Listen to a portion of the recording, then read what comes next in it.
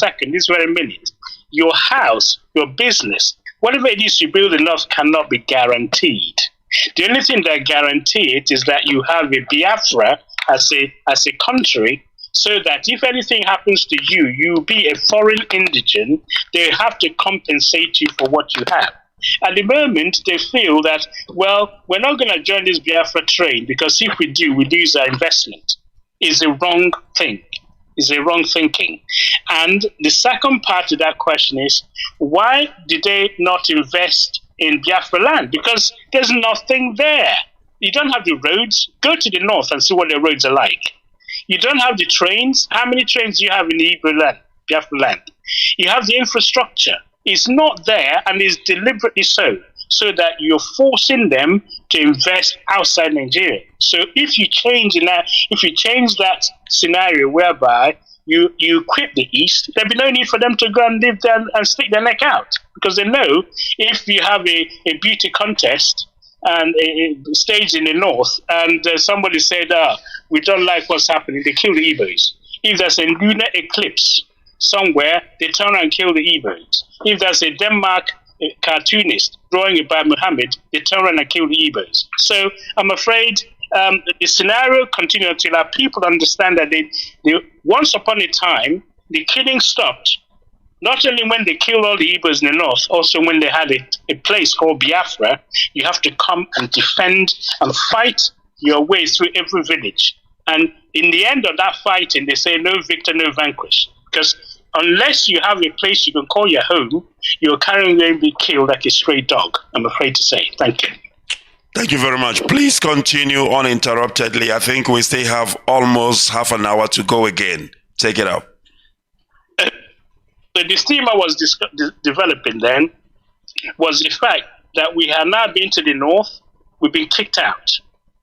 The report from the garrison, from these garrison guys, this is the background in the north. Things are not running as efficiently as they think they're good at. Yeah?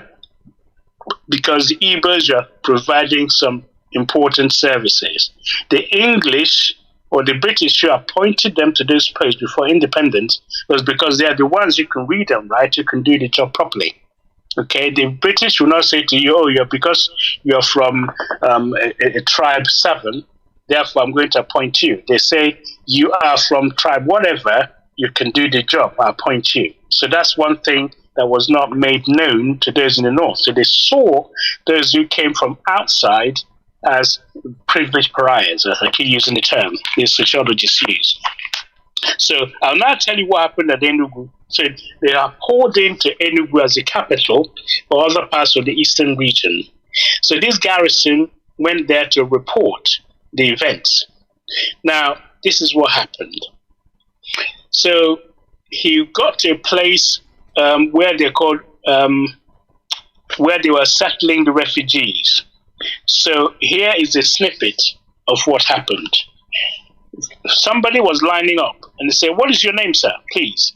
They asked the man behind a desk, yeah, without looking up at the applicant standing before him. So people are returned and they went to an office to register the fact that they're refugees. Is there any job for them? So this is an important part of why Biafra came. These are refugees that need to be rehabilitated. There are over 2 million. If remember the Rohingyas scenario, they left where they were and the whole world knew that there was a crisis. Anywhere where you have a flock of people pouring into one part, yeah, be it people leaving Syria, people leaving Afghanistan, doesn't matter where they are, when they arrive at the other destination, they become refugees. But when this happened to the Easterners, they poured into the Eastern region. And somehow, there was no external help. Even their own government, who's supposed to help them, turned their back. And this is what led to Biafra being established. I'll come back to this theme. So, Garrison therefore visited what was like a center where these people have been processed. Yeah? So, he said, what's your name? So, my name is Sunday Ofokaja. Ofokaja, I'm not sure I pronounced it properly. Ofokaja. Yeah, Ofokaja. So, age 41, occupation, certified public accountant. sign the card here and print your name and address under the signature, said the man. Fine. Next. So they were being processed. It's not a laughing matter. There are people in the queue. They were being processed. You're an accountant. You're a mechanic. You're this. We have to try and find a job for you now in the eastern region. Okay. So there was people who were destitute. Remember, this is December. Christmas is coming. The school fees haven't been paid. The children, some have escaped, some haven't, and so on and so forth. Now, so this reporter was reporting the scenario in the eastern region, the crisis on one of the towns. Said it was such an abrupt ritual that the accountant had no time to say more, to pour out his desperation, to tell how he lost everything in Kanu, his job at the bank, his car, his TV set. And say that this was, and then say all he had was his lucky escape with his life. Without a word, this Sunday guy turned and left, passing a long line of refugees that stretched along the corridor down the steps of the Eastern Region Refugee Commission headquarters here in Enugu, which is the region capital. The accountant was one of slightly more than 1 million Easterners, most of them Igbos, who fled to their eastern region homeland after the September massacre, Easterners living in northern region.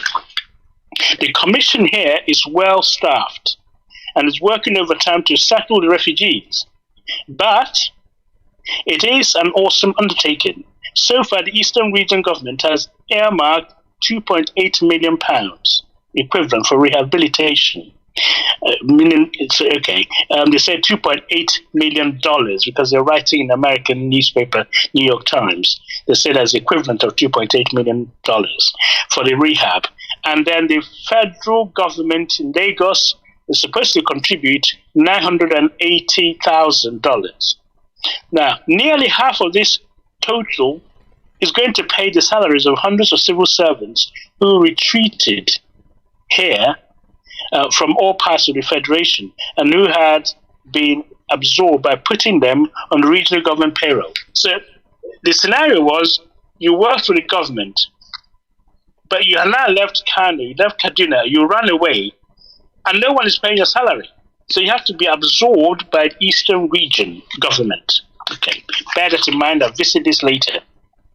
Now, the bulk of the rest of the money, which is more than 600,000, is being invested in new farm cooperatives to increase the food production and provide new job opportunities.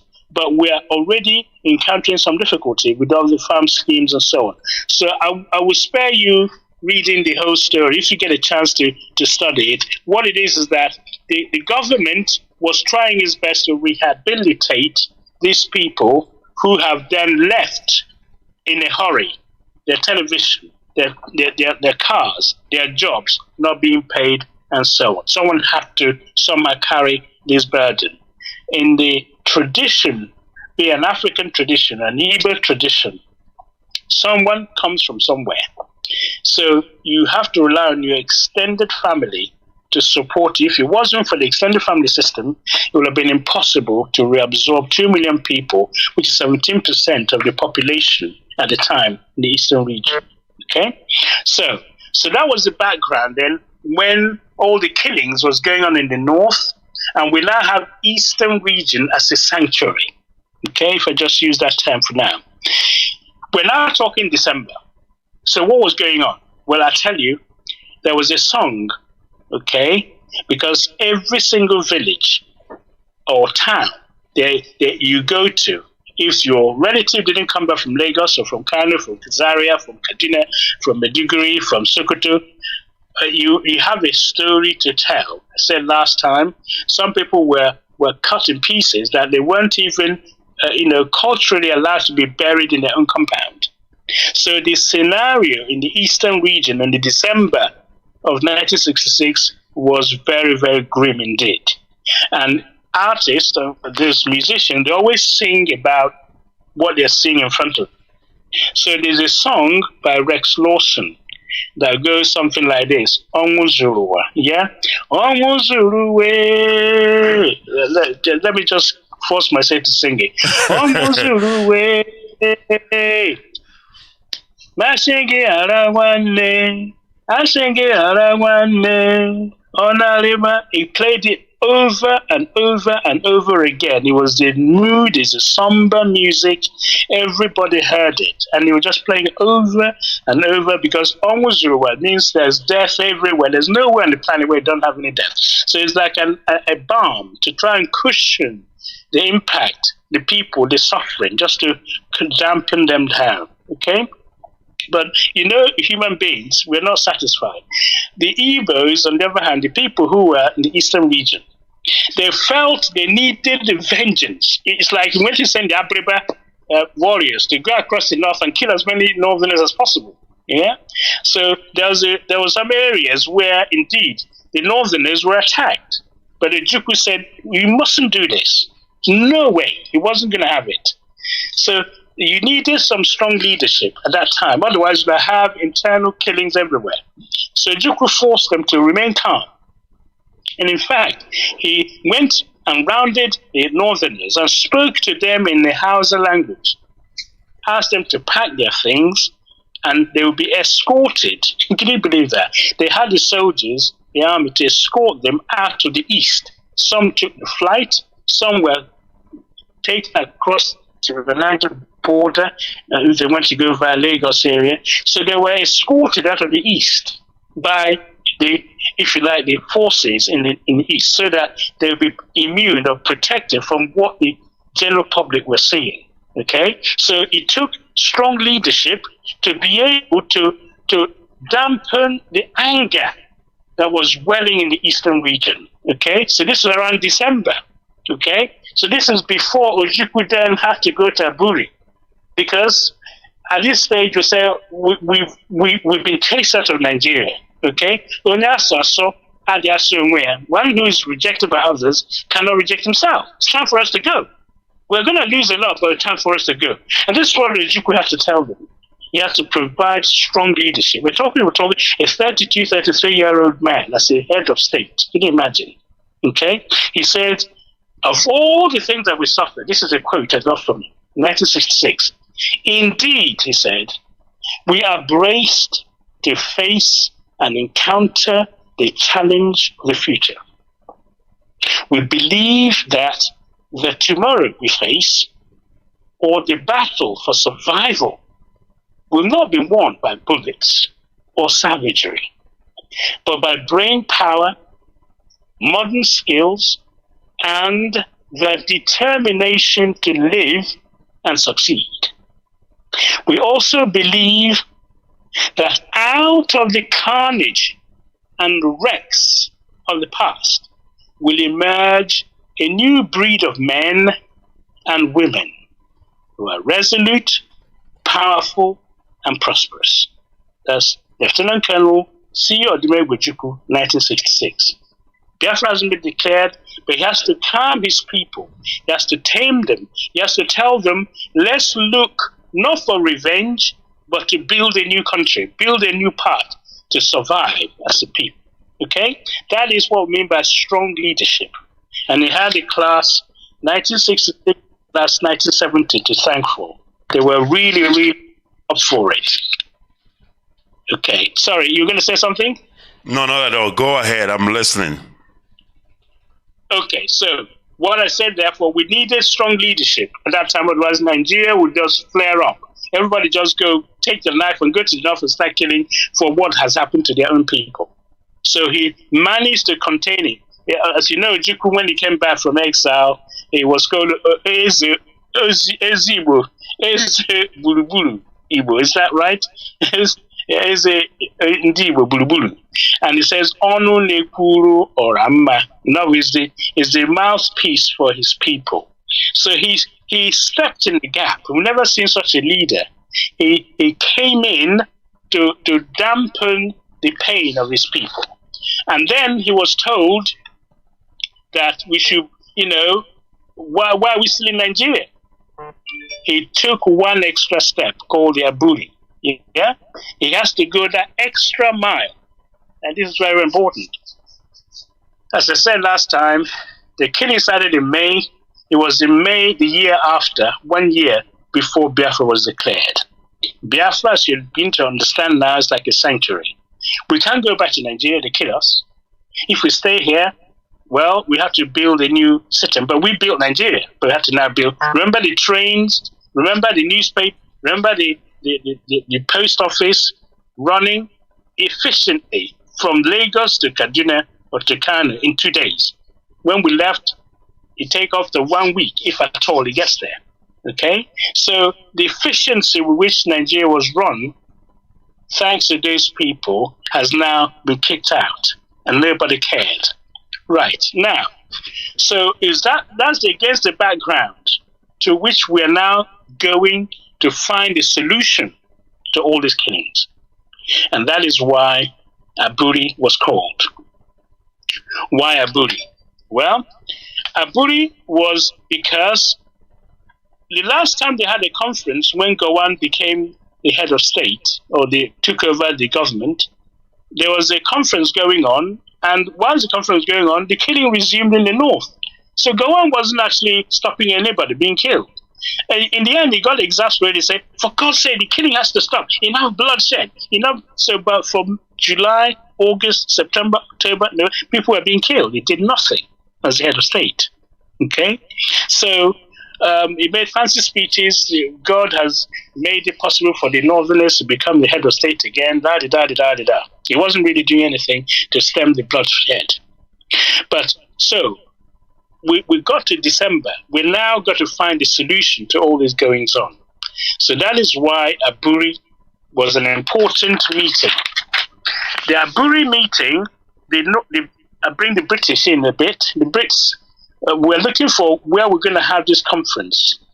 If Ojukwu went back to Lagos, they'll arrest him. They'll kill him. If he went to the north, he'll not be safe to come back. So he says there's nowhere in Nigeria where we can sit down and have this meeting. That's how bad things were. And of course, Nigerians had to come back and say, well, we can't trust that Gowon will come to the east and be safe either, which may well be true. So they cannot have the meeting about the future security of the country within the same country. So that's how bad things were. The British stepped in. Oh, why don't we have this meeting at the British warship parked outside the shores of Nigeria and Lagos?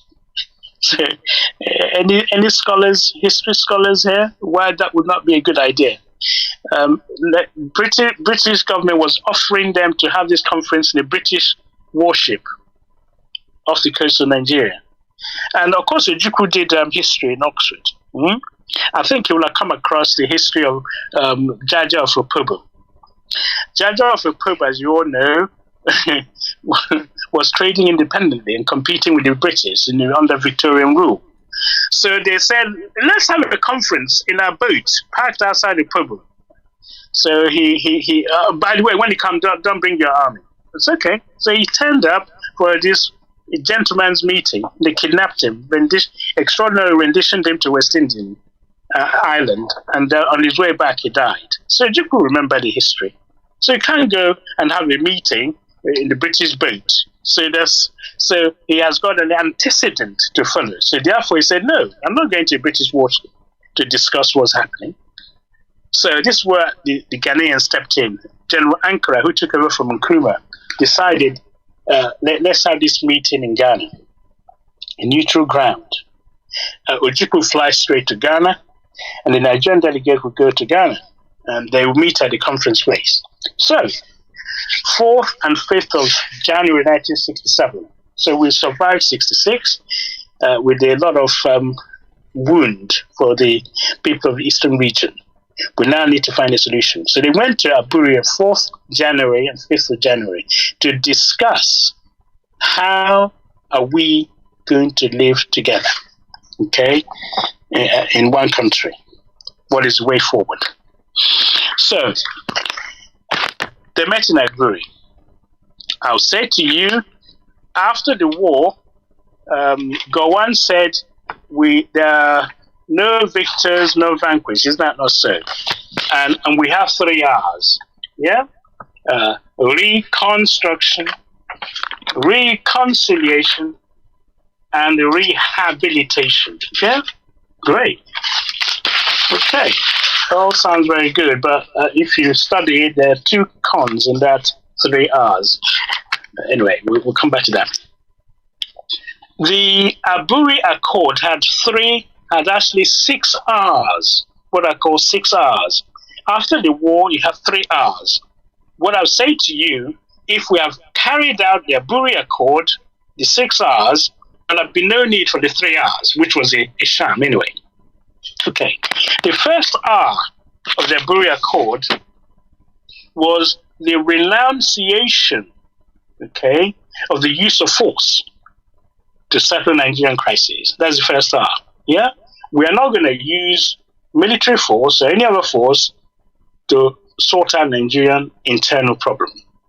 Renunciation of force was number 1. They agreed to that. The second R was reorganization of the army. Why do we need to reorganize the army? Well, we have the Northern Army going around killing people who are not of Eastern origin, and nowhere else is safe in Nigeria. So the army needs to be reorganized. Who army have you got? Is it Northern Army? Is it Nigerian Army? Is it Yoruba Army? Or is it Eastern Army? So the army needs to be reorganized, and they need to stay in their own station, their own regions. Because if you're an army officer of Eastern origin and you go to the north, you may not come back, and vice versa. So the army needs to be reorganized. That's the second R. The third R is what they call the regional autonomy. Yeah, you have to return to the regions, because the whole rioting, they say, UNC brought Decree 34 and tried to force everybody into becoming one country instead of their regions. We want to have our regions. So all the decree, when the military came in 1966, was rescinded, and they returned to regional autonomy. That's R number 3. R number 4, now, I mentioned to you, those people lining up in Enugu, trying to find a means of living again, we call rehabilitation of the Eastern refugees. You need to rehabilitate them. You need to pay their salary. You need to remember this area, this region now needs support from the center. You need to rehabilitate those who have been killed. We aren't even talking compensation yet. Just get them employed. Get their means of livelihood going again. We need to rehabilitate them. Don't wait till you finish killing them in the war and start rehabilitating them. You can do it now. Okay? So that's the 4th R. The 5th R is what they call revenue reallocation for financial secretaries. They were supposed to meet, and the revenue reallocation was to be formalized. Yeah, they're supposed to do revenue reallocation. Okay? So at the moment, Zamfara, we have gold, and we're not bringing it to the center. And the riverine area, we say this oil belongs to us. We want to. So the formula for sharing what you have was discussed in Aburi. That's R number 5. R number 6. Let me explain this one. They wanted the actual recording, this particular peace talk. They wanted it to be handed over to the OAU, Organization of African Unity, what they call Adi Amama, as a guarantee that we have had a chat. This is what we discussed, just in case other countries don't know what happened. So Ojukwu brought this idea. They said, no, we are brothers. No. This is an internal matter. We will deal with it. No, we're not going to go to the OAU and hand over what we discussed. So this R number 6 was not agreed upon. But every other R, 5 out of 6, as I mentioned to you, the renunciation of use of force, the reorganization of the army, the return of regional autonomy, the rehabilitation of Eastern refugees, the revenue allocation, all these were agreed upon. Okay? And something about if you're going to have a decision, it has to have concurrence of all the various regions, because they now have regional commanders. Everything was formalized, and so those are the principles on which Aburi was based on. So Ojukwu didn't get the 6 out of the 6 R's, the one where you report all the findings and deposited in the OAU, they turned it down. But nevertheless, the whole conference was recorded in a gramophone long play LP, so that it is possible to play it, so nobody will say, this is not what we said. And at the end, they all have to read the transcript, and they all have to sign it in front of General Ankara. General Ankara read it and said, anyone want to amend anything? They said no. And they signed it. And if you look at the pictures, Ojukwu and Gowon was eating from the same plate, a bowl of rice, if I recall, and some meat in it. None of them was using a long spoon, okay? They were eating as brothers. Everybody agreed. The Aburi Accord was very, very successful. So on the 5th of January, they all left Ghana. Everybody breathed a huge sigh of relief. Whew, we can carry on again as a family. Then the problem started. The problem started because when Gowon got back, the permanent secretary said, did you know what he signed? Do you know you signed away Nigeria? Really?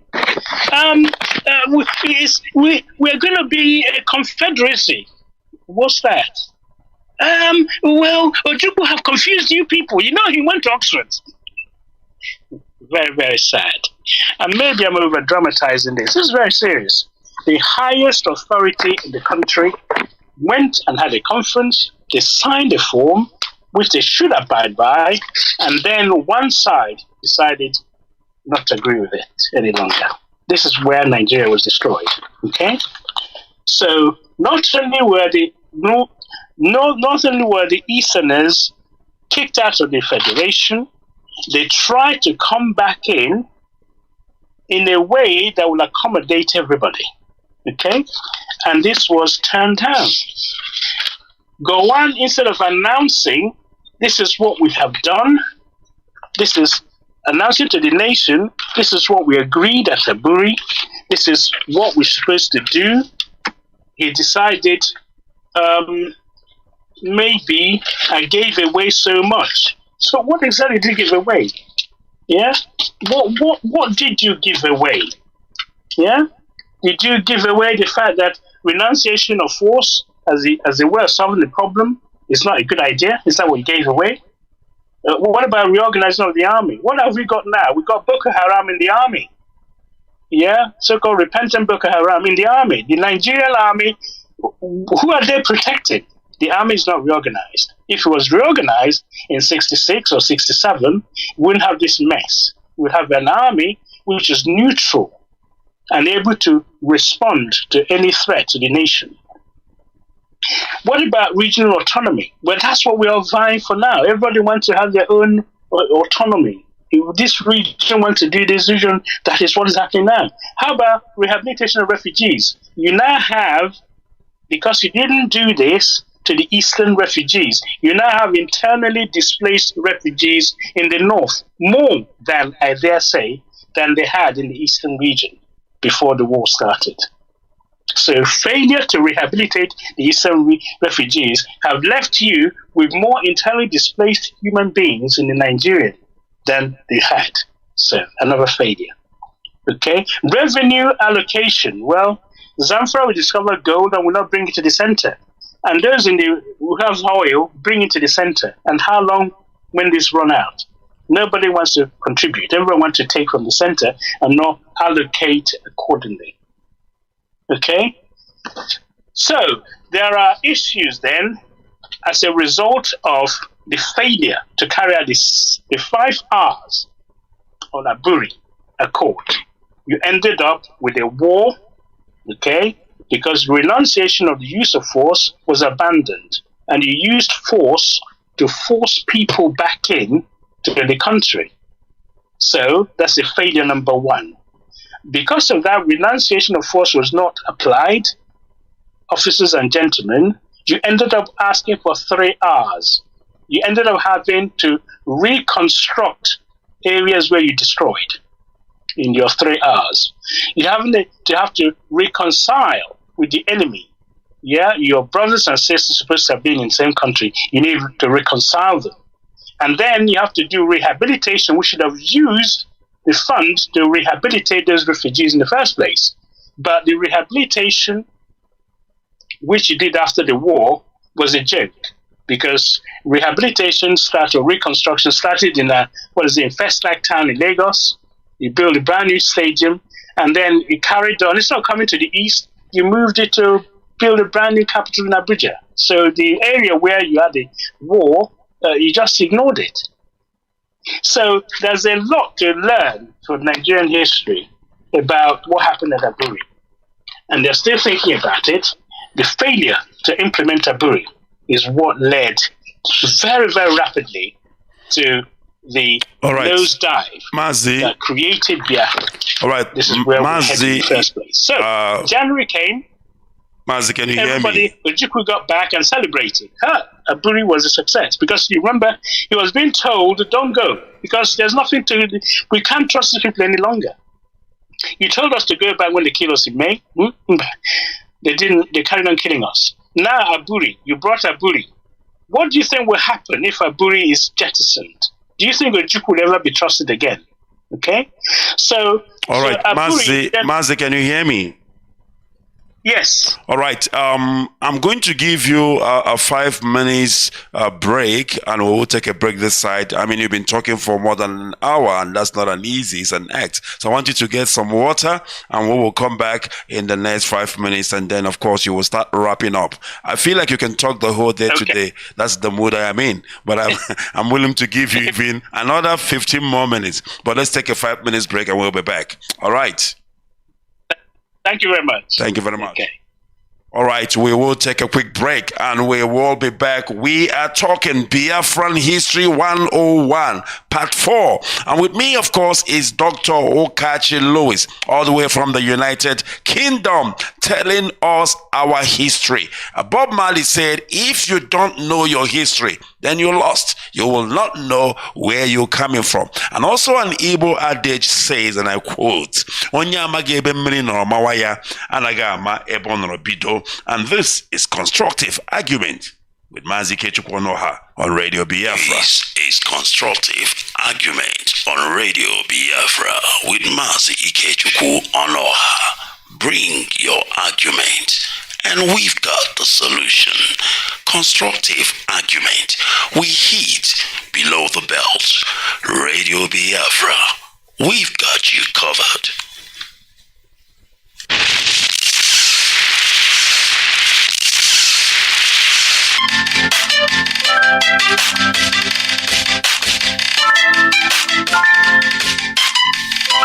This is constructive argument on Radio Biafra with Mazi Ikechukwu-Onoha. Bring your argument, and we've got the solution. Constructive argument. We hit below the belt. Radio Biafra. We've got you covered.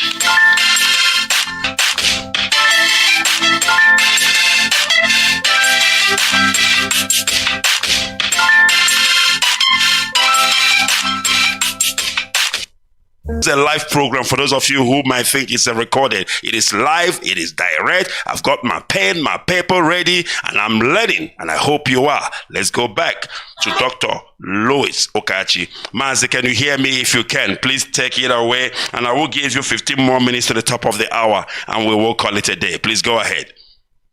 Thank you very much. Can you hear me? Can you hear me? Loud and clear, and the whole world is listening. Let's do this. Okay, so we just quickly remind ourselves, we just talked about Ojukwu going to Aburi as a last resort, and his people are waiting with bated breath to see whether that will help them survive the killings they endured. So Aburi was hailed by those who were there, including by the Ghana head of state, as a success. It was done behind closed doors without any outside interference. But when they got back, those who were supposed to take the decision as the Supreme Military Council, who are the highest authority in the land, somehow decided to backtrack. They said, what we signed is not really in the best interest of the nation. I'm not sure which of those R's they want to change.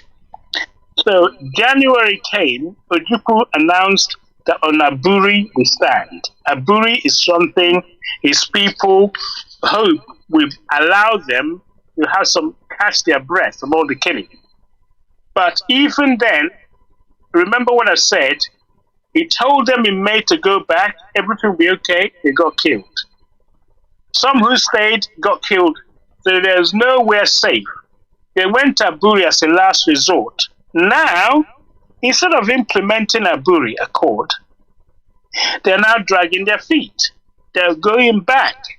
So January came, the 4th and 5th, after the conference, nothing was implemented. They started leaking some of the information from Aburi, which wasn't accurate. The Jukwu had to counter it by releasing the gramophone play of what the conference was.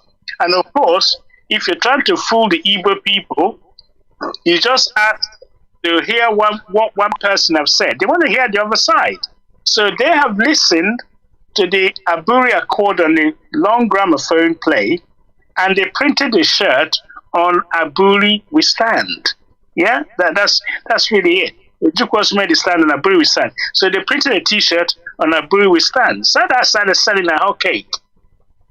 But what was happening is as January rolled into February, there was a suspicion that Gowon was not going to carry out the implementation of Aburi.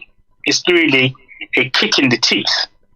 So there was, if you like, it's always good to look at outsiders' recording, not Eastern region or a Biafran person, an Igbo person. New York Times stepped in on the March 8th, 1967. They reported that Ojukwu has addressed the press meeting, about the increasing difficulty the Eastern region was having with Lieutenant Colonel Gowon, who was the federal government. Referring to the differences, he said, Ojukwu said, I cannot see us bridging seeing them bridged, the differences between the Lagos government and the Eastern government, because they're not implementing what we said. Okay, it's now 2 months. Remember it happened in January. 2 months since the Aburi Accord, the government therefore moved, concerned about the deteriorating situation. So it was the Ghanaian government was now really getting concerned. So what was happening was that after that meeting, and implementation was not going on, so Ojukwu started stating that, look, if you're not going to carry out all that we have said, okay, it is going to be necessary for us to take alternate measures to safeguard the security and safety of our people. So when he said something like that, it became like a warning shot to Gowon. So Gowon was saying, hang on, we're going to resist any invasion. We're going to resist any secession. But no one is threatening secession. Ojukwu was saying to him, we have a problem. The people who have run away from the north, from other parts, need to be rehabilitated. You're not doing anything about it. And it's part and parcel of the agreement.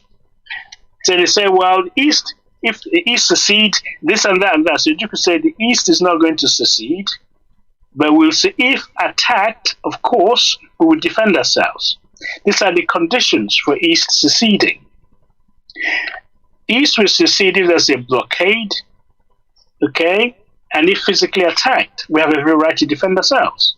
So that is what was happening now. We're heading to tension between the Nigerian Lagos government and the Eastern region government.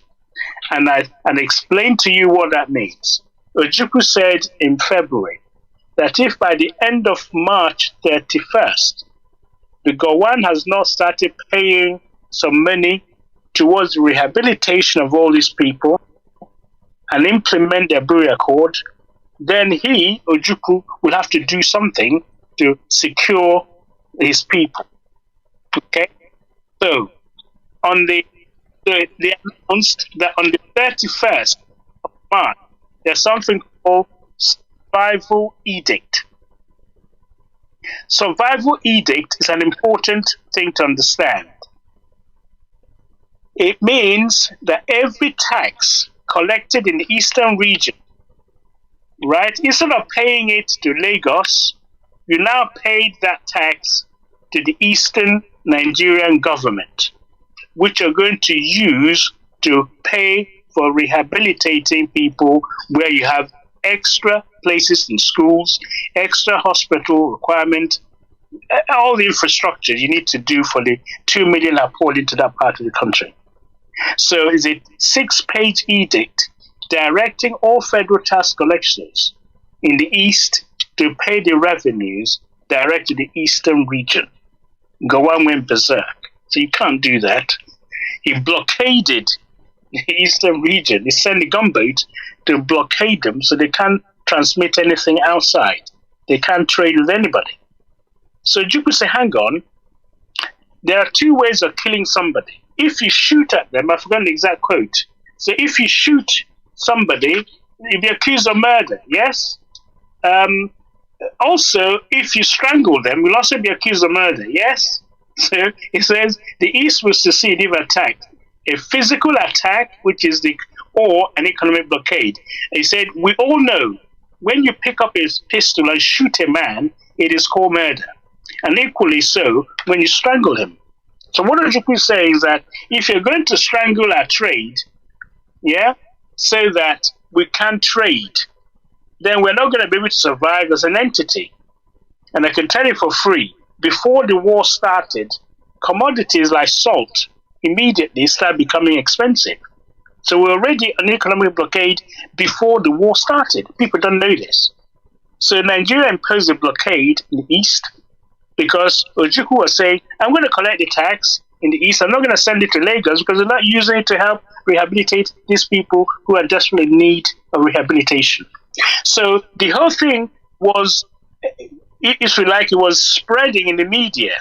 So much so, there's something called the Liaison officer in international post. Every region in those days, be it North, Midwest, West, and East, you had a representative office in Washington, in America, in London. In other words, it's like your own mini embassy. So the Biafran or the Eastern Region's liaison officer had to take an advert on the newspaper in the New York Times to explain the eastern side of what was happening. Because the Americans were now accusing the Eastern region, oh, you're about to secede. You're about to secede. What is going on here? So I read you the letter in the New York Times from someone who is the liaison officer. All right, Mazi, we need to start wrapping it up. Our time is up, and of course, next week we start the part 5. Please go ahead and round up. Thank you very much.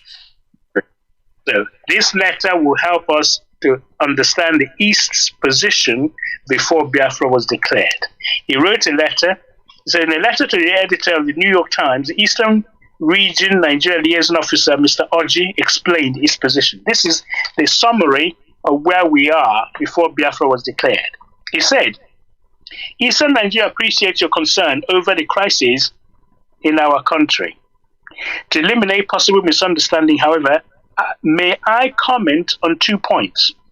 Your March 11th editorial referred to me as an Eastern Nigerian who represents himself as liaison officer in the United States for Ojukwu's regime. So they already started calling him a regime. I am not here for self-appointment.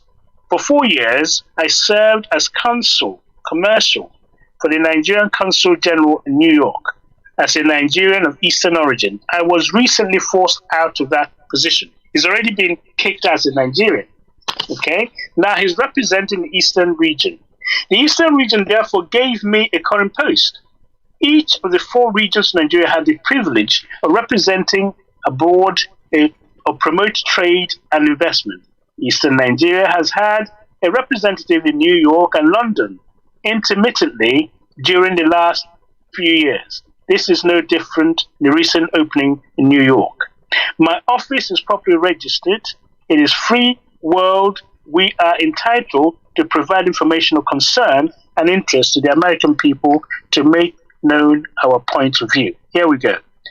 A picture captioned March 10th said that Colonel Ojukwu, the military governor of Eastern Nigeria, is leading a secessionist movement. Colonel Ojukwu is not leading a secessionist movement. He is attempting to lead the people of this region out of an untenable position forced on them by northern-dominated federal government. Some 30,000 Nigerians of Eastern origin were killed in the north during 1966. Some 2 million Eastern Nigerians were forced to flee other sections of the country and seek safety and protection in their home region. There is little understanding of the awesome burden placed on the Eastern region to provide housing, jobs, security for these people, whose presence has expanded the population by 17%. And there is little understanding of the indifference of the federal government to their problem. The situation demands a reallocation of revenues between the regions and the federal government. Accordingly, Colonel Ojukwu and his government of the region met in Aburi, Ghana in January, negotiated agreement which, among other things, provide for a study of revenue to reallocation of the finance secretaries of the region and the federal government. The Eastern region has been calling for such meeting of the finance secretaries, but the federal government have not acted. Only the implementation of the Aburi Agreement can save the Nigerian Federation. This is the fight Colonel Ojukwu is leading, not a secessionist movement. So that was the, if you like, the situation where we are at the moment. Because of the reneging of the signing at Aburi, Nigeria faced a situation where the East had to decide what to do next. Okay? So the next time we talk about it is the declaration of Biafra. I think I've been able to lay bare where we started and how we got to where we are. So whereby Colonel Ojukwu at that time, then known, and Gowon were not singing from the same hymn sheet any longer. They were no longer compatible because Ojukwu was saying one thing, Gowon was insisting on certain things being done. And as a result, Ojukwu was going to ask the representative of Eastern Nigeria to tell him what to do. So they called the chiefs and elders, 300 of them turned up, and they voted with their feet that we have been kicked out of Nigeria. Let's go it alone and declare Biafra. So he got the mandate, and Biafra was declared. Nigeria invaded on the 6th of July 1967, and you have Biafra, Nigeria war. Thank you very much for listening. Stunning. Awesome. All right. Next week, Friday, if God permits, and of course, if your time permits, we're looking at part 5. So what should we be expecting Biafran history part 5? I will think about it. It will be the declaration of Biafra. Absolutely. All right. And why Biafra was declared. I've given you all it's purely for security. It's a safe haven from all the killings. And then, but we haven't declared that you then have to defend your right. And that's what happened. And from there, we lead to humanitarian crises that made Biafra a conscience of the world. Thank you very much, sir. I really appreciate your time once again. And of course, if God's saving us and sparing us, we're looking forward to part 5 next week. Thank you, and God bless. Good night, everybody. Bye-bye. All right. That was Dr. Justice Okachi Lois, of course, giving us History 101, Biafran History Part 4, and we are looking for Part 5. This is going to be an archive because our children must know they must learn. He was talking about Kanjidan. Can you believe when I was in primary school, they were shoving down this Kanjidan in my mouth, telling me about Kanjidan, Kanjidan. I have no clue what the hell is Kanji. And today, there we go. But nobody was telling me about Aburi. Nobody was telling me about the killings in Kanu airport. Nobody was telling me everything about us. But today, it has been laid bare in the open, and we know who we are. And of course, we must restore Biafra. All right, that has been constructive argument on Radio Biafra with Mazi Chukwu. Of course, led and read by Dr.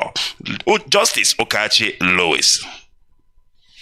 This is constructive argument on Radio Biafra with Mazi Chukwu. Bring your argument, and we've got the solution. Constructive argument. We hit below the belt. Radio Biafra, we've got you covered. All right, thank you very much, great Biafrans. And of course, this is where we are going to leave it tonight. It has been indeed an intriguing one. It has been a beautiful one indeed. And I thank our brother, Dr. Justice, for giving us this in-depth history. My goodness me, I've never heard it this good before. And of course, we are going to leave it here, and if God's sparing us next week, we will be back again. And of course, I want to close with this. Wherever you see Oji, Alhaji, Ojo Zokalo, and his co-conspirators, treat them as a non-grata in Biafra land. They have been officially declared an enemy of Biafran people. So you know what to do. Do the needful. All right, goodbye, and may God bless Biafra. From me, from here, it is goodbye.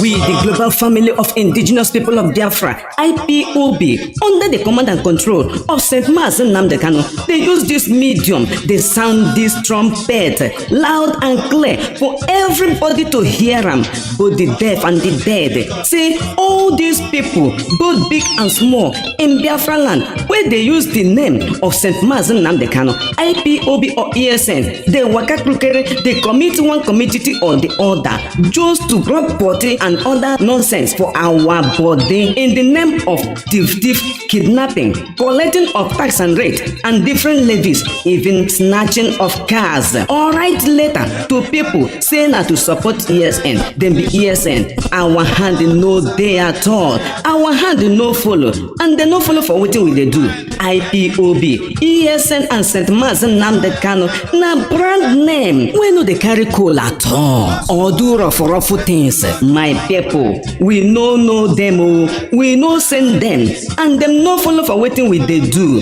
This ones na another brand of experience in another style, in another form and another shape for this course. Every papa, mama, brother, sister, auntie, uncle, quick match, advise your pikin or brother now for the leg wey dey waka krukere, eye wey dey see sharply, dey see am. Person wey dey put hand for water where crocodile dey make shakara, wetin e dey find? My brother na palaba, and they go catch am. 2 words no dey for the thing. If the dragon wey dey fly pichi come you, na through get the dance dem go play for you, and you must dance that dance. And now before you don dance that dance finish, your name go become Obientuare.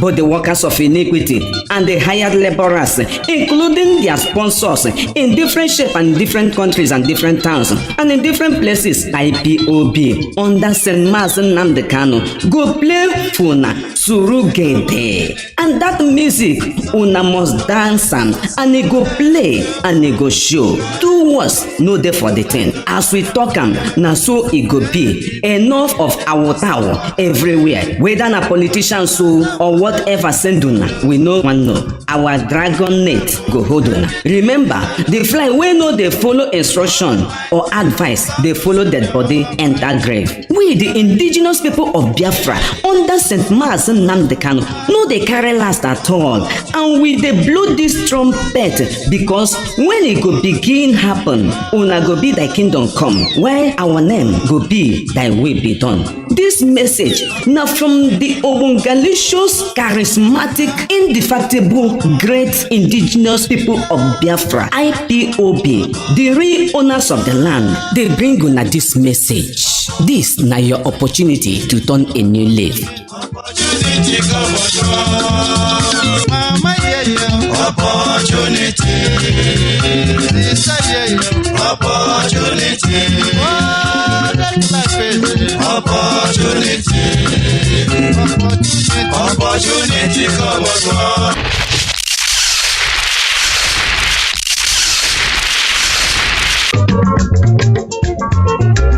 Ndị ọchọngọ n'ogo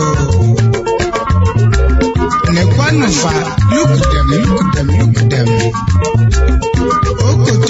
Anyị onwe anyị bụ ọha ndị IPOB ma ụwa dum gburugburu bụ the indigenous people of Biafra, IPOB, n'okpuru onye ndu anyị bụ Mazi Nnamdi Kanu dị nsọ, ji oge a na-afọ opi ike a ka ndị dị ndụ, ndị nwụrụ anwụ na ndị ntị ike nụ ya na anyị onwe anyị bụ ndị nwe ala Biafra gbaa gburugburu na-ekwu ya ugbu a, na-ekwusi ike na anyị agaghị anabatakwa kpọmkwem ime onye n'ihu ite pọtị ndị ekperimọlụ mmebi iwu na ọchịcha mere ha evuru oke ha na-ete anyị site n'iji ESN IPOB na aha dị asọ nke Mazi Nnamdi Kanu na-eji egwu ndị anyị chandum n'ụzọ dị iche iche, ịnụ ụtụ dị iche iche, ịtọrọ mmadụ, ịzụ ụgbọala, iji ntụmaka na-ere mmadụ aka point and kill n'ala Biafra. Mbanụnụ nke mere emekpuru ekete ọzọ emekwala. IPOB ESN Mazi Nnamdi Kanu dị nsọ bụ aha nwere agba eji aga mba, a na-enye oche pụrụ iche, abụghị ihe ndị na-amaghị nke ha riri. Ọkụkọ amaọcha ha na-adịghị mma ga-emebi na-etekwa unye n'ihu ma na-erikwa ndị a na-eme ugu n'ụzọ dị iche iche. Ka m jụọ n'ụlọ, onye gbachara apriko gbaa igbe ụzọ zụtara eji eli nna ya, ọkwa onwe na-anaki ụgwọ mọchụarị ya ebe o werekwara aka ya gwuo ala ili ya. Chineke menụ n'ụlọ ebere. Ya mere papa, mama, broda, anti, ọnkụ, onye ọbụla ghe dụọ nwayọ ọdụ, n'ihi na ọkụkọ ntị ike ga-agbakwa egwu ike o, ọ gakwa n'ihe n'ofe. Ebe ukwu na-aga njem ọjọọ agadịghị alọta. Anyị onwe anyị bụ IPOB, anyị na-ajụ ugbu a jigbu na-eri, n'ihi na ọ bụ ekpegbuo nwa nwaala apụrụ ya gafe ama nna ya. IPOB anyị anaghị ekwukwa n'efu, ọ bụghị anyị na-emechi emechi, ndị ọzọ a na-emebi emebi, na-emekasị ihe, anyị gbakwana nkịtị. Nwanne ya bụrụ na nsogbu ga-adị, n'ihi na anyị gba nkịtị arụ abụrụzi omenala kama jishi. Nkụ agwụnụ ebe anwụ taa gada ịhụ anwụ mgbuo. Dọrọ aka na ntị onye kpatara nkụ ahụhụ, ngwere gada ịbịara ya ọrụ ma ịnụghị dum, nwanne ị ga na ịnụ yọm. anyị ga-amara ji n'ala n'ụlọ na nke n'ala n'ọtịrị n'ihi na mpekelechi na-emebi ike kọma mpekelechi ga-emebikwa n'anya ike a na-egbupụ ike ịnụnụ onye na-asọghị chi dị m n'ike ka a marụ nwanne m ga na-etanye n'isi agaghị m asụ ụbụrụ anyị ekwesịgokwa ọ bụ ndị IPOB otu ezi buru nnukwu ibu n'okpuru onye ndu bụ Maazị Nnamdi Kanu dị nsọ wetara unu ozi ya ma ndị mara amara na ọ bụ mmasị na mma na oge ukwe kwesịkwa na ịgba nlanụ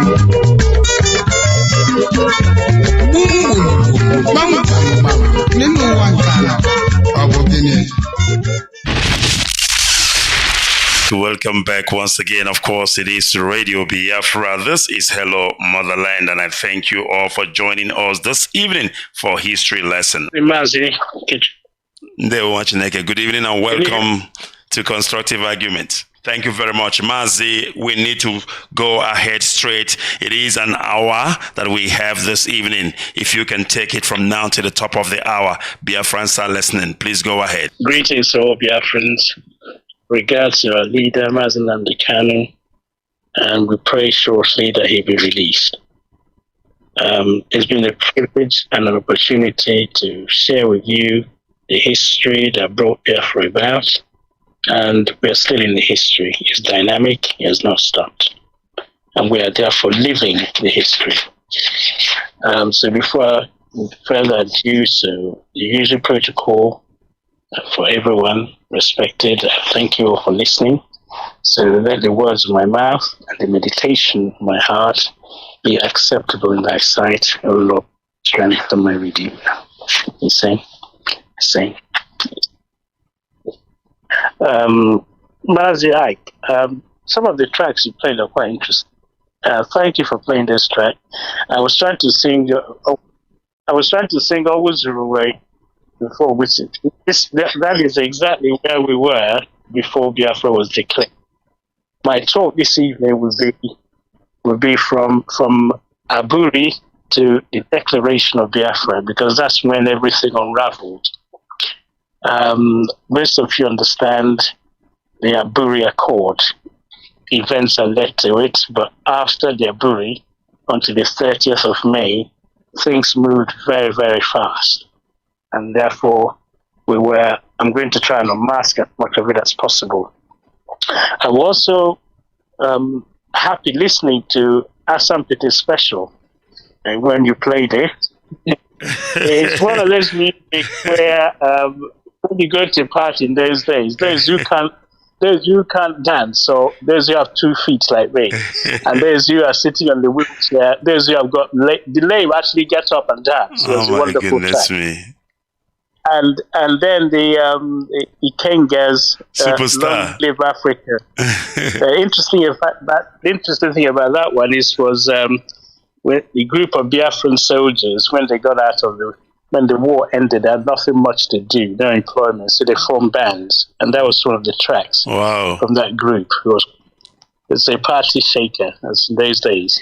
So thank you for playing them. It's a pleasure. We're going back to this Aburi.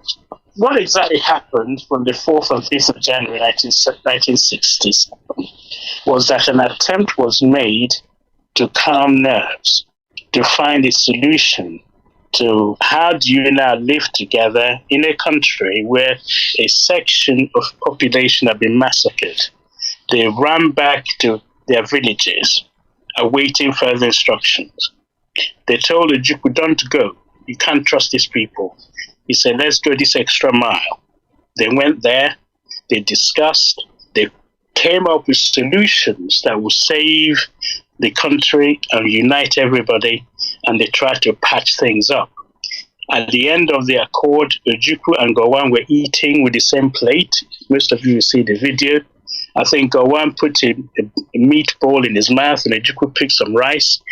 And none of them used a long spoon or a long fork. They were eating from the same plate. So something very, very strange happened when they got back, Ojukwu to the eastern part and Gowon to Lagos. What we believe happened was that Gowon was given some strange instructions. And rather than announce as now the head of the government, remember, before Aburi, Gowon was not recognized by Ojukwu as the head of the government because he had a coup. At that moment in time, the commander-in-chief, Major General J.T. Aguiyi was missing, although we knew he was killed. He was not being declared as killed because Gowon took over power. So it was at Aburi that Gowon was conferred the actual privilege of being the supreme head of the Nigerian government by the Eastern delegation. Because up until then, the East have not recognized him. So people forget to know that.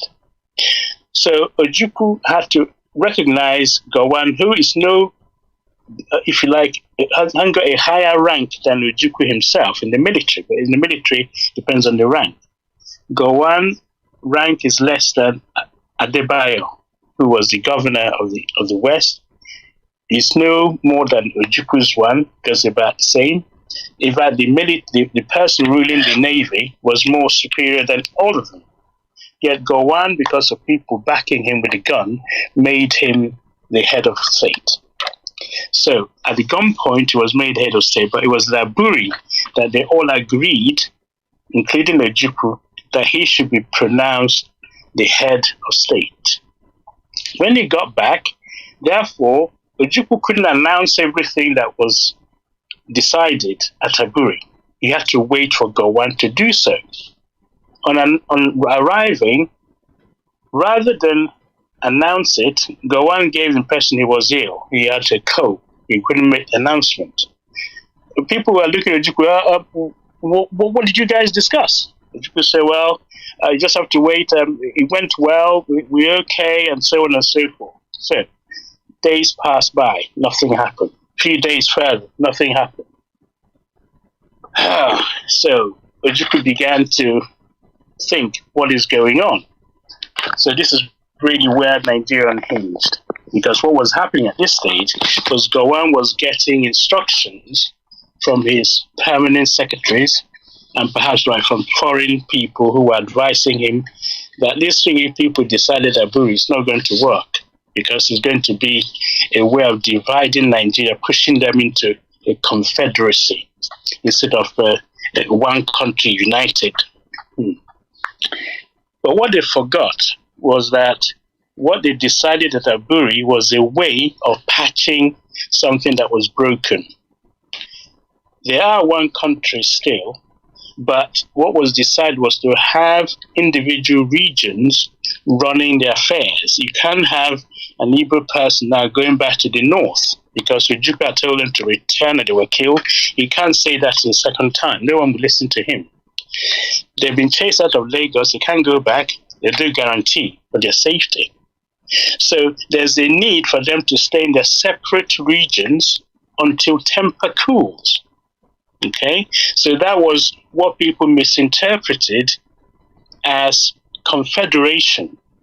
If you're running the eastern region, you're going to have a police force, your army, your area of command, you look after that area. The same for the north, the same for the west, the same for the Midwest. So that's what was agreed. And they agreed on certain formulas on how to share their revenues and resources and so on and so forth. But if you then start going back on those terms, and they're supposed to, part of the clause, if you change a clause, you have to talk to other governors of those regions so you have concurrence. Everyone agrees. So no one is left out, no one is pushed away, there's no suspicion. So all these things was in place as a safety. And the Ojukwu's group and the rest of Nigeria's group, their secretaries, they read through the minutes of the communique, the minutes of the discussion. Ankara himself, the Ghanaian head of state, also went through it and asked them, are you people happy with this? Yes. Would you want to change anything? They said no. They signed it. Ojukwu and Gowon apparently was driven to their respective airports or planes by Ankara himself, and both of them sat in the same car. So it was very, very strange when Gowon started talking about things which was not decided and signed gramophone, tape recorded conversations at Aburi. So I've been emphasizing this Aburi because if Ojukwu tell people to go back to the north and they were killed, he can't say that again. He goes to Aburi and they make a statement, and then you don't agree on or honor that statement, they're not going to listen to him anymore. Remember, at this stage, there's nowhere safe to go and have a conversation or have meetings in Nigeria up until then. So it was a very strange situation. So I summarize it by pulling out a comment which Ojukwu made in when the confusion started. Gowon eventually made a statement and started retracting, changing what was published in Aburi. So Ojukwu, I just pulled this out, he said, anybody who was present at Aburi meeting and has read the minutes, the communique, the statements, verbatim report, in other words, line by line, would be surprised that a person who calls himself a head of state, now Ojukwu talking about Gowon, could so deliberately mislead accredited representatives of foreign governments by saying that the implementation of each item of the conclusions required prior detailed examination by the administrative and professional experts in the various fields. Put in a simple language, you as head of government, the highest authority in the land, have gone and made a decision. You then come back, it's like the cabinet in UK, the government in the UK have gone somewhere, made a decision. You then come back and your permanent secretary say, no, we're not going to agree with this plan. You tell them what to do. They don't tell you what to do. And the delicate nature of the situation is such that your permanent secretary can only advise you. They can't change the content of the communique. So Gowon was saying, hiding behind the permanent secretary, and said, these people are giving us a different advice, but they're not running the country. You are. Okay. So the conclusions in Aburi were no proposals, but decisions. That's what Ojukwu is saying. They were not proposals. We're not proposing this is what we ought to do. These were decisions taken by the highest authority in the land. Okay. So this topic is called On Aburi We Stand. So if the highest authority in the land are taking decision concluded in Aburi, how can you then start changing it unilaterally? Remember, part of the content was if you change it, you have to get the concurrence. Everybody who signed the paper have to agree. You can't then change it unilaterally and expect everybody else to agree with you. So it doesn't work that way. So-called gentleman's agreement. They're officers and gentlemen. They should honor what they signed. Not that honoring it is going to devalue or put any other part of Nigeria into if you like, under bondage. By honoring it, you're respecting every part of Nigeria equally. You're not victimizing anybody. You're trying to soothe or find a balm for those who have been injured and try and alleviate their suffering. You're not there to dictate to anybody. So then he says that what happened, in fact, Ojukwu was saying, was that specific matters, namely the decrees and section of decrees to be repealed, the mechanics of army reorganization, the question of rehabilitation refugees were referred to experts. You have made a decision, now experts, you go ahead and do it. Okay, so the meeting of the financial experts to be considered the question of rehabilitation, displaced persons, has not been held because the Ministry of Finance has not come round to doing that. Okay, the meeting would serve any useful purpose. They haven't done that. So the army experts met and reached agreement, but these were rejected. So the finance people have not met yet.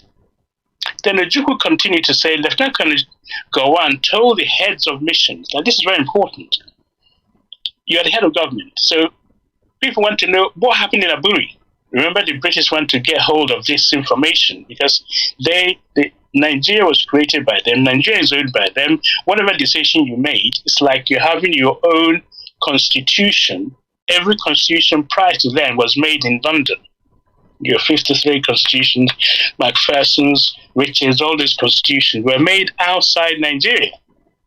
Now this one, you're making it in Ghana, and you came back, it's going to alter whatever the British have organized. They don't want to hear it. They want to make sure they understand it.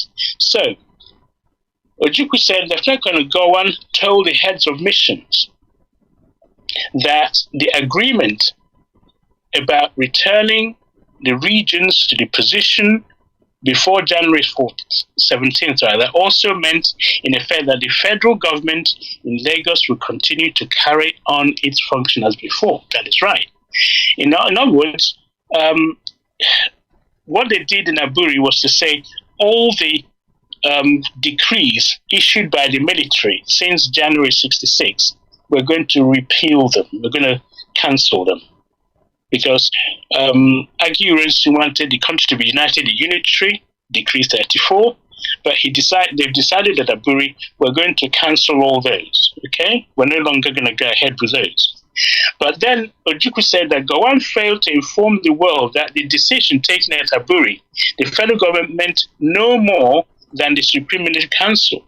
Okay, no one, of course, who knows the sort of advice Gowon was receiving in Lagos would be surprised by the suppression and distortion of the truth. So he said that Gowon has already started changing what was decided. So he says the actual Aburi decisions, for those who are following the history, reads as follows. Members, Ojukwu said, agree that the legislative and the executive authority of the Federal Military Council government should remain in the Supreme Military Council, to which any decision affecting the whole country should be referred for determination, provided that, were it possible for the meeting to be held, then the matter requiring determination must be referred to military governors for their comments and concurrence. If you make a decision, you've got to allow all the governors to come together and make a decision, okay? I'm going to go very quickly because there are various things Ojukwu said in this statement which is rebutting what Gowon was saying, dishing out to the foreign press and saying, this is what we talked about in Aburi. So Ojukwu said, no, these are not what we said. And he therefore decided the best thing to do is to come up with the idea of playing this long gramophone if necessary, okay? So that everybody would know what was decided. He said it's a clear statement, the question is are prepared to distort the verbatim. So it is clear, he summarized, that Gowon was prepared to distort the statement, okay, or the verbatim report of a Aburi meeting. And therefore to help the public informed the Eastern Nigerian Broadcasting Service will be playing the tape records, yes, and proceeding live at scheduled times. Arrangements have been made to transform these tape recordings into long-playing gramophone records. He said, we are also going to ahead to print and publish the documents and records of our Aburi meeting. We in the East, he said, are anxious, and that's to say the least, to see that our difficulties are resolved by peaceful means and that Nigeria is preserved as a unit. But it is doubtful, and the world must judge, whether Lieutenant Colonel Gowon attitudes and their exhibitions of his insincerity are something which can lead to a return of normalcy and confidence in the country. That's a very damning thing to say. He said, I must warn all Easterners once again to remain vigilant. The East will never be intimidated, nor will she acquiesce, in other words, agree, to any form of dictation. It is not our intention to play the aggressor. Nonetheless, it is not our intention to be slaughtered in our beds. We are ready to defend our homeland fellow countrymen and women, on Aburi we stand. There will be no compromise. God grant us peace in our time. So this is really, I had to read that out so we all understand that when the people said on Aburi we stand, it is the last bus stop. There's nowhere else to go if Nigeria reneged or messed up the Aburi Accord. So that is the reason why I'm drumming on this. Okay, so Ojukwu therefore fired that warning to Gowon. He should stop meddling, trying to tinker the agreement that was agreed. Don't try and change it. Start implementing it. Okay? If you don't want to implement it, well, I'll have no choice but to find a way of resolving the problem for those people who are desperate to need help from the government. Remember, the people of Eastern origin have been killed, and the government is supposed to be running around to sort things out, but they're not doing that. That is where it's hurting the East a lot. January 26, Gowon held a press conference in Lagos, which he reported to reveal the agreement of the Aburi meeting. Remember, he had a meeting and said, this is what we decided. Ojukwu was saying, my goodness, this is not what we talked about. So the text of the press conference appears to be based not on the minutes of the final agreement Aburi, but on the criticisms of those documents by the permanent secretaries. Reading the two press secretaries, reading two side by side, one wonders whether Gowon was really present at Aburi. So that's how bad the disparity between what Gowon was saying and what was discussed. It's like somebody else who wasn't even there was talking about Aburi, criticizing what they decided. But that isn't what they're supposed to be doing. They're supposed to be implementing what was happening. Okay? So, Ojukwu then went on to say that if the Aburi agreement are not fully implemented by the 31st of December, okay? If you don't implement them by 31st of March, of 1967, remember, the conference was held on the 4th and 5th of January. February went, March just faffing around, doing nothing, exchange of words, playing with press. So Ojukwu said if by 31st the agreements we decided have not been acted upon because it's the Eastern people who need most help, the refugees need rehabilitated. If you're not going to implement it, Ojukwu said, I shall have no alternative but to feel free to take whatever measures may be necessary to give effect in this region to those agreements. What is he saying? If the central government in Lagos are going to run away from their responsibility, I, Ojukwu, will do something to help those who are in desperate need of rehabilitation. Okay? So that is how far the Aburi Accord had degenerated. Okay? So then what happened was that Ojukwu was then, because the significance of 30th of March is to do with financial year. So whatever has happened, 1966, we're now going to finish in financial year, it's a bit like the British one, 31st of March, because the 1st of April is the beginning of the new financial year. So whatever we've done, at the end of the financial year 31st, we need to decide what to do going forward. Okay. So, on the 31st, so therefore there's something called survival edict. Okay? Revenue allocation edict. Let me explain that. When the 1st of April came, the East felt necessary that from there on, when we collect taxes, rather than pay it direct to the government in the Lagos, we use it to look after those who are in need of rehabilitation. That was step one, in the beginning of the headaches that led to Nigeria unraveling. Okay? So for 4 months since Aburi. Yeah, nothing has happened, right? So therefore one of the reasons that Ojukwu did that was to make sure these people did not starve. Some salaries haven't been paid, okay, and so on and so forth. I'll read a bit more for you. Right. So when Ojukwu said this is what he's going to do, on the day the departure of Eastern Nigeria was fully expected, journalists arrived in Enugu for a press conference, because when Ojukwu said that, people rushed to Enugu to go and hear what was going on.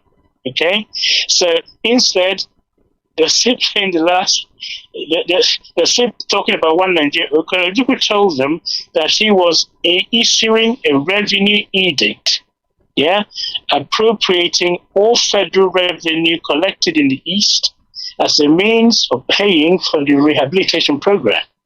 Remember, they've started a rehabilitation program, but no one was funding it. And Aburi, of course, was supposed to fund it, but it wasn't. So Ojukwu had to collect taxes to fund it. So the decree did not affect oil revenues. Very, very important. Ojukwu didn't say those who are in the East collecting money and selling oil should pay me revenue direct. Nigeria will be threatened because they need that oil money. So Ojukwu is saying these are the tax we collected from people, company taxes and so on. Because the oil revenue, interestingly, is paid direct to Lagos. So Ojukwu was not asking for that. He's asking to collect tax and use the tax which he collects from the East, rather than handing over to the Lagos, use it for the rehabilitation. Okay. So now, as Ojukwu said, this decree did not affect oil, as I said, and these were collected. Now, the reporter was stunned. All the reporters were amazed. He said, how come? They had expected fire and brimstone, therefore to confront and say the physical problem that Ojukwu was pulling out. Ojukwu wasn't pulling out. He was trying to find a peaceful way of resolving the problem.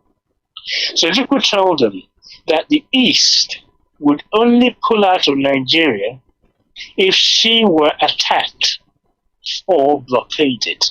Okay? So here we go. People rushed in to go and hear Ojukwu when he says, if by the 31st nothing happened, we'll do this. So they came and they want to hear, when are you pulling out from Nigeria? When's he seceding? So they said, we're not seceding, but we will consider, we'll pull out of Nigeria if we are attacked or blockaded. Remember, the people in the East are now mixed up of those who are returnees from Lagos, from Ibadan, from Liaison, from Sokoto, from Kanu, from Kaduna. They've all run back and with nothing doing, most of it. So the federal government, instead of doing something about what Ojukwu was saying, they gave their own decree, Decree 8. They issued a fresh decree, Decree 8. That's a document that appeared at first glance to implement major points of constitutional arrangement agreed in Aburi. Now this is very tricky. They brought out a paper saying, this is what we're going to do. When you look at it, you think, oh, they're going to agree, they're going to implement Aburi Accord. But it is not the fiscal arrangement. The Decree 8, like Aburi, vested the legislature and executive powers of the Supreme Council. And what it did, the decisions was made, vital matters could be taken only by agreement with only two governors. But however, it gives autonomy. The federal government have the final say of what they did or who did what, which is against what Aburi said. Aburi said we'll all have to agree as a way of removing suspicion. But if you then bring out a decree saying the federal government have the right to veto and decide what to do, you're no longer going in the spirit of Aburi. Remember, there's tension in the country. So, what then happened is this. 4 months after the Aburi, they printed a new version, and it's very, very clever. skillfully they worded that, and it looks harmless indeed when you look at it, but you have to look at the main paragraph. It says one of the extra clauses was that the fact that the regional governors could not exercise their powers. Right? If you're a Juku, you're not allowed to exercise your power so as to impede the prejudice the authority of the federation. Translated, it means Ojukwu cannot do anything without the prior consent of Gowan in the central government, and anything that the central government feels is going to undermine them, they will not allow it to go through. So if Ojukwu wants to feed his people, and the central government says, I'm not going to allow you, then you will not go through. So they'll be dictating to the east, which is not what agreement was reached at Aburi. So the next one, so Gowan decides precisely what he would impede. So Gowan is the one who decides what would impede or what would prejudice the authority. It's like a rule you made, you haven't decided what is actually inside it, but you say, I have every right to change this particular rule, but you don't tell us what the rules are. Okay. Another section of the Decree 8, which was brought out after Juku decided to collect tax from his region. And the federal government, Decree 8, said to take over the authority of the regional government, which was endangering the continuance of the federal government. And again, the creation was, the criteria was again apparently Lagos. So there's another part of this new clause, which Gowan issued unilaterally, that within it, the central government have the right to take over any region if they deem that they're going away from the dictates of the center.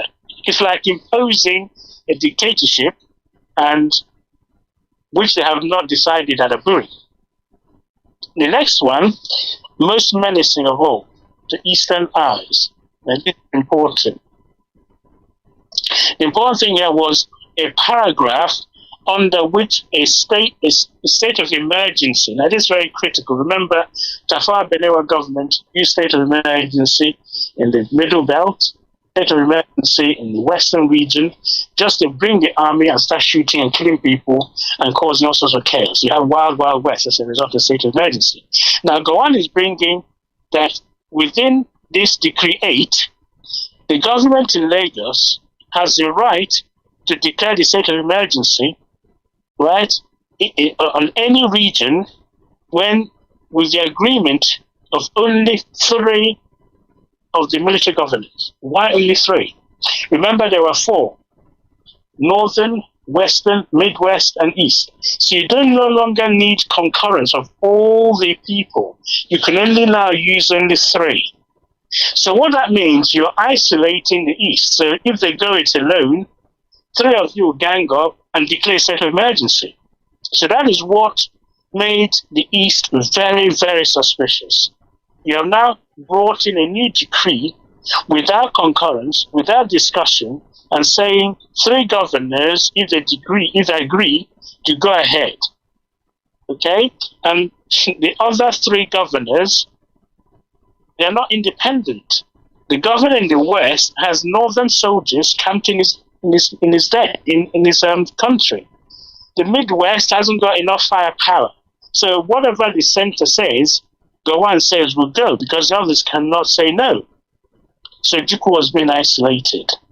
So Juku saw this as being specifically anti-East. So that decree was not saying anything to alleviate the suffering, the burden of refugee, the rehabilitation program, but everything was against the East. So he therefore rejected the decree.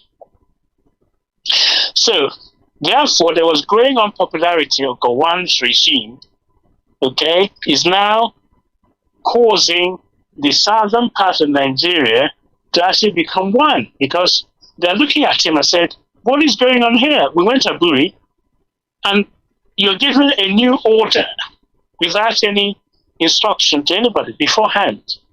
So now, Q, the Western region, the Yoruba people, There was growing resentment over the failure, first of all, to remove the northern troops who are sitting in Ibadan, who are garrisoned in Lagos, Ikeja. So they wanted them returned to the north, because that's what Aburi said. But Gowon wasn't budging, okay? Because that's what was stated. So Chief Awolowo led the actual protest. Following this tradition, since among the, as you know, Chief Awolowo was locked up in prison. They accused him of sedition under Belewa's government.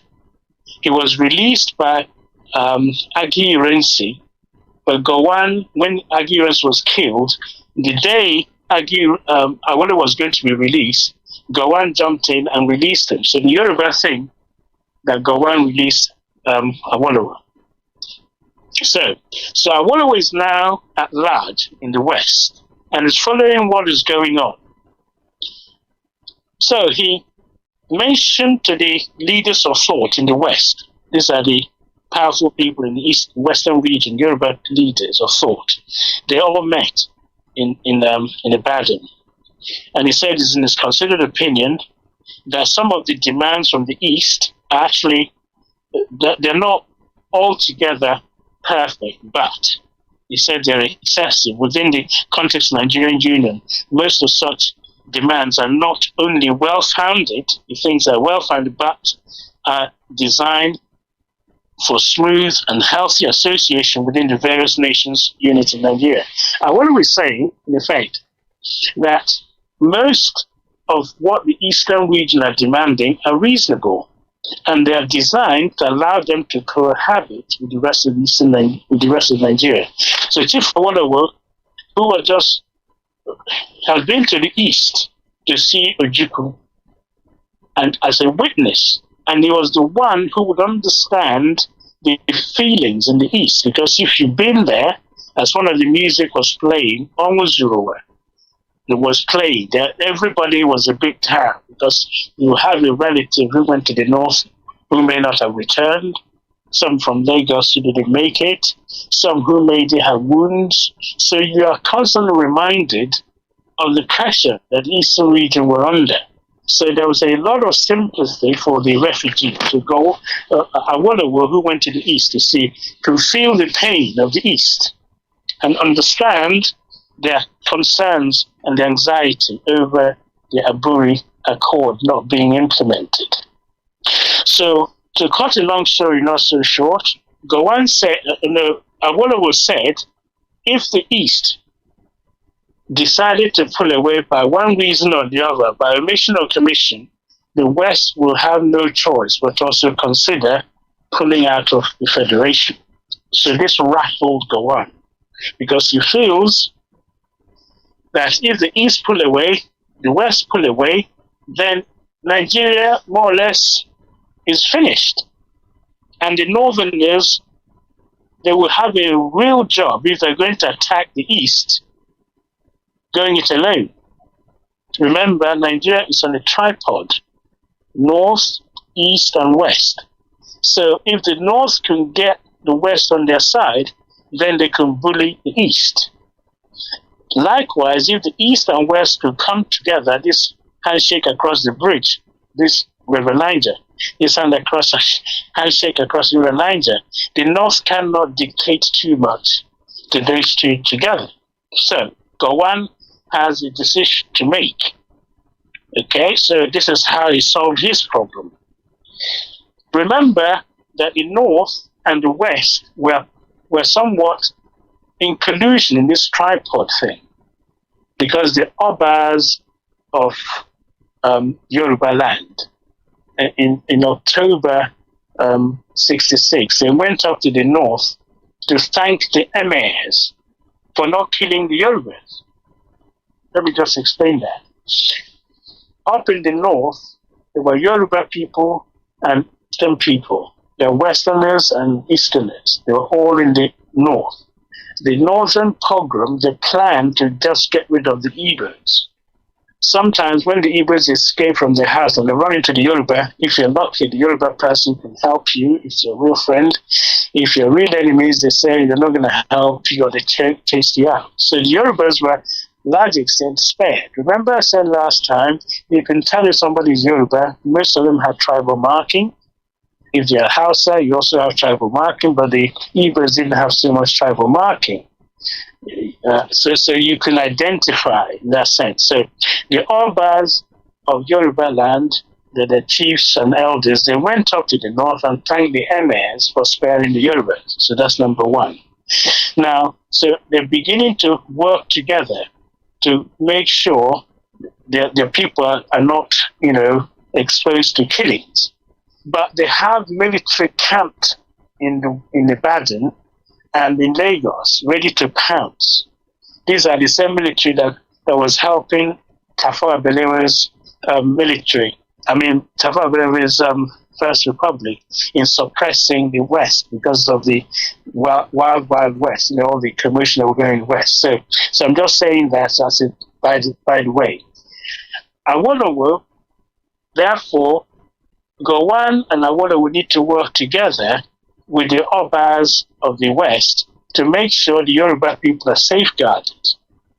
So what then happened was that it was in late April. Remember, we started this call from January 67. We're now in April. So Awolowo went and said that if the East pulled out, once again, the West will pull out. So this was a big, big problem for Gowon and the Northern and the those who are plotting and planning how to dominate Nigeria.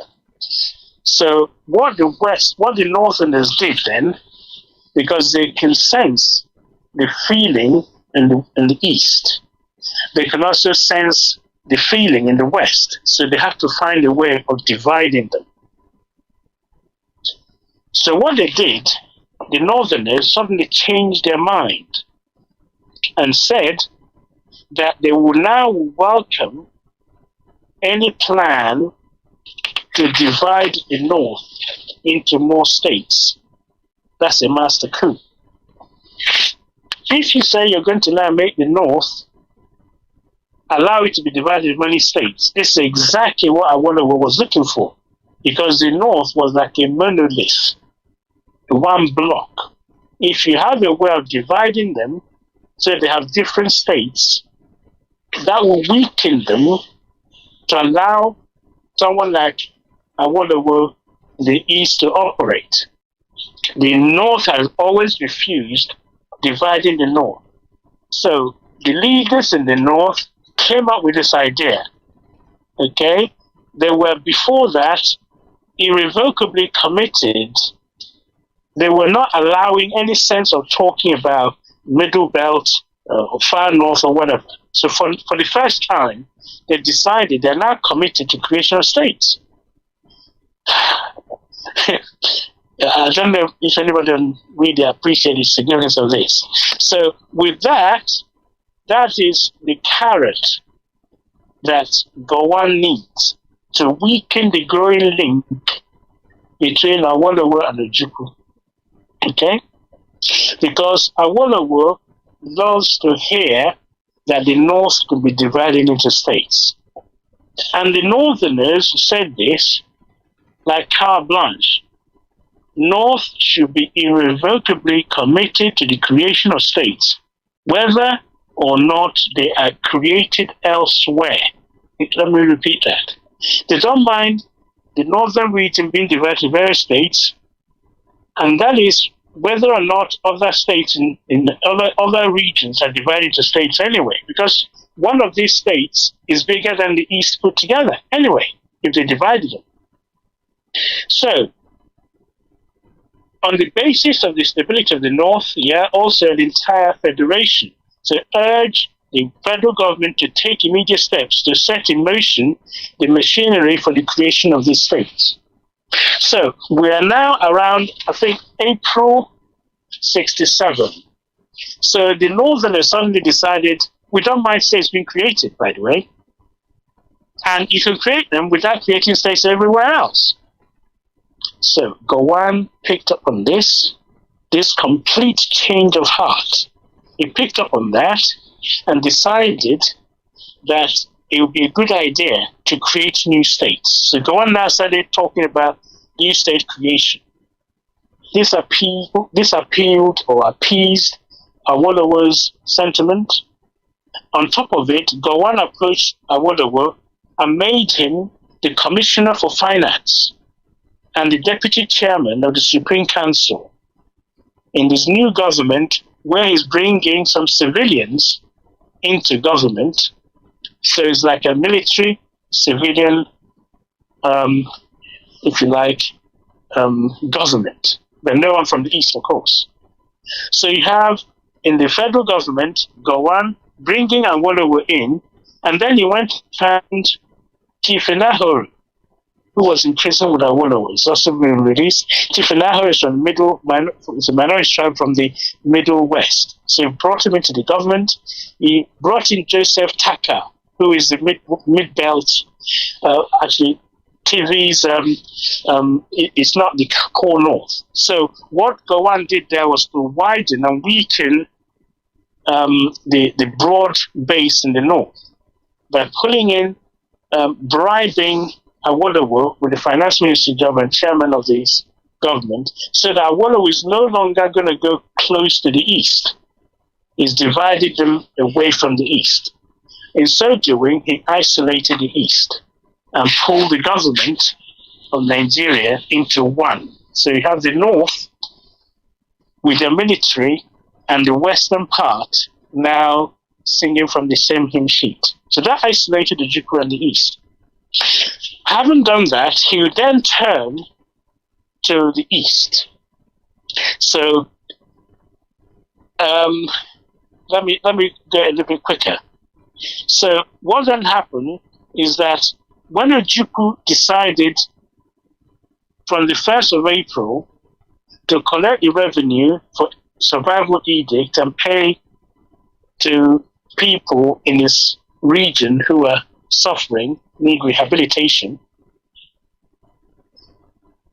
what Gowon did was to cause an economic blockade in the east. He stopped the postal service. He did the postal orders, the cables, the telephone, the telex. So there are no form of communication. Why? Because it all goes through Lagos. So you can't communicate outside eastern Nigeria to other countries. So he cut that off. He brought the boat and is sure nobody should sail into the east. So he blockaded. So the east is now being cut off and the war hasn't even started. And as I mentioned in some of the talks, things like salt started becoming a scarce commodity because you're not importing anything.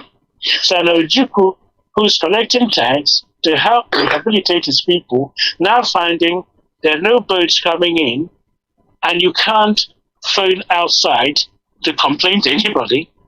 And then on top of it, the planes coming into the east were also cut off. You're not allowed to fly in. Nigerian Airways was also banned from flying to the east. So you're already being surrounded and cut off. So Ojukwu then had a press conference with Reuters. And he said, I think we are now rolling downhill. Yeah? So he said it would take a great deal to halt the momentum. We are very close. Very, very close. What that means is that if you're now going to cause an economic blockade in the east, remember what Ojukwu said, there are two ways of killing somebody. You put a gun and shoot them, or you can starve them to death, which is in a way prophetic, because that's exactly what Nigerians use. They use starvation as a weapon of war. He's blockaded these people already, cut them off from international contact, and the war hasn't even started. So Ojukwu was saying, if they invade us or blockade us, we will succeed.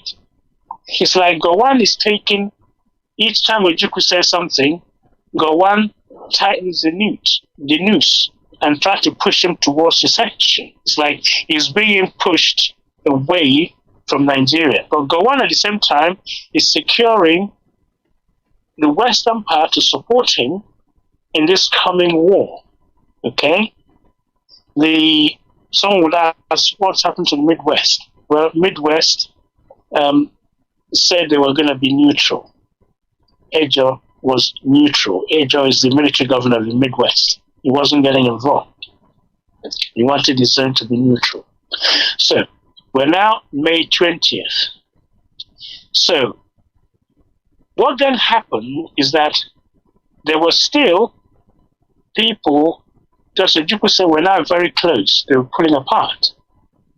So, last-ditch effort, to be fair, this time it was the National Conciliation Committee, headed by the new Federal Chief Justice, Sir Adetokunbo Ademola, is a Yoruba person, and then including Awolowo. They visited Ojukwu for the last time, the 7th of May, 1967. Once again, they listened to Ojukwu's views, they listened to the problems they're having, they accepted all his demands, and called on the federal government to implement these demands. These demands included implementation of what was agreed in Aburi, okay, and also the troops back to their regions of origin, and the call of the economic sanction. Okay, so the people who visited Ojukwu went back to Gowon and said, these people are being tortured unnecessarily. You need to call off all the sanctions. They don't make sense. So on the 20th of May, Gowon accepted all the recommendations, but it was another illusory hope. He said he's agreed to now de-escalate, but he announced that the ban on Nigerian Airways flights to the east was lifted, although with other sanctions. Yeah. However, the director of Nigerian Airways said privately, no one had told him, given an order to resume flights, so he wasn't going to carry that out either. So Gowon will say one thing, but behind, something else was going on. So if he lifted the order, he just tell the director of Nigerian Airways to start flying to the east straight away, but he didn't do that. Now, the troops moving away from the east was part of Aburi Accord.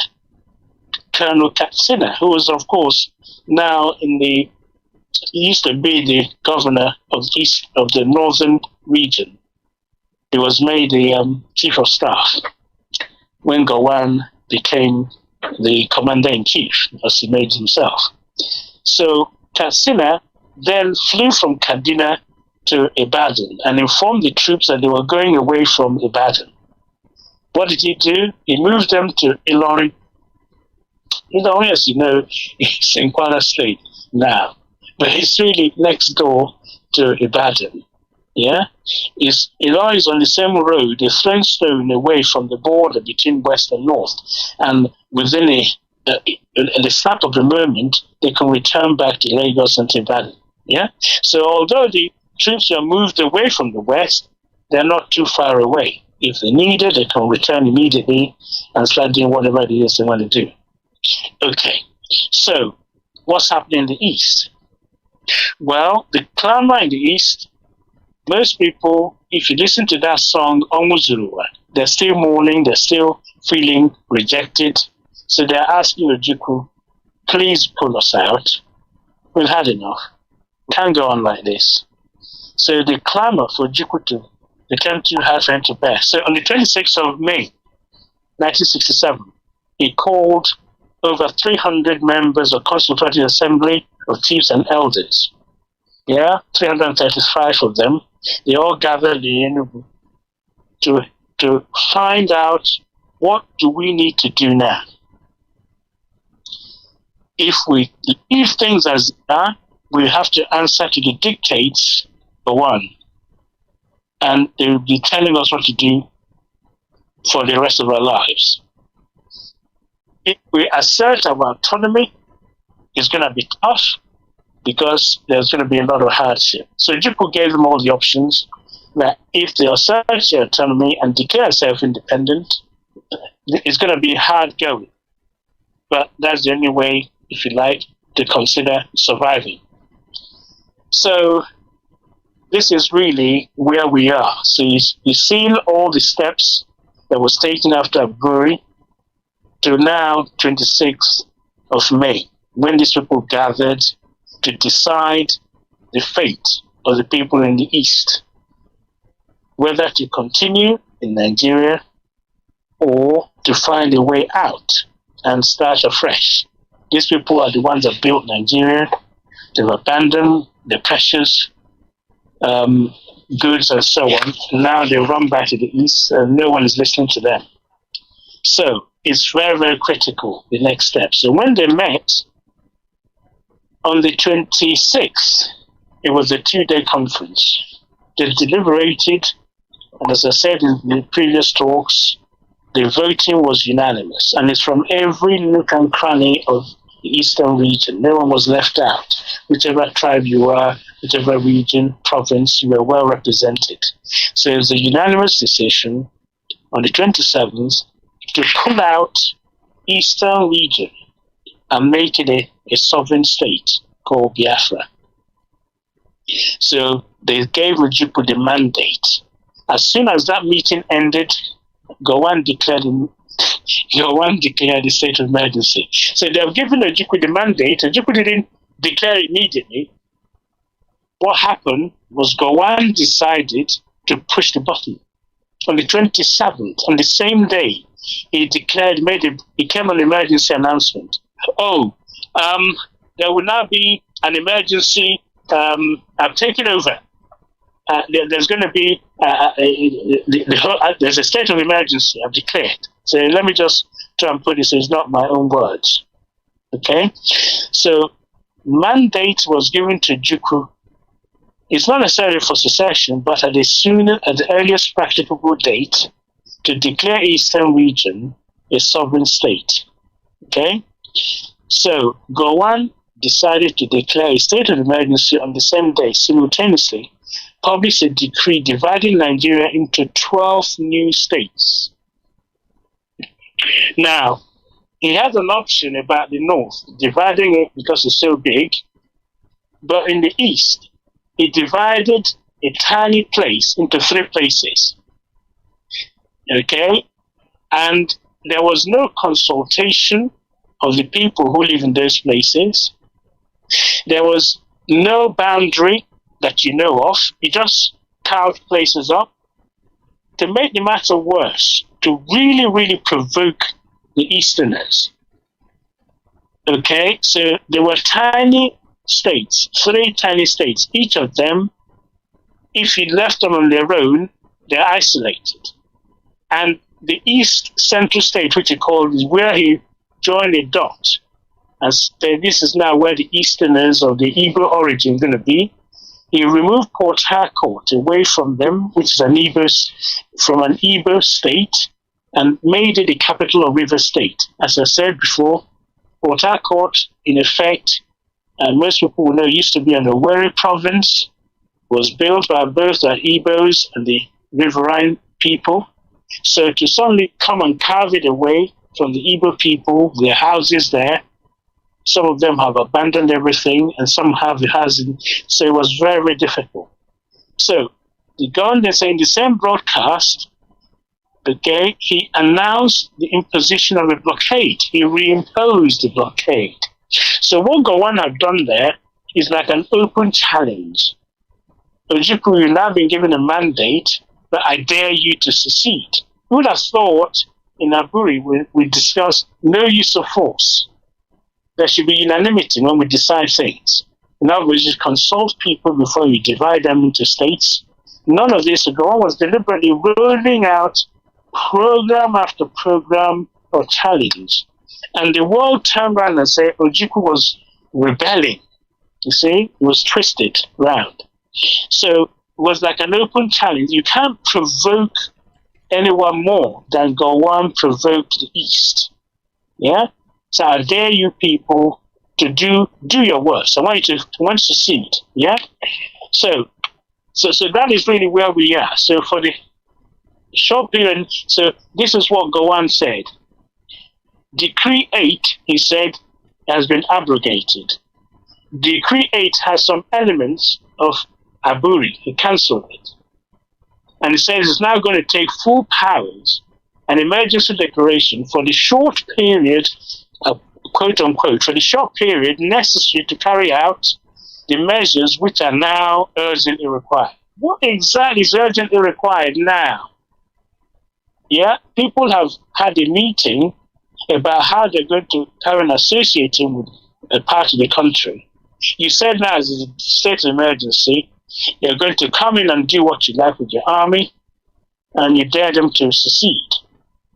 So therefore, on the 30th of May, in the early hours, Ojukwu called diplomats, journalists to the State House, Enugu, okay, to hear what Ojukwu has to say following the meeting. This is, of course, Declaration of Independence of Biafra. And I'm going to read it out in full because it's a significant day for every Biafran.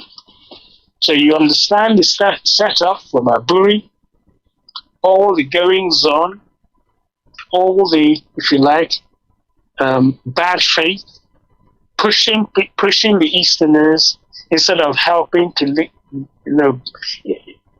them to overcome the wound and the suffering and the pain.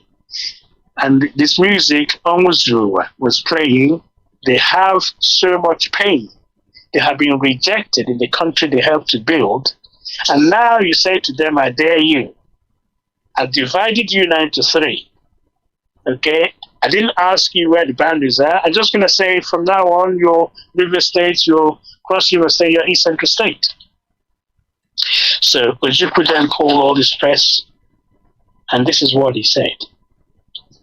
Fellow countrymen and women, you, the people of Eastern region, Nigeria, conscious of the supreme authority of Almighty God over all mankind, for your duty to yourselves and posterity, aware that you have that you can no longer be protected in your lives and in your property by any government based outside Eastern Nigeria.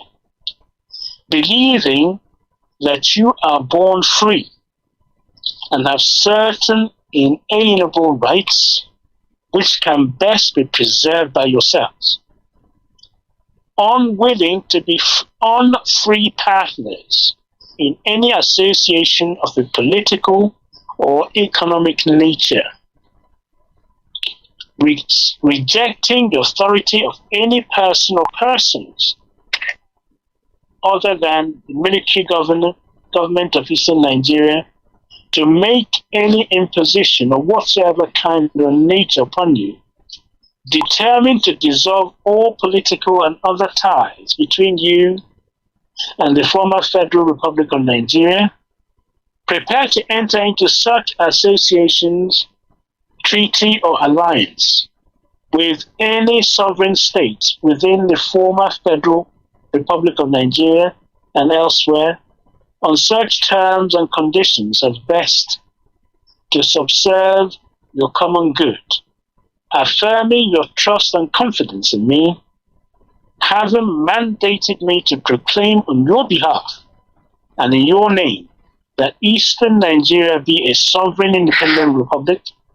Now, therefore, I, Lieutenant Colonel Chukwuemeka Odumegwu Ojukwu, military governor of Eastern Nigeria, by virtue of the authority and pursuant to the principles recited above, do hereby solemnly proclaim that the territory and region known as and called Eastern Nigeria, together with their continental shelf and territorial waters, shall henceforth be an independent sovereign state of the name and title the Republic Biafra.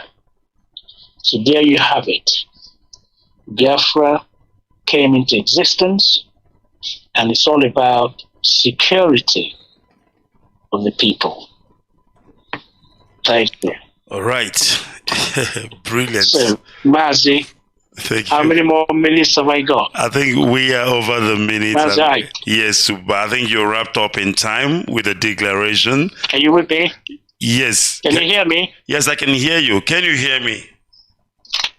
Oh, all right. Mazi, are you still there? Let me unmute myself. Just a second. Yes, you can hear me now, right? Yes, we have declared Biafra. Yes. It's come into existence. Yes, and we are going to declare. Right. We are going to declare it again for the second time. Yeah. Okay. Thank you very much, Everybody- Mazi. And We are going to leave it here for today. The time is yes, and then of course I don't know what you're gonna be touching on next week on part 6. okay, I'll talk about what happened after All Biafra right. was declared. All right. Because the next step is the war, isn't it? When the war starts. All right. Okay, so grateful. Thank you, everybody. Thank you very much, Mazi. Thank you very much. You don't know, this means a lot to us. We are unlocking, many years of history, and that indeed counts for all Biafrans. Thank you very much. Thank you. Thank you. So All right. there was euphoria when it was declared. Everybody was so pleased. We can now start afresh. All Thank right. you. Thank you very Bye-bye. much, sir. And of course, I will fulfill your last request again, which is the second song. I'm sure you will listen on the background. Thank you very much. We have a very, very, very special guest with us today, Dr. Uju Anya. And she is a professor at Carnegie Mellon University in applied linguistics. Yeah. And so welcome. So I had 2 more questions and I want to open it up.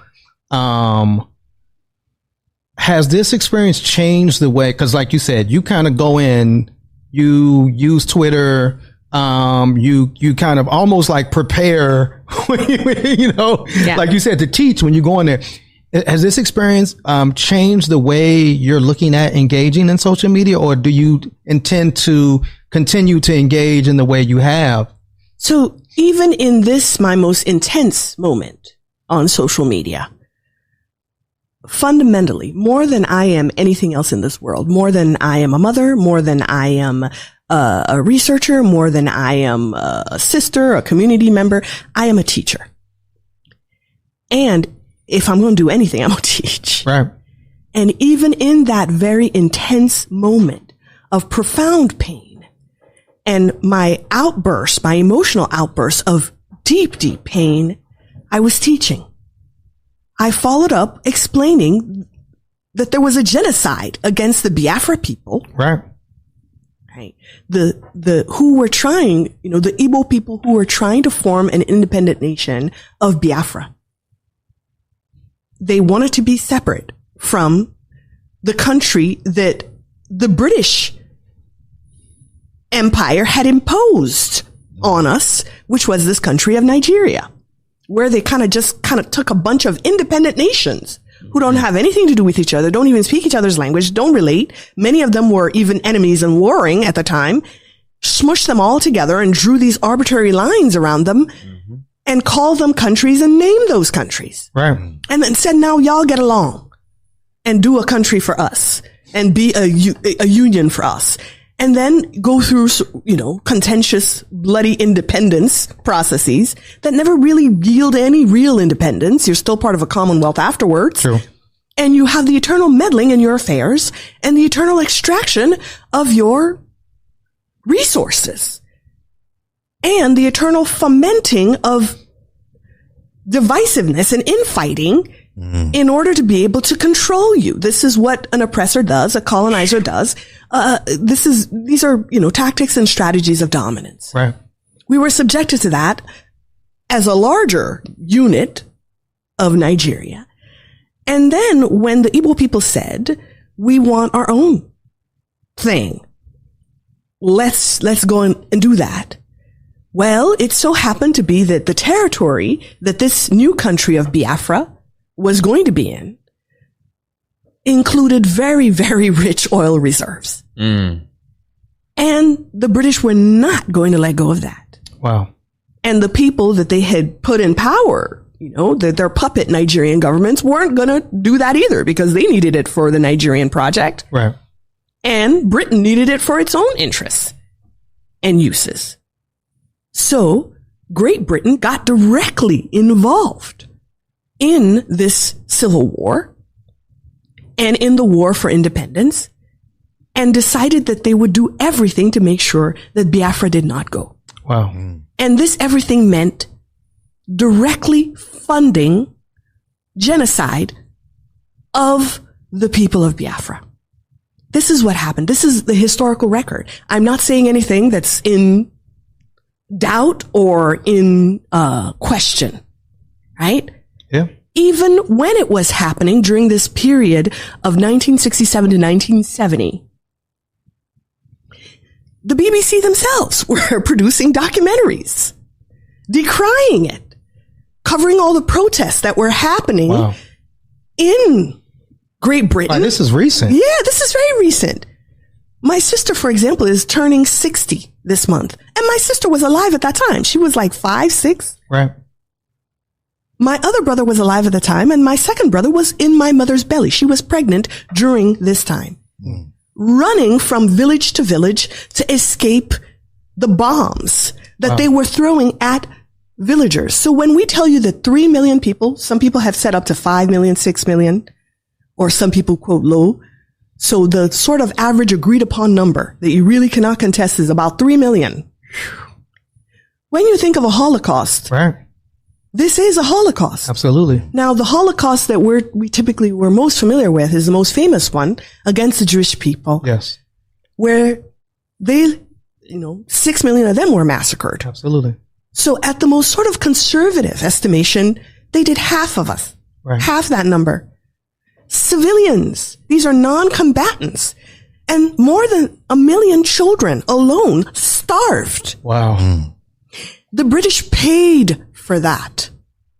And Queen Elizabeth II was ruler. She was monarch at that time. This was the government that she was supervising.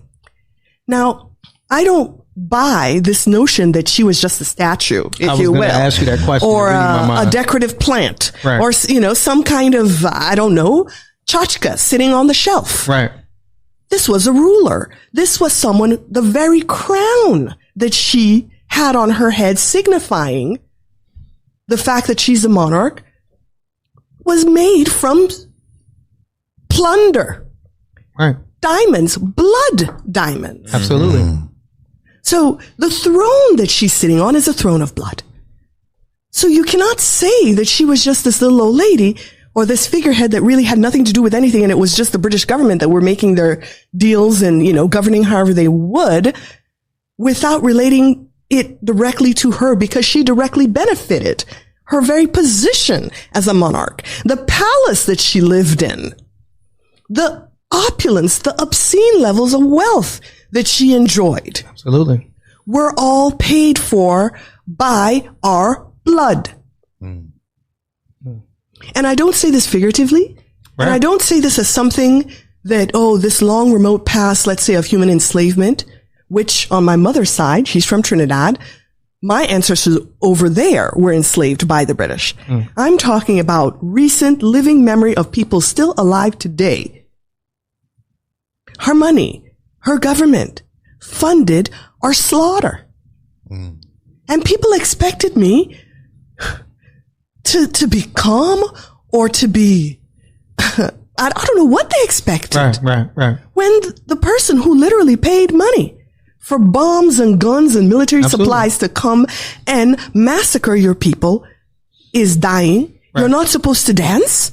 What's the reaction to that? I remember when we found out that Osama bin Laden was killed, and Americans celebrated, right? Because they held him responsible for 9/11, which just passed, and that terror that occurred and those 3,000 or so people that died. Yeah. And it's like, but when it's our terror, when it's our pain, when it's our loss as Black and brown people, and we, particularly when we express it in a way that challenges white supremacy, the white supremacy dominant narrative, and this, kind of almost like Disneying idea that people had of a queen. Then all of a sudden it's like we're always told to be civil, to be calm, to be peaceful as Black and brown people. And so, but when it's somebody that you feel harmed America, you can dance, you can celebrate, you can take out your flags, and that's held up. You can have lynchings were celebratory things in the history of the United States of America, where they would have a parade and party and take children. Question before we close out, because I saw in the wake of Queen Elizabeth's passing and this conversation around colonialism, a call for reparations, right? I think Jamaicans were saying, like, instead of having more, like, we need reparations. Absolutely. You spoke, you taught us about this very recent history around Biafra. Is there a movement or calls for some type of reparation? Because, we've seen reparations happen with the Holocaust of Jewish people. Absolutely. Deservedly so. You mentioned, I'm part of the National African Americans Reparation Commission that was started by Dr. Ron Daniels. Absolutely. First of all, the Queen never once apologized. She never once opened her mouth to say sorry. Everybody, the history records know what happened and what was done in her name and for her crown. Not just to the people of Biafra, but you talked about the Kenyans, the Indians, the indigenous people, right? Native Americans. So it's just never once have they taken responsibility and just said sorry. So what I am advocating for, and what a lot of Igbo people are advocating for, number one is to just recognize what you did and say sorry. And then we can move on to conversations about what does reparations look like. It could look like leaving the oil alone. Right. It could look like, actual payments and repayments, of the compensating the 3 million lives that were lost. Right. I don't know. We haven't even gotten that far yet because we can't even get them to admit the shit they did. Wow. Man. And how does that feel as a language professor to know? It's so, it could all be so simple. Yeah. And then just that refusal. They continue to dehumanize us. That's what it feels like. We are not even human enough to them to sit down with them as equals and say, this is what you did to us. And they recognize it and say, yes, this is what we did. And we're sorry. Even though it's open record, the fact that they never open their mouth and sit down with us and say it shows that they continue to view us as less than and undeserving of the common acknowledgement of our humanity and our dignity to say, yes, we harmed you and we're sorry. Powerful way to end, and that's why we call it This Week in White Supremacy. Absolutely, yes. This is a perfect synopsis of the theme of this show. And the article we're going to share as our white pages is a recent article. Dr. Anya just wrote "Critical Race Pedagogy for More Effective and Inclusive World Language Teaching." Asking folks to, you said you liberated this article from behind. I did. It was behind a paywall, and I used money from my research funds to pay the publisher to not put a paywall on it, because I believe that the teachers that I work for and I write for, who benefit from my work and who I also benefit from the work they're doing because they provide me with material for scholarship and investigation. I believe that they should have free access to the results of the work I do for them and with them. Well, we greatly appreciate you doing that and appreciate you taking the time. I know you're busy. I know you've been kind of bombarded with media requests that you would take the time to come and sit with us and be so passionate, so vulnerable, and so open about his journey. And we're thankful to have this relationship with you now and looking forward to continuing to support the incredible work that you're doing at Carnegie Mellon University. Thank you. And onwards and upwards. I'm in the Modern Languages Department in the Second Language Acquisition Program. All right. Any closing thoughts? And I know we got some announcements. Treble? I just want to say I am extremely grateful for you sitting down and talking with us, because you taught me a lot just by listening to everything that you were saying, and you provided not only us but our viewers with the context that is needed to understand why there's a mixed reaction to the death of the Queen. So thank you. Thank you.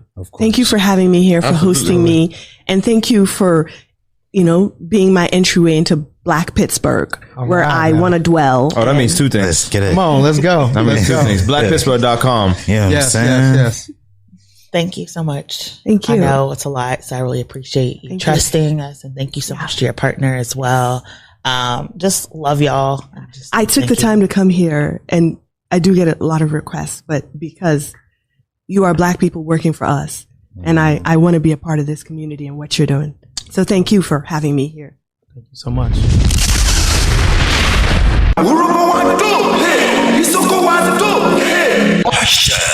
We are one family, indivisible. Under Chukwu Okike Abiyama, we are the people of the East.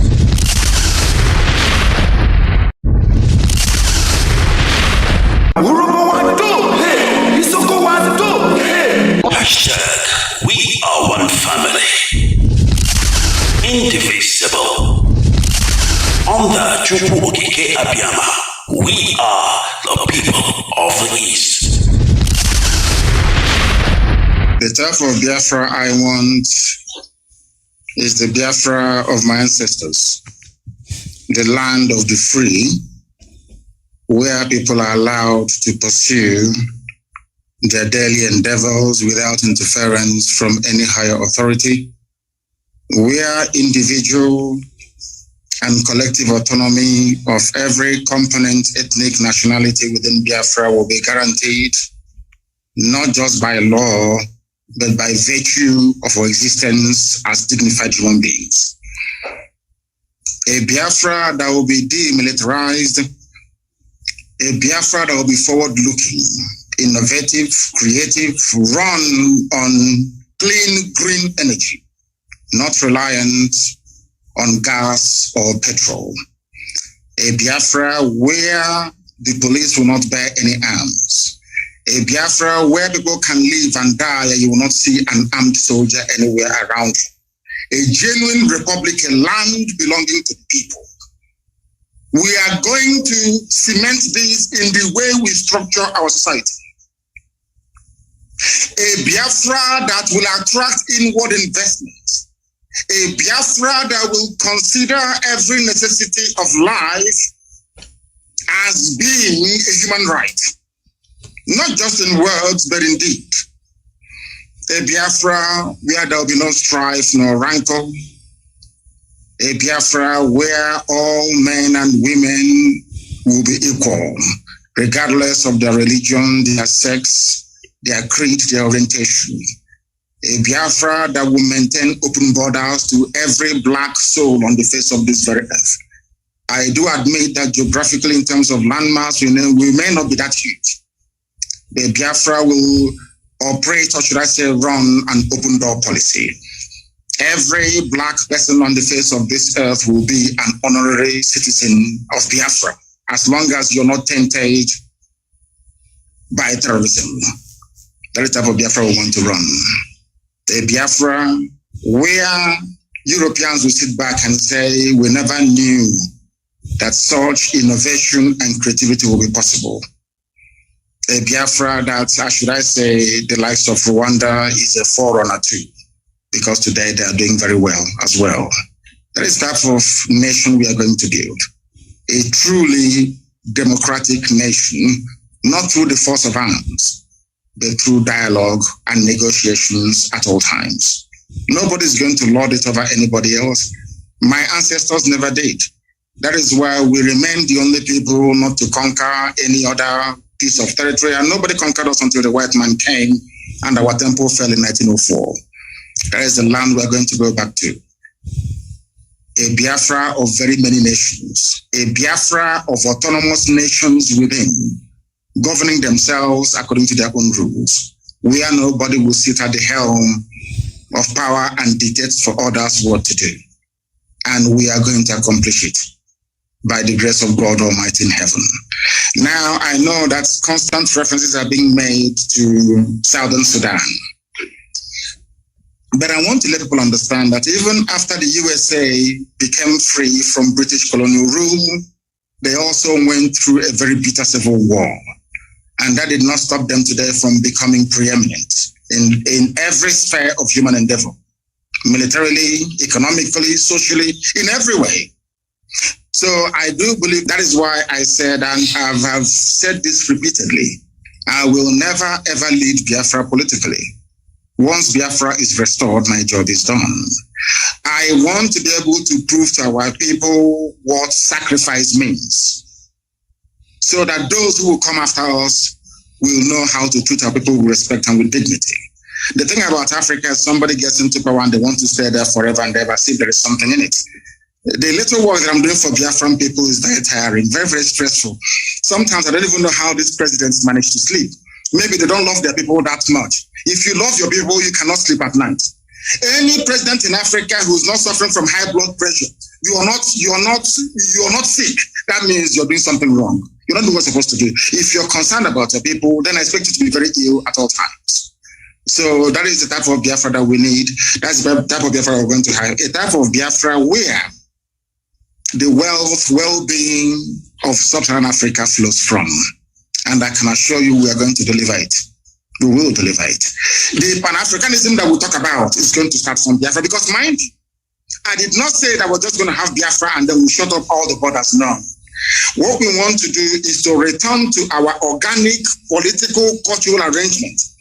Should Biafrans wake up the next day to say, oh, we want to be the same country with Oduduwa, all well and good. Should Biafrans wake up and say, oh, we want to expand into Amazonia, all well and good. As long as you take the consent of the people with you, this nonsense that the Europeans did in Africa, we want to reverse it. That God Almighty heaven may look down and be very proud to say that at last, I have people who are after my heart. And that's what we intend to do with Biafra. Thank you very much.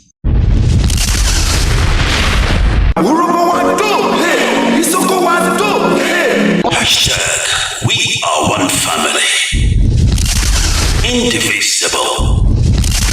Under Chukwu Okike Abiyama, we are the people of the East.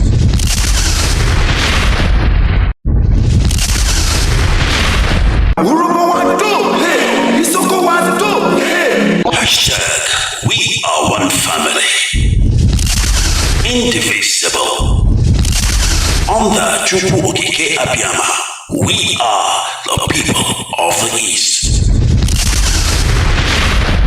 The type of Biafra I want is the Biafra of my ancestors, the land of the free, where people are allowed to pursue their daily endeavors without interference from any higher authority, where individual and collective autonomy of every component, ethnic, nationality within Biafra will be guaranteed, not just by law, but by virtue of our existence as dignified human beings. A Biafra that will be demilitarized, a Biafra that will be forward-looking, innovative, creative, run on clean, green energy, not reliant on gas or petrol. A Biafra where the police will not bear any arms. A Biafra where people can live and die and you will not see an armed soldier anywhere around you. A genuine republic, a land belonging to the people. We are going to cement this in the way we structure our society. A Biafra that will attract inward investments. A Biafra that will consider every necessity of life as being a human right. Not just in words, but in deed. A Biafra where there will be no strife nor rancor. A Biafra where all men and women will be equal, regardless of their religion, their sex, their creed, their orientation. A Biafra that will maintain open borders to every black soul on the face of this very earth. I do admit that geographically, in terms of landmass, we may not be that huge. The Biafra will operate, or should I say, run an open door policy. Every black person on the face of this earth will be an honorary citizen of Biafra, as long as you're not tainted by terrorism. That is the type of Biafra we want to run. A Biafra where Europeans will sit back and say, we never knew that such innovation and creativity will be possible.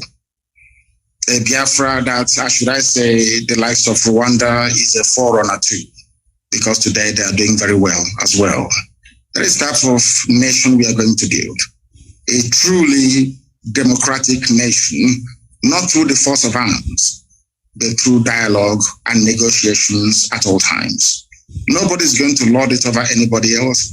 My ancestors never did. That is why we remain the only people not to conquer any other piece of territory, and nobody conquered us until the white man came and our temple fell in 1904. That is the land we're going to go back to.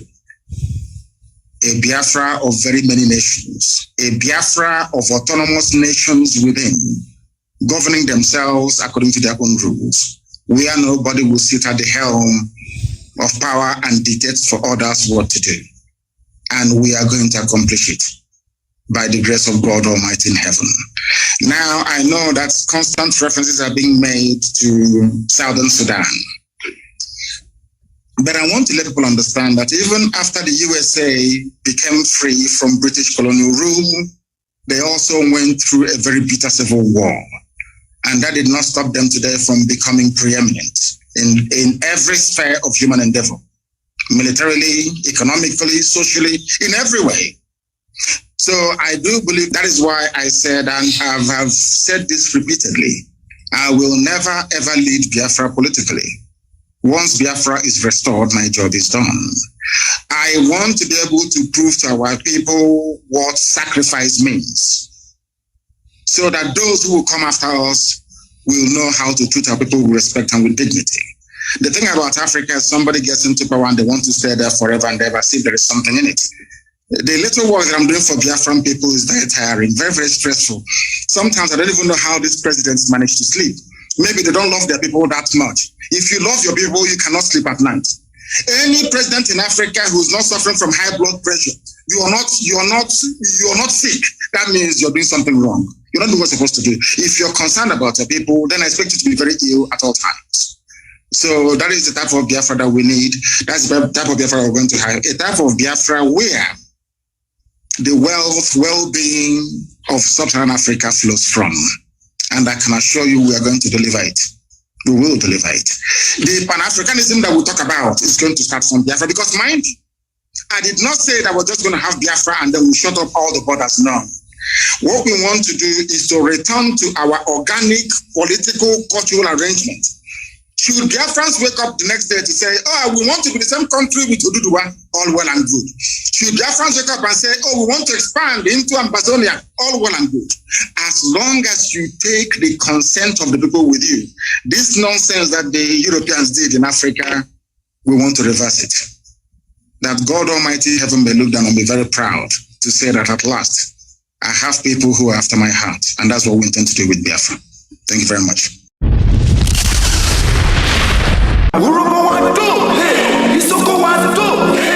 Hashtag, we are one family, indivisible. Under Chukwu Okike Abiyama, we are the people of the East.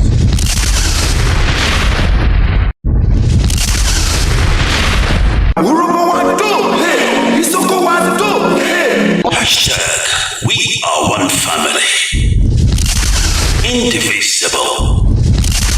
Under Chukwu Okike Abiyama, we are the people of the East. We have to come to the conclusion that there are no extenuating circumstances. You have been found guilty on all charges.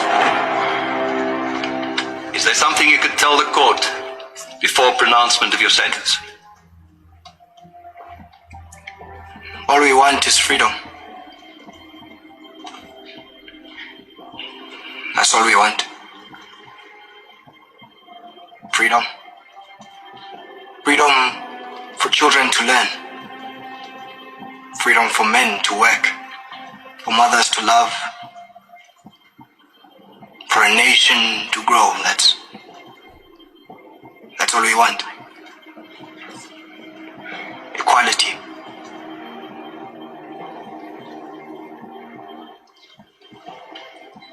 For everyone. You see, I am just one of many. A foot soldier. There will be many, many more to follow. So, there is no court of law, no police force, no army that will stop the tide of revolution from turning. There is no punishment that you can lay out in this court. No law your government can pass that will kill the will of the people. Because we will fight. We will continue to fight until all our people are free. And maybe we can even free you from yourselves. So you can hate us,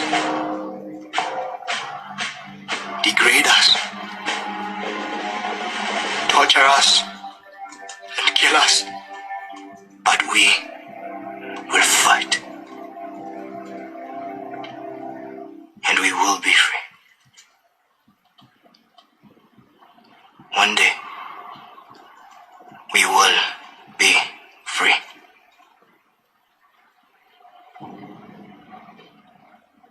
Amanda!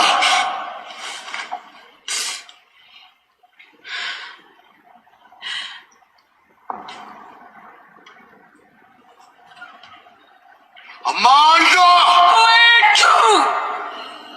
Solomon Kalushi Mashlango. You are hereby sentenced to death. You will be taken to Pretoria Central Prison on a date to be set, and you will be hanged by your neck until you die.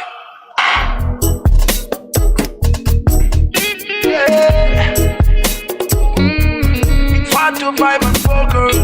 M. Josh on the beat.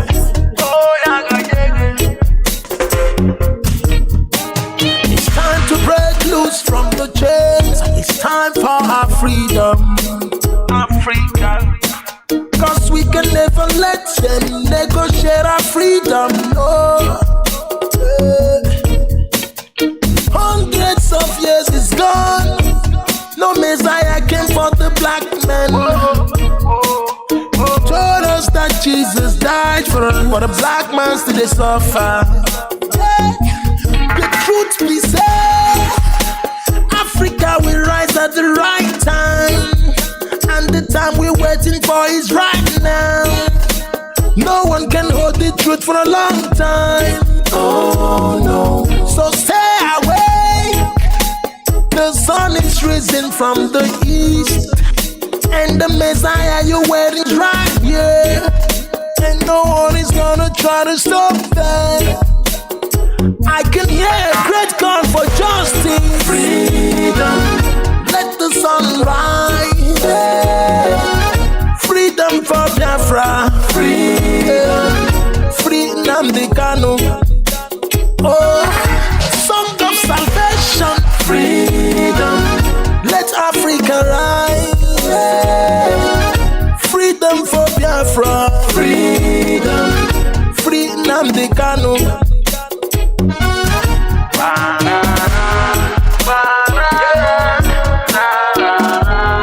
Free Nnamdi Kanu.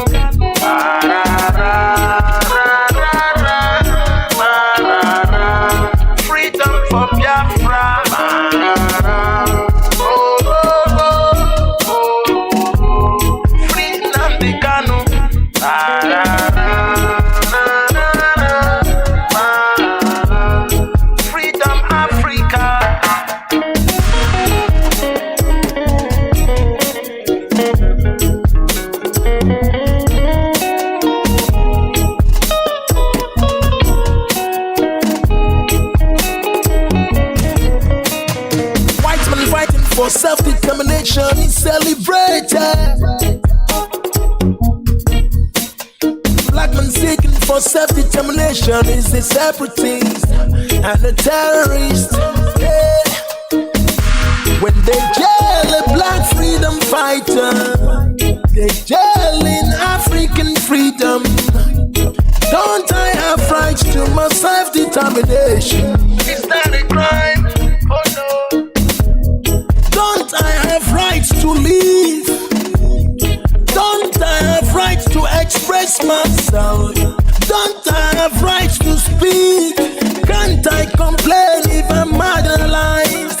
There's genocide in the land that nobody even cared about. Even when I try to speak, my voice is muted every time. I'm like a slave in my land, I can't take it anymore. I hope the world is listening to my plight. I can hear a great call for justice. Freedom, let the sun rise.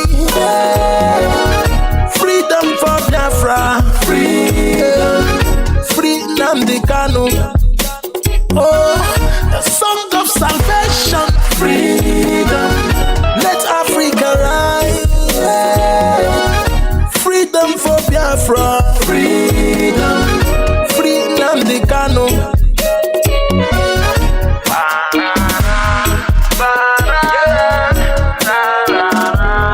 Free Nnamdi Kanu.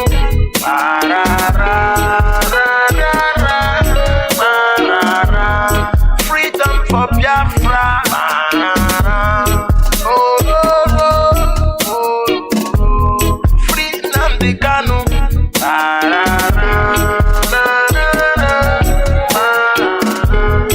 Freedom Africa.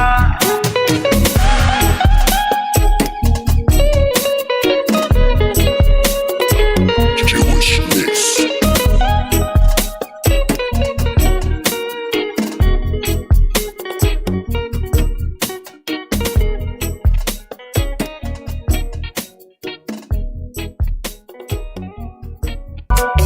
We are too big to fall. No, no, no, no. Nothing fit to stop us. My people demand freedom. Should be a crime. Should be a crime to ask for your right. Ask for your right. I will take it and let me know. No, we know they do the same thing. We know they go the same way. We don't carry this same language for matter. Free me, make I do my thing. Freedom for my people. Freedom. Freedom for my nation. Freedom. Free Mazi Nnamdi Kanu. Freedom. Freedom for my people. Freedom. No, no, no, no. Ooh, oh. Yeah, yeah, yeah, yeah, yeah. We don't pay for the struggle. Yeah. So many people don't go there for the struggle. It's hard time to get our right. All we have for our freedom, we can never, never stop. Biafra is a spirit. Let me swing away the flag. Freedom for my people. Freedom. Freedom for my nation. Freedom. Free Mazi Nnamdi Kanu. Freedom. Freedom for my people. Freedom. My people, listen. I am that I am. I will bless whoever blessed you, and I will curse whoever cursed you.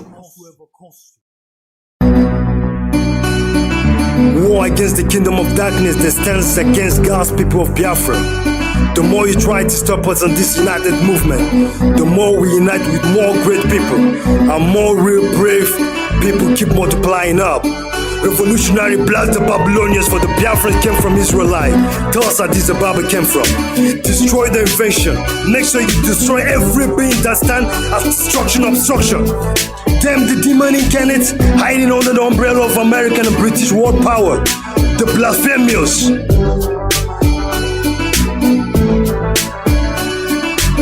Babylonians surprised how we survived the strike of 1967. Bomb bullet the project. It's hardcore Biafran striving for heaven with psychological object. You can't stop the revolutionary strive. The media life from generation to generation just to fly. But we bring you down with the Biafran necktie. Testify, bonify, 45 Biafran rose with the tools to blow. We've beyond perspective point, consuming so many history books. As the years took for us to trace the truth to the roots, they used to roost the home of the brave. Cause we were blinded with white men lies they imposed on our region. We were civilized with the Jewish religion before the white men disease came to Black Gold Kingdom. With their demons, they chained our freedom. We took fortitude for all the pains we passed through. The era of slavery to date bondage. General Dumegu Dike Ojukwu, greatest in charge of all time, retired but never get tired of the struggle he took. Prophet Nnamdi is anointed with the struggle. More nothing to lose. Let the era of IPOB be burned till they're all gone to see them no more. Back in the days when I was blind like you, struggling for better days hope. Used to hide from cops to smoke in the cemetery. With my infantry friend dying in conspiracy insurgency. Now time is necessary to pray with my brethren in the territory. For the nation of Biafra must be restored. For our enemies don't deserve the love. For so many scores execute raw. The only language Ishmael lineage understood is shedding of blood. Soon the angels saw we descend on Babylonia. And the arena of bastard saboteurs trying to be heroes. But they're going down zeros. IPOB came with unused skills, broke the code on the globe like virus on control. You don't even know. We spoke and poke out your indigenous people already say no to ethanol and tobacco.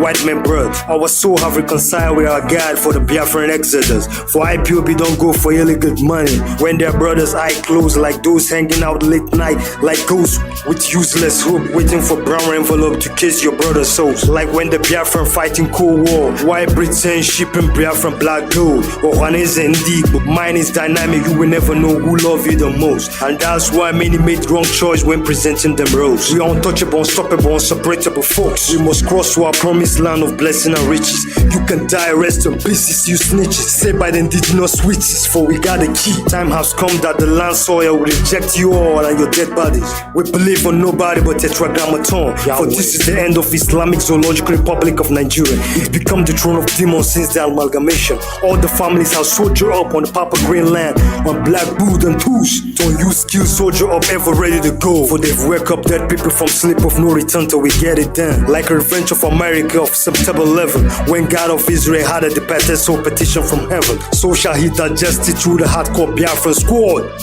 The way they treat us like a stranger in a fatherland. In a good day.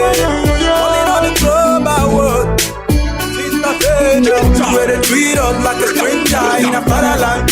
In a good day. Calling on the global world. Make way for Biafra. We suffer multicultural slavery, full ownership to the new world. Britain came in, the game changed, more horrible. Introducing Biafra to ethanol, alcohol, damaged by the system, and tobacco, nicotine causing cancer. Biafra nation was established by Lord Afra, 8500 BC. And Britain came in, destroy our ecosystem king. Lord Lugard to kill our fathers, to amalgamate us with Nigeria contraction to be Muslim since 1914. 1929, killing of about women riot. For so long they have been killing Biafrans till date. Britain brought MSTs to deceive. All they done for us don't to trace our origin back. They don't give a fuck about our hurt, rather value Biafran world. Don't bomb babies were beheaded, lynched in the street, set ablaze in their homes. Children taken from school and executed with impunity. And guests were taken from their schools to leprosy. And other people with other diseases keep raping them. Beheaded pregnant women were chipped to death.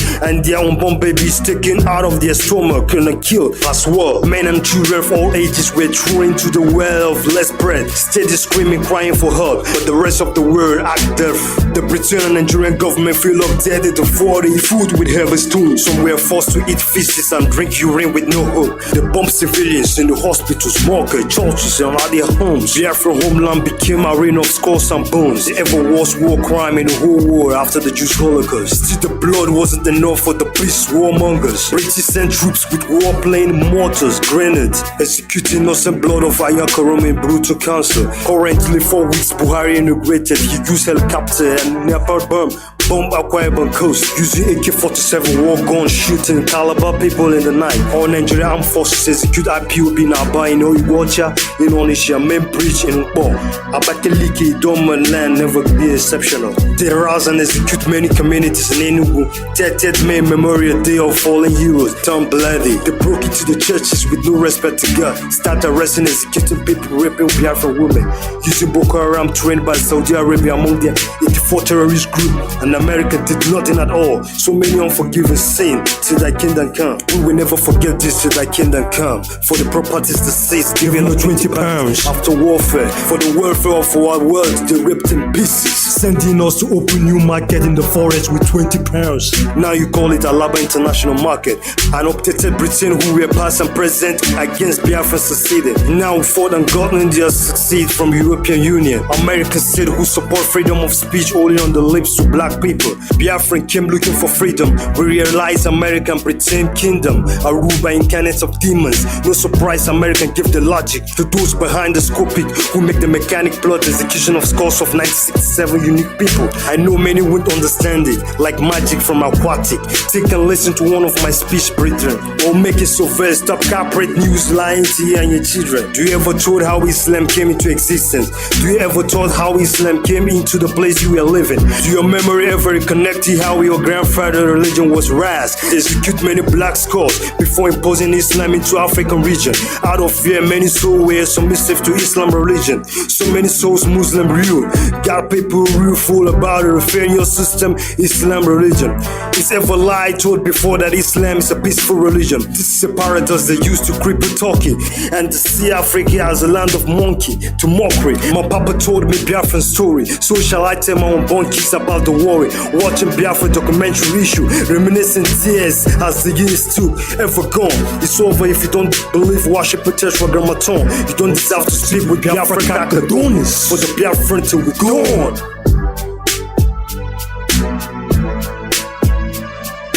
Look how you treating my people is too bad. Why you really acting like you too late? Look how you treating my people is too bad. Why you really acting like you too late? Look how you treating my people is too bad. Why you really acting like you too late? Look how you treating my people is too bad. Why you really acting like you too late? The way they treat us like a stranger in a fatherland. Hey, no good day. Only on the global world. The way they treat us like a stranger in a fatherland. Hey, no good day. Calling on the global world. Make way for Biafra. I know I can't speak like you all, but you all understand me well. For the black people hemisphere, you talk in the red, and you sleep comfortable on bed. Soon the reward of death will visit you all from hell. For the petition of people you sent to the grave, have answered by God of the braves. Caught you all of a warrior bird, memory of imperialism, slaverism, colonialism, religion, terrorism. Ever since the end of Biafran defense war, agreement was made, no victor, no vanquish. Promises was made for Nigerians to build infrastructure and rehabilitation for Biafrans. But when Biafran came for pledge redemption, Nigerian government gone.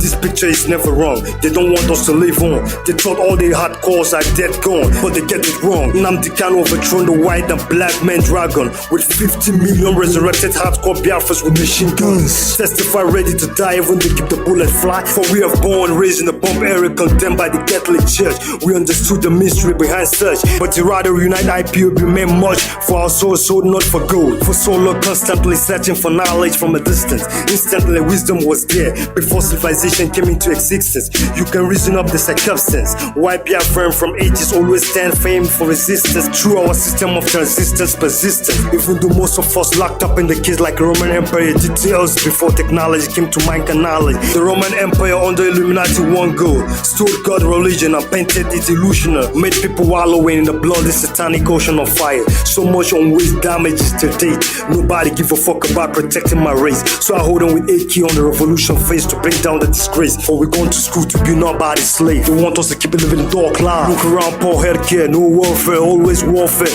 against us and hemisphere. What unfair, people get disappeared, and the mouthpiece of the sea are living in fear. The rest acting deaf ear on our bloody tears. Our politicians dress us each time they execute our blood with euphemism speech. They have sunk our organic hemisphere with the human blood and destroy our aquatic species with chemicals entitled with aftermath of getting cancer. And our chieftains, the elders, are blind, telling us to listen to the saga.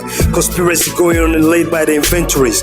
They infiltrate for us to go for war instantly, with none of the children serving in infantry. Religious war is the reason primarily. African territory has become cemetery for terrorism. We are Muslims executing innocent Christians and Jewish mercilessly. And American power did nothing to Saudi Arabia of sponsoring and supporting a terrorist group in the era of 21st century. Only sanction in Russia for Western power to get easy access to all and beyond former USSR geographical territory under their control watch. But we bring the truth out to our people who are still blind of the search, like during the expository essay of the Holocaust of the Jewish. And if you stand in my way of getting freedom through, my tools will blast you so hard it will get next bastard. Beautiful finesse to use trying to screw. And I salute on my loyal black boot to my Biafran revolution crew, standing with my symbolic flag. We Biafran build America. Now people who doesn't know how the basic foundation of United States of America, they migrated from different parts of universal base, enjoying our labor and our sweat faces. And origin people who build Americans still suffering today. Only option left for us is dead. But I promise my Biafran pillars to deliver no shiver till they stop calling us niggas. Look how you treating my people is too bad. Why you really acting like you too late? Look how you treating my people is too bad. Why you really acting like you too late? Look how you treating my people is too bad. Why you really acting like you too late? Look how you treating my people is too bad. Why you really acting like you too late? The way they treat us like a stranger in a foreign land. Hey, no good day. Only on the global world. The way they treat us like a stranger in a foreign land. Hey, no good day. Only on the global world. Make way for Biafra now. Biafra's struggle can never be unrewarded struggle. Remember, after rain, there comes sunshine. I remember for every dark night, there is a bright day after that. So it's afternoon now, but I say good morning to my Biafrans. The sun has risen and shining where there is no light, and that's the symbolic meaning of the sun appearance in the Biafran flag. Do remember, danger is real, but fear is the choice. But don't be victim of kingdom that will never last your freedom. Receive Western education just to know the basics. No mortal can change the past, and no mortal can make the future. You are just an instrument to be used by the Universal King. Remember, just like you have the power to manufacture and control minimum and maximum seconds under your wristwatch. There is someone above your origin, creates and has dominion over you, and your strange functional and sectional object you made.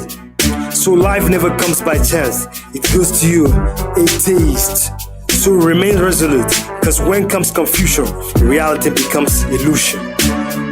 Letter to my Biafrans. The best African revolution ever strategized is the Biafran one of the world top first-class revolution ever exemplified in the history of mankind, ever known to extend the man. Politics and corruption on the hip-hop industry silent my speech, but Biafra brought back my voice to strike and project on the psychological object. So why try to blame us? So many lies was told to our brothers and sisters that were sold out to slavery. But I'm here to delegate the truth at the time. We did not land on the white man Plymouth land, but white man landed on black people Plymouth land. So what I'm saying is, we on our own when the white man disease came into our existence, ruined so many souls of the black people. But Biafrans are here one more time to restore the real nomenclature of the real mechanism or framework of the true worship of Yahweh, Chukwokika Abiyama. On this revolution project with no mind to accept evolution anymore. This is not voluntary, but it's mandatory only if you realize who you are and what you are as a human being. I think no need to tell the rest of the world that we are blessed with the best. So I have sacrificed my life, Biafra or dead. Biafra! Worldwide. Fuck all y'all. It's time to go home, brothers and sisters. Biafra, crack a dawn is signing out. Signing out, signing out.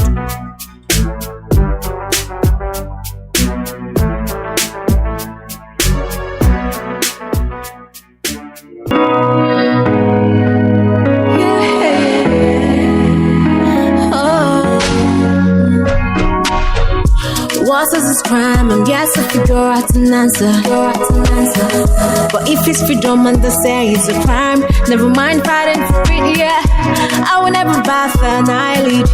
It's gonna lead to my end. Wherever it curls, hit to the core, no matter the curse, yeah. Free Mazi Nnamdi Kanu, our freedom fighters worldwide, languishing in prisons and cells for no jails cast. Free Mazi Nnamdi Kanu, our prisoners of conscience. Freedom, oh, freedom for all is what we are asking for, yeah. It's been so long, been yet to figure out an answer. A prisoner of conscience, voice to the voiceless, freedom fighter, yeah. He's not her, he's no harassment, no urban disease. It's time to free him now, free him, yeah. Free Mazi Nnamdi Kanu, our freedom fighters worldwide, languishing in prisons and cells for no jails cast.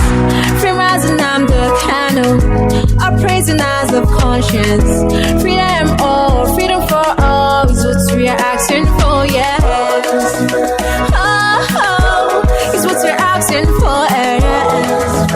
Freedom, oh, is what we're asking for, yeah. From Mazi Nnamdi Kanu, our prisoners of conscience, yeah, yeah.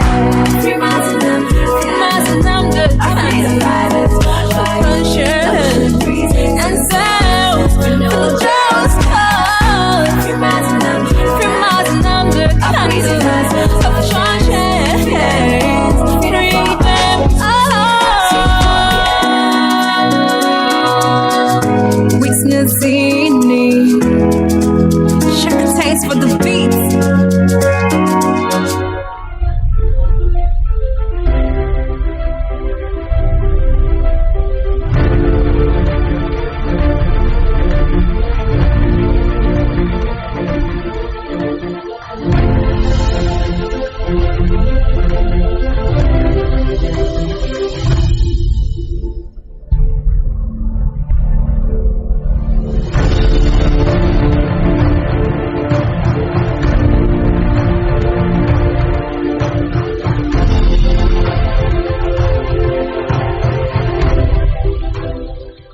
Peace must be our goal and our guide.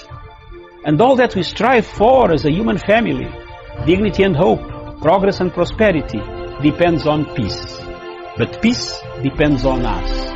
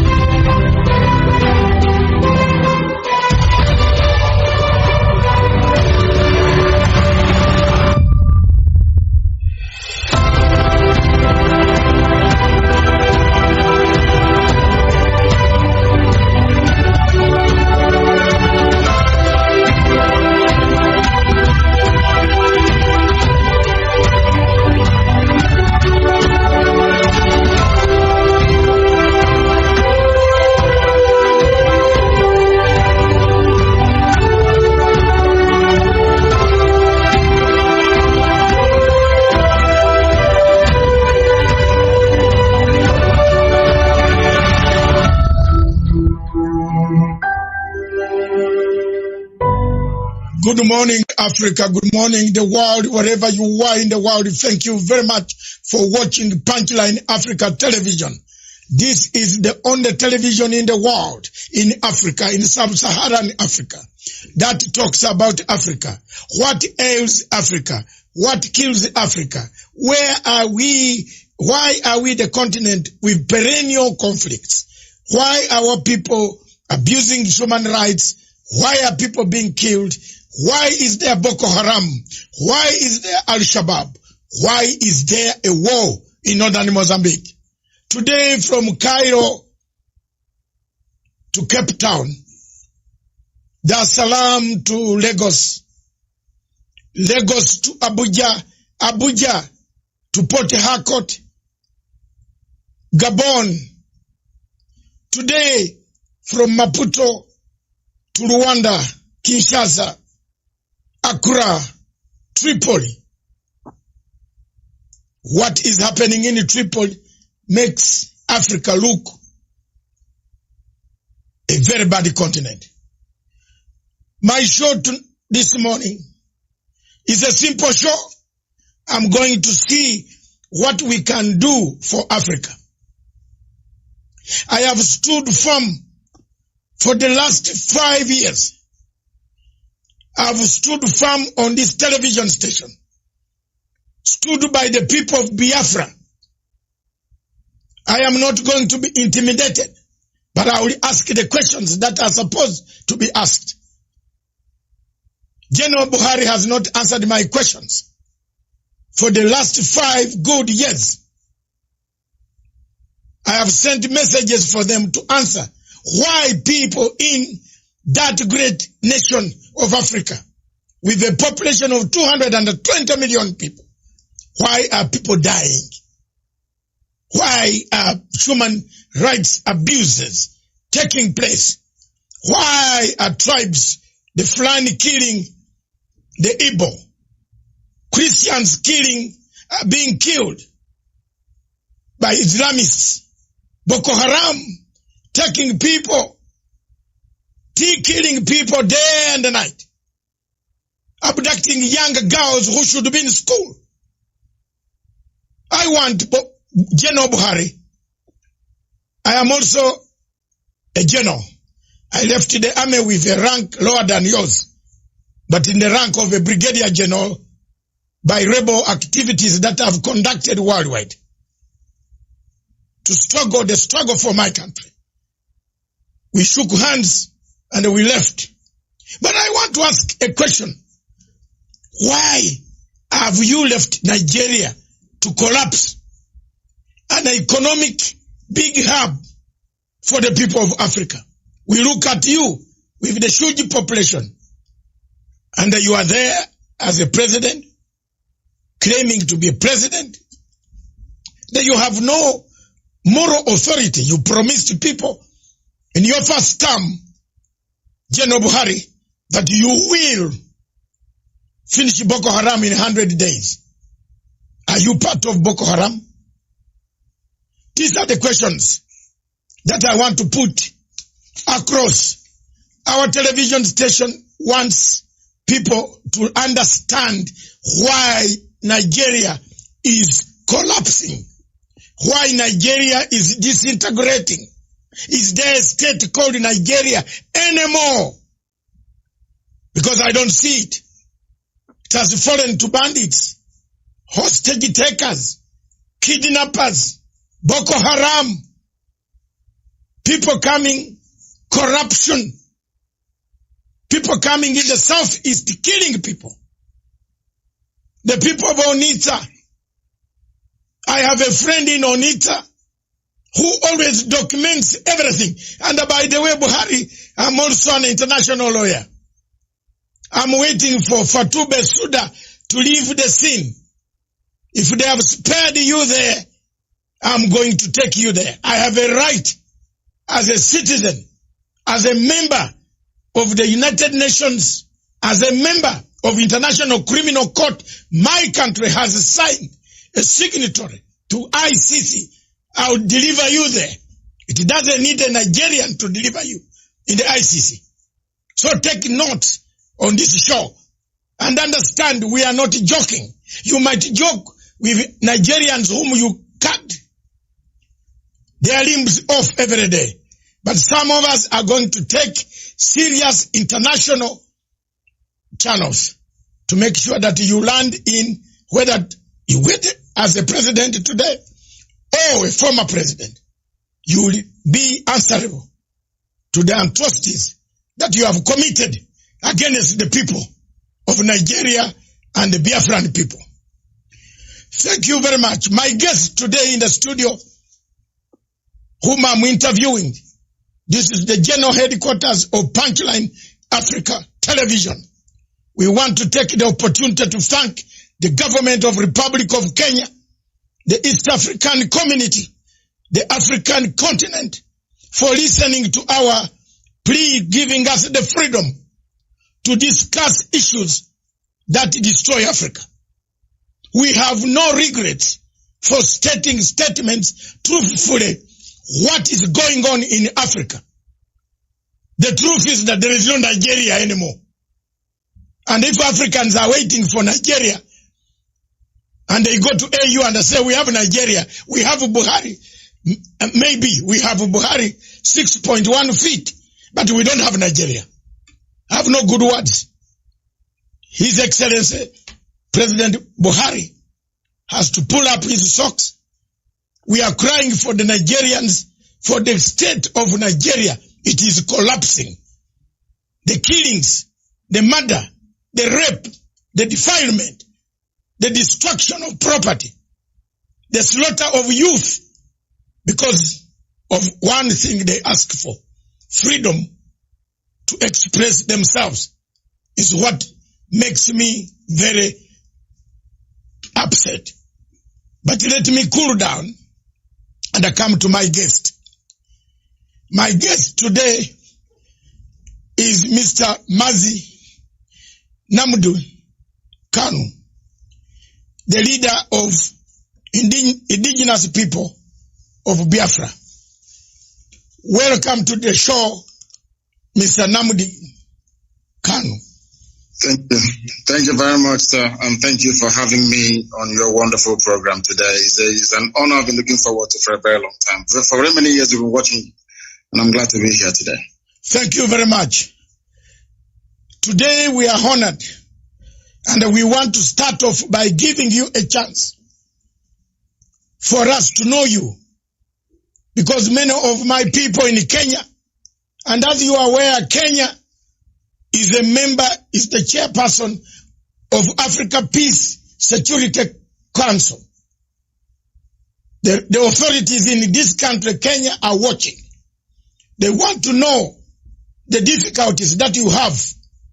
Two, Kenya also has a lot of Nigerian refugees who have come to Kenya to apply for asylum, especially from the southeast of the Biafran area. They are here. And we should not keep quiet and tell lies. There are many here. They want to know in East Africa, in Uganda, in Tanzania, in Zimbabwe. I've found very many of them. Zimbabwe has given them a lot of asylum. We want to know you. Who are you, sir? I am Mazi Nnamdi Kanu, the leader of the indigenous people of Biafra, IPOB. I represent every aspiration and hope that over 70 million people harbor all over the world. Our job is to restore Biafra in peace and not in pieces by seeking a very simple route via a UN-supervised referendum or plebiscite, as the case may be. We are here to restore our land to the way it was before the white man came. What we are doing is nothing against Nigeria per se. What we are trying to say is Nigeria as presently constituted is not working, and we are doing all we can to try to raise the levels of human development, of our understanding, education, health sector, the economy, and all the rest of it. If we continue to remain in Nigeria, not just are we going to suffer, but the whole continent of Africa is going to suffer as a result, as a consequence of the ineptitude, the corruption, the backwardness, the retrogressive mindset of the people who are presently in charge of that very place. Initially, most people tend to see us as not being Pan-African enough. I am a Pan-Africanist. I believe in the unity of the African states. My preference will be for Africa to have one nation, one government, one people, even one language if it is possible. I am a subscriber to the very fine influence of Kiswahili amongst the people of East Africa. And I wouldn't mind if that were to be the lingua franca for sub-Saharan Africa. I don't mind at all. But we must face reality and we must face facts. We as Africans are tribal by nature. We are ethnic by nature. That is why every Christmas, every Easter, every celebration that we have, we go back to where we come from. We go to our villages. We go to our town. That is who we are. And we're not going to deny that. What we are trying to do is to reassert who we are before the white man came and destroyed every vestige of honor and dignity that we once had. And in Biafra, we are going to restore that. And from Biafra, the rest of Black Africa will also be free. Thank you very much. Thank you very much for explaining the position of Pan-Africanism. Because critics talk about, as much as we are Pan-African station, we always talk about Pan-African unity. But I've argued my case before the AU and said, you cannot talk of Pan-African unity. One part of Africa is bleeding. How that cannot be. In Nigeria, there's one party bleeding. In Gabon, Cameroon, there's one party bleeding. We can't talk about Pan-African and leave people who are bleeding. I am happy that you have touched the word Pan-Africanism. Many Africans, including your former leaders, have said Nigeria needs rearrangement. I picked something from you. I want to see this rearrangement. What is this? Babangida. Former President Babangida said Nigeria needs a rearrangement. Because it can't work anymore. The marriage cannot work. It is true that the marriage cannot work. It is true that the people, the Igbo, are discriminated. When they go to Abuja, they are told go home. Where yet the home is Nigeria. Abuja is Nigeria. I've done investigative work undercover and I've discovered all these things. I'm not being told by you. But I've been with my Nigerian people who have actually ended up being discriminated in their own country. So given this scenario, I want to find out from you, from what perspective do you think Africa should come in, the whole of Africa should come in to bring the plight of the Biafran people, the indigenous people, whom you have been fighting for? How do we come in as Pan-Africans? How you can come in is by doing what very courageous leaders in Africa did in relation to the case of South Sudan. Because in the case of Nigeria, the center can no longer hold. Everyone knows, the whole world is aware of the fact that we are ideologically, psychologically, culturally, religiously, and socially diverse. There is no meeting point. It's a very good thing that you talked about East Africa, for instance. In East Africa, there is some semblance of cohesion because Kiswahili is the lingua franca. Perhaps somebody from Uganda may understand somebody, or should I say some people from Tanzania. Some Tanzanians may be able to understand somebody, let's say, from Rwanda, because they speak the same language, they have the same understanding. So that is the basis for building something called a national cohesion. In the case of Nigeria, that is conspicuously absent. It doesn't exist. Now, the fact of the matter is this. Africa, the way it is presently set up and constituted, are merely colonial constructs, where you have people coexisting happily together. Perhaps they are very fortunate. In the case of West Africa and Nigeria in particular, I have nothing, and I repeat, nothing in common with your average Fulani person. I have more things in common with even a white British person than I do with a Fulani person. I mean, we have nothing in common. Their value system is markedly different from ours. We cannot see eye to eye. I give a very simple example. The recent case of the banning of the movement of cattle on foot in the southern part of Nigeria, for instance. In the north, that is a normal thing for them to have. But in the south, it is absolutely strange having people walking around your neighborhood with AK-47. At the slightest provocation, they kill people. That type of culture is alien to those of us from the south. And that's what we are trying to say. And it's a very good thing that we are not alone in seeking for a distinct, or should I say, separate identity. Our Oduduwa, our Yoruba brothers are also asking for the same thing, because they too have come to the realization that this Nigeria is unworkable. The Middle Belt is doing the same thing. It is not born out of hatred for anybody. That is the mistake that people keep making all the time. Most analysts and, should I say, news journalists tend to think that somehow we hate Nigeria. Of course, that is not the case. What we deplore, what we detest and cannot live with is the level of hypocrisy, the level of ethnic jingoism going on, being, of course, perpetrated by the Fulani people.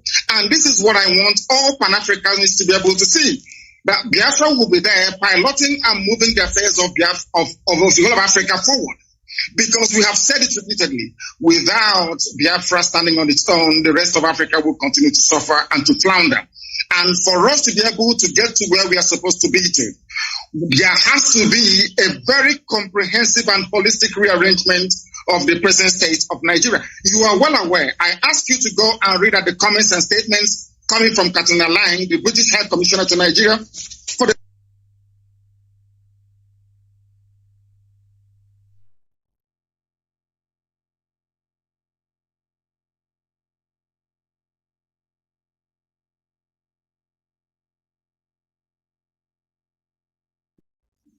every international norm and diplomatic protocol. That's what's happening in Nigeria.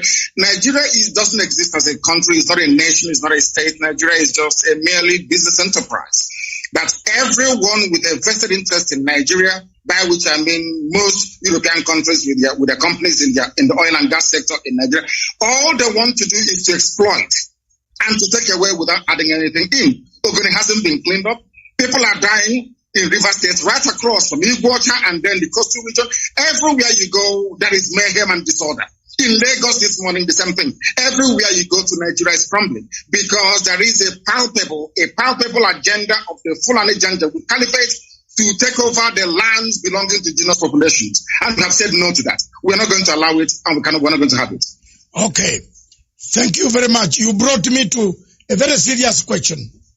A question that has been nagging both the locals, Africans on the continent, and the question of external darker forces. You have just mentioned people who are running the show, the oil companies, for example. They are watching. They have never raised anything on BBC, CNN, or international agencies. We don't hear, apart from we struggling as Africans ourselves, these agencies are not helping to say there are human rights abuses in Nigeria. For example, Nigeria, the American embassy closed its consulate in Abuja because of the huge numbers of people applying for asylum to go to the United States. But American embassy did not go far, and the American government did not go far to condemn and put sanctions on Buhari for failing to contain the malaise that has killed Nigeria. Two, if you look at the Total Oil, Shell BP, they have taken part in extraction of minerals, oil, and so on and so forth. They are doing it when they are seeing human rights abuses in southeast of Nigeria. What do you say about that? It is because we allowed them to. Total is an oil company, it's a private concern. Of course, it's a huge corporation, we know that. The same goes for Shell, for BP, for Halliburton, for ExxonMobil and all the rest of them. They operate the way they like in Africa because we've allowed them to. I was in Texas a few months ago. Most of these oil companies are there. But the type of environmental degradation and damage that we're witnessing in Biafra land do not obtain in Texas because there they have laws governing their operation, how they exploit, how they, extract and distribute this very vital natural resource. But because Nigeria, I think it's a cliche that Nigeria is corrupt. What people don't understand is the depth of the damaging effect of corruption that you have. And I'll give a very simple example. We cannot expect white people to have regard for us when we do not have regard for ourselves. That can never ever happen. Do you know that in Nigeria they import fuel? Are you aware that Nigeria imports petrol? Yes, I've seen the queue. I've seen the queue at the petrol station. Yes. Do you know that Nigeria imports kerosene? Oh. They have 5 viable state-of-the-art refineries. Not one of them is functioning, not one single one. When white people are operating in such an environment, seeing how foolish and how stupid the entire country is in terms of their priorities, how do you then expect them to have respect for you or have regard for you? They can go into our land, they can pollute it. Katrina Lang, the British High Commissioner to Nigeria, can be running the show, or if you like, because there seems to be a recognition that these people do not reason like human beings. That is the fact. That is the fact. Tell me what an ambassador will be doing, crisscrossing the entire nation, telling them how to run their security architecture, telling them who to kill and who to spare. Our lawyer had the mom killed 2 days ago. Barrister Okorafor, the mother was assassinated only 2 days ago. All because he was exposing what the army is doing to innocent people. That tells you all you need to know about Nigeria. Nigeria is an albatross around the neck of Africa. Nigeria is the only country in Africa actually dragging Black Africa backwards because of their ineptitude, because of their criminal mindset, and because of the drive of the Fulani to dip the Quran in the Atlantic Ocean. That is the problem. There is nothing wrong with Islam, don't get me wrong.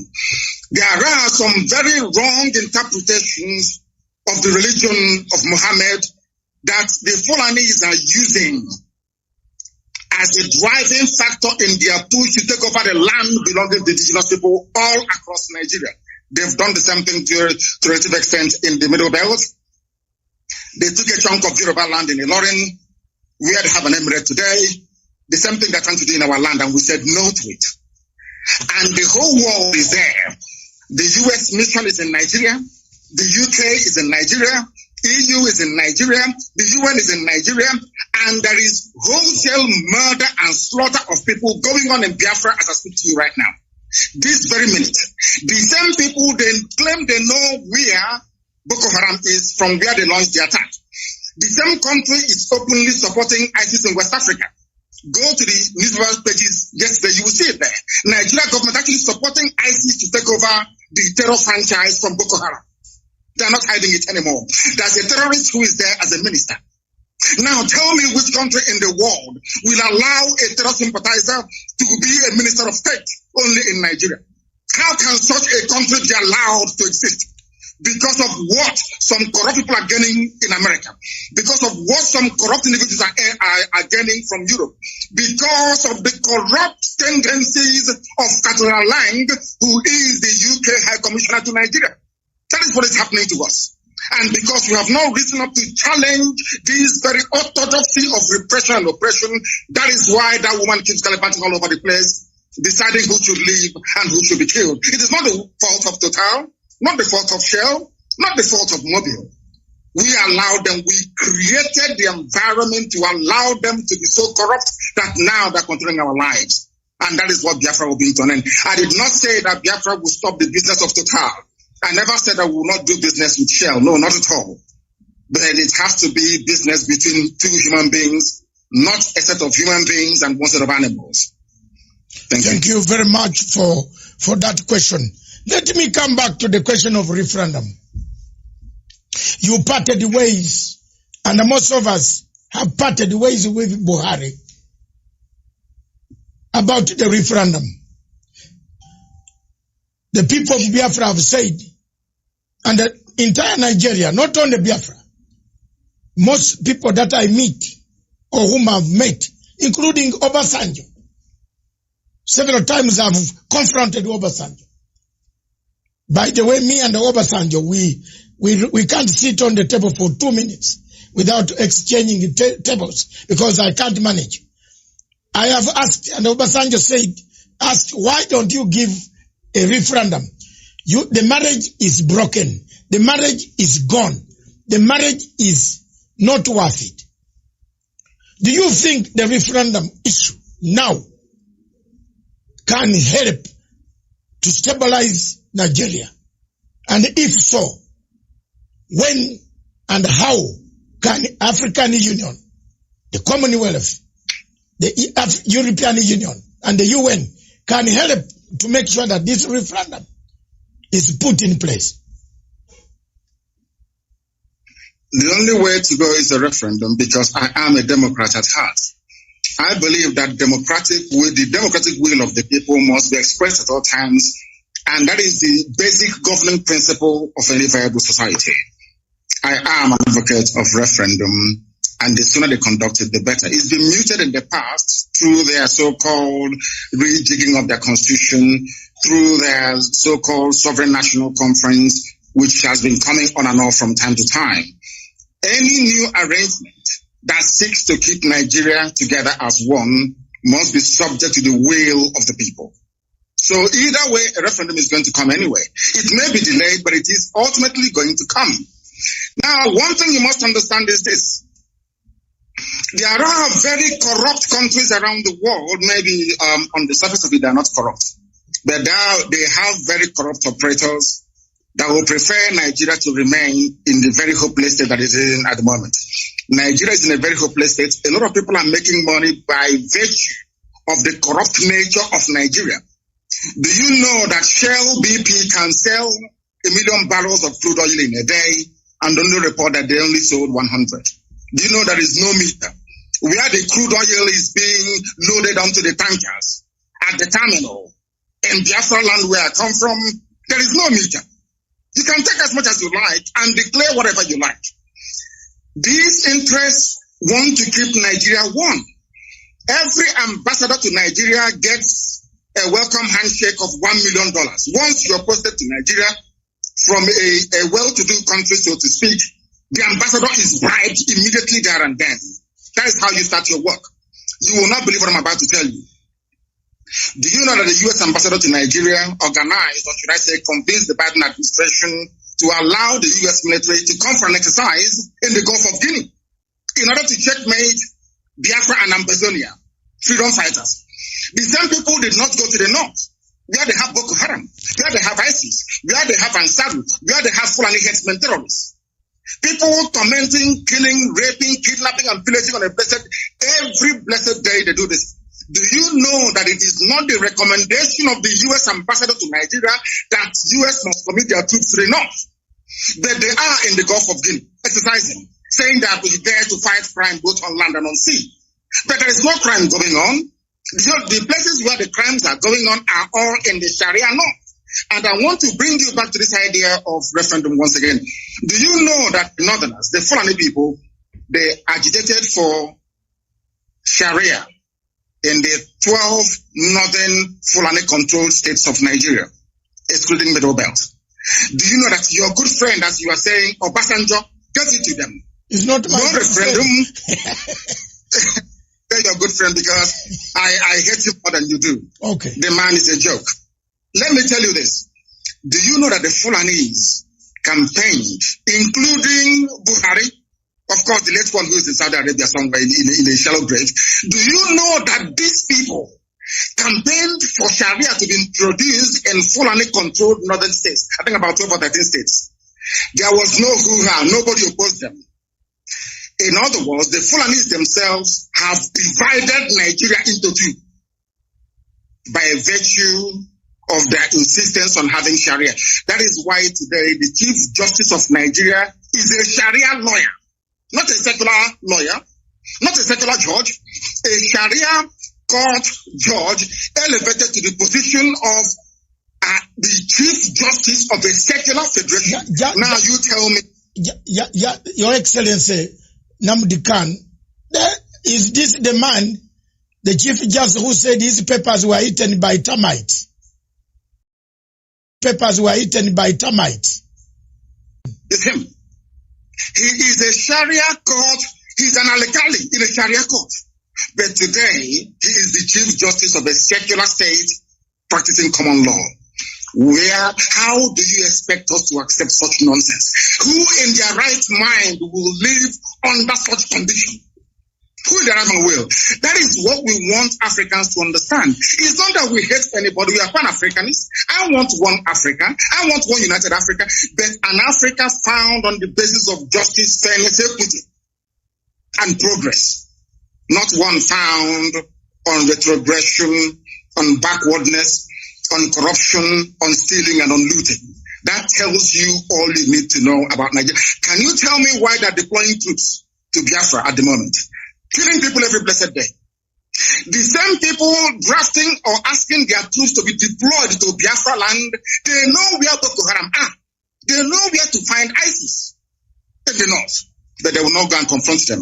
It's only to come to the east to kill people because we are peaceful. Such injustice we are no longer prepared to tolerate. And that is why, referendum or no referendum, we are going. We are going. It's as simple as that. Thank you very much, Your Excellency Nnamdi Kanu. Let me bring you back to 1966. Several constitutions had been negotiated. But none addressed the fundamental question of social justice differences, political tensions, economic marginalization, competition, ethnic imbalances. In all this, from 1966, several constitutions have been brought. People started fighting. In 67, the war ended. Since then, military took power. Obasanjo, Babangida, another one who died, and another one, several of them. The changes, nobody has been mentioning what ails Nigeria. At the center of it, it looks like you are mentioning it now. I can see, any observer on Nigeria can see your plight, like just as we can see the plight of many African countries. When you talk of 13 states having Sharia law, a Chief Justice who says his papers were eaten by termites becomes the Chief Justice based on Sharia law and using Commonwealth common law. Now, should the changes be made and should the adjustment be made? Is there any hope that Nigeria remains alone? This is a question from a very senior head of state in Africa. He has asked me just now, I should put it to you. It's from southern part of Africa. Can Nigeria remain together in case these are addressed? Yes, sir. It is up to the people of Nigeria to decide if they want to be together or not. During a referendum or a plebiscite, I'm only entitled to just one vote. Only one vote. It is now left for the people to decide what to do. That is why we said to Nigeria, we don't want to break away unilaterally. We want it to be done with the consent of the people. And during the early life of this APC terrorist regime in Nigeria, they did actually mute the idea. They discussed it among themselves that whatever new arrangement is being proposed must be subject to the will of the people. I will say to that question, let the people decide. Anything they decide, I'll go with it. Anything that people come together to decide, this is what we want to do, I will submit myself to because I am a Democrat. What I'm trying to say is that the present condition of Nigeria is no longer tenable. It is no longer tenable. It cannot be tolerated any longer. And that's why we're doing what we can legally and legitimately to bring it to an end. Okay. Let's come to African Union. President Uhuru Kenyatta is the chairperson of Africa, or Kenya is the chairperson of African Union Peace Security Council. He sits, is the chairperson of all peace and security arrangement in Africa. He is also a member of United Nations Security Council, representing Sub-Saharan Africa. He has huge numbers of Nigerians seeking asylum every day in Kenya, Uganda, Tanzania. What do you want him to hear? What do you want him to hear now? What message do you give to them, to the AU, that the situation is not as they think, so that people can wake up and help you? What I want President Uhuru Kenyatta to understand is this. Contrary to all the fallacious lies and misinformation coming from Nigeria, we are not against African unity. We want Africa to prosper. And what is happening from what you said, what they're experiencing now in Kenya and in other East African countries in terms of the huge numbers of people seeking refugee status and asylum is indicative of the decay and the death that Nigeria is going through at the moment. And unless they step in now to do the right thing, believe you me, they will get millions upon millions of people asking for asylum in their countries in no distant future. Let it not be said that the disintegration of Nigeria will somehow bring an end to Africa's cohesion and unity. It is a lie. It's a lie. It will strengthen it. Nigeria is the country dragging Africa backwards, being purportedly the most populous nation, black nation in the world, with vast reserves of oil and gas in my land in Biafra. A lot has been expected of Nigeria over the years, but each time they have failed. If you go to a place like Rwanda that I'm sure you have been to, if you go to Kigali and see what Paul Kagame has been able to do with meager resources that they have, I am sure the same transformation is taking place all across Ethiopia, taking place all across Kenya. You can see viability of economic life and prospects. None of that exists in Nigeria. They only sell crude oil and they import everything, including refined petrol as well. What I want African leaders to understand today is this, that Nigeria is the problem of Africa. If you terminate Nigeria, it's like a cancer growing somewhere on the body of Africa. Once you get rid of Nigeria, believe you me, Africa will spring to life. Let them not be deceived.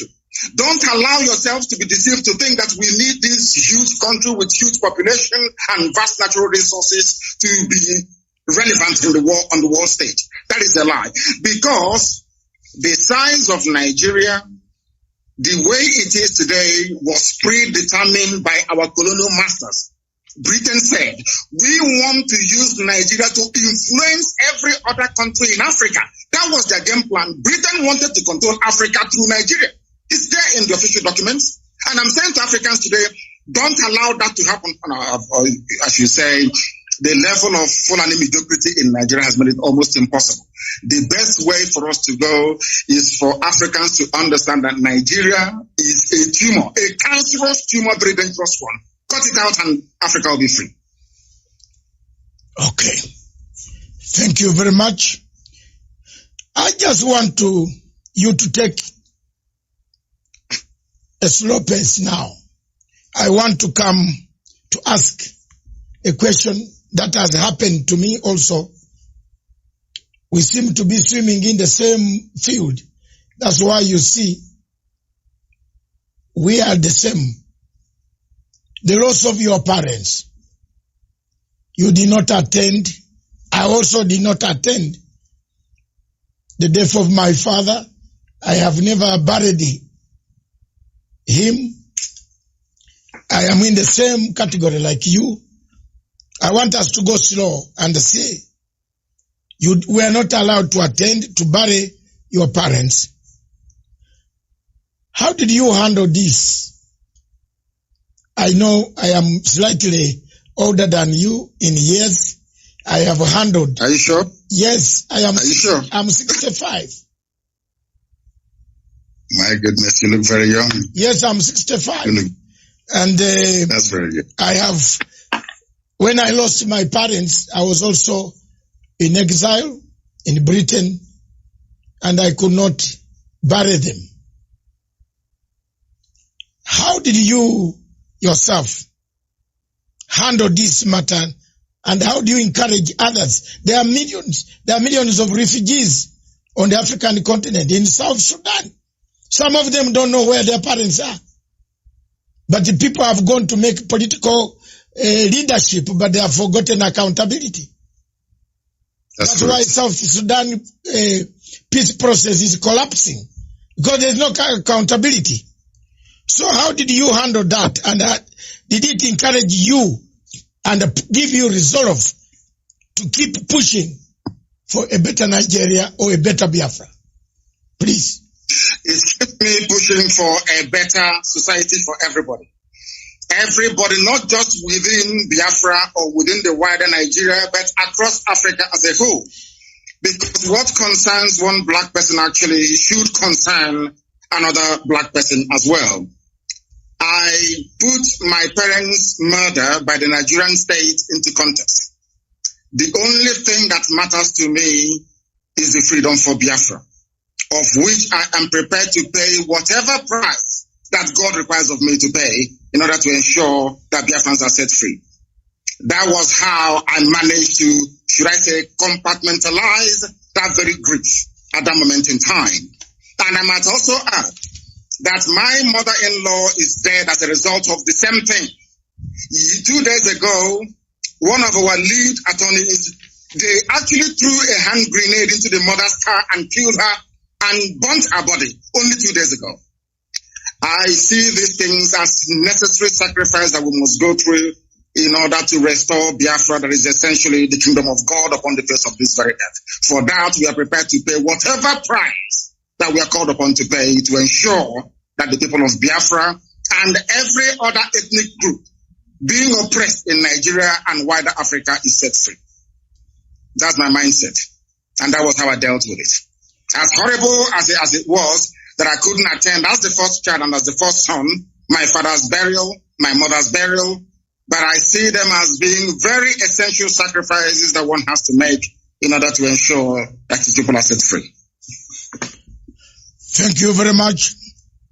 I am also the first son, so maybe that's why I started fighting for the Biafran people. Let me come back, take you back to the question of Boko Haram.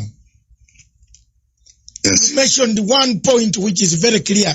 Security agencies across Africa would like to know what ails.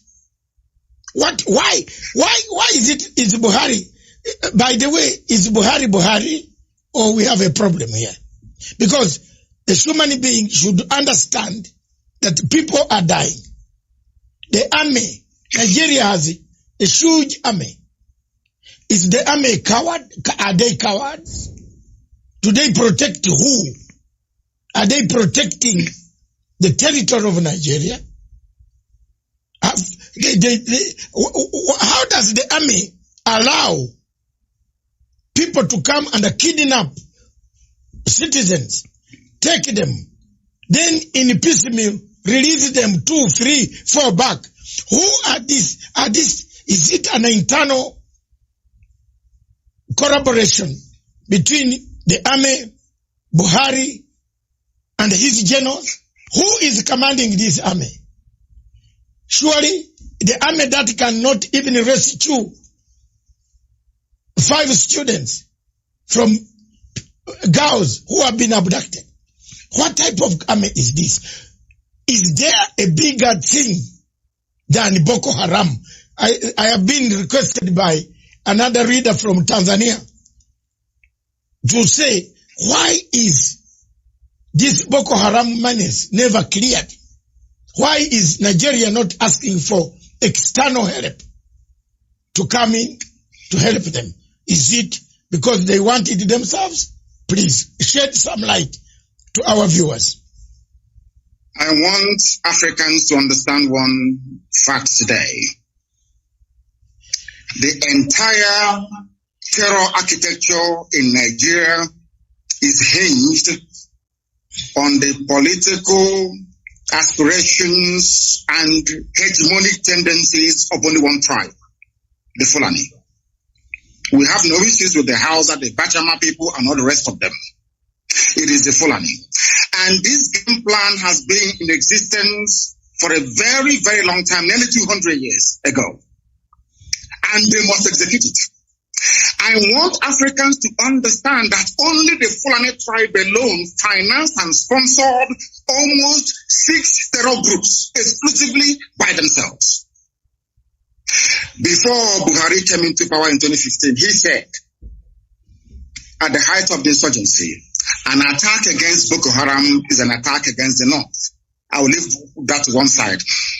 I want your viewers to understand something today, which previously maybe they may not have been aware of. Do you know that Boko Haram nominated Buhari as their chief negotiator in 2014-2015? Are people aware of that at all? Do you know that these same people only a few years ago said that these murderers and these rapists, they are our misguided brothers? Do you know that their so-called Sheikh Gumi, who happens to be very close to the presidency, I need you to understand this very clearly, they were negotiating with the bandits. Are you aware that their recommendation is for ISIS and Boko Haram to merge together, that they can come south? I want these points to be noted by your viewers all over the world. So when you see these people, you ask them these questions. Do you also know that the leader of the dreaded ISIS in West Africa province, ISWAP, his name is Al-Banawi. Al-Banawi is the son of Yusuf Mohammed, the founder of Boko Haram.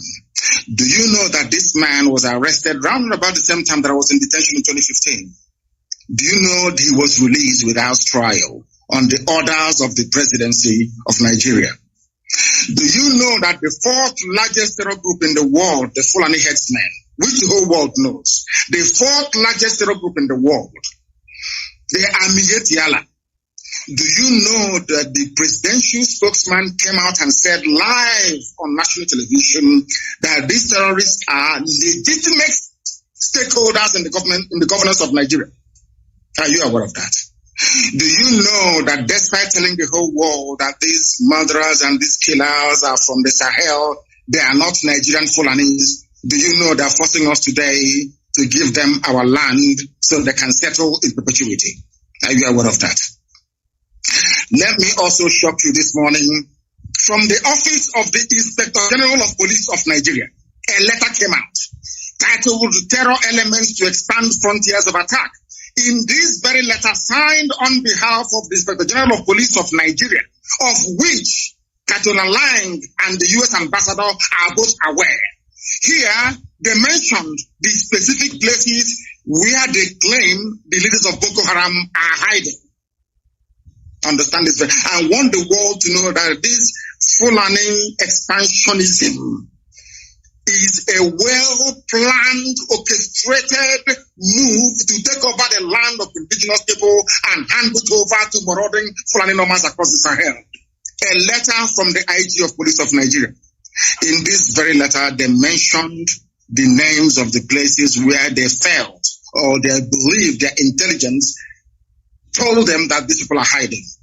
They did not send Nigerian army or police there to go and confront them. Instead, they sent them to Imo State. They sent them to Abia in Biafra land and gave them an order to shoot at sight. And I want you as a journalist, I want you as a lawyer to go back and investigate through the history of Fulani-funded terrorism and insurgency in Nigeria. Try and see if there is any instance where the IG of police all the chief of army staff has ever said to the troops, shoot at sight anywhere in the north. It's never happened before. Only in Biafra, a few days ago. That is to tell you that this is a well-planned pincer movement, basically from the east and from the west, in order to try to take over the geopolitical space of Nigeria for Fulanis across the Sahel. These are the things you need to ask yourself this question. You've been talking about Boko Haram, ISIS, all these murderers all over the place. Ask yourself this question. Has any Boko Haram been convicted before of any crime in Nigeria? Ask yourself this question. Now, let me put it to you Africans and to the whole world at large on this your program today. I know that a while back, Al-Shabaab attacked a few shopping malls in Kenya. Is that correct? Yes. Now, maybe you live in Kenya. You are now residing in Kenya. Is that correct? Yes. Don't worry. Yes. I am here.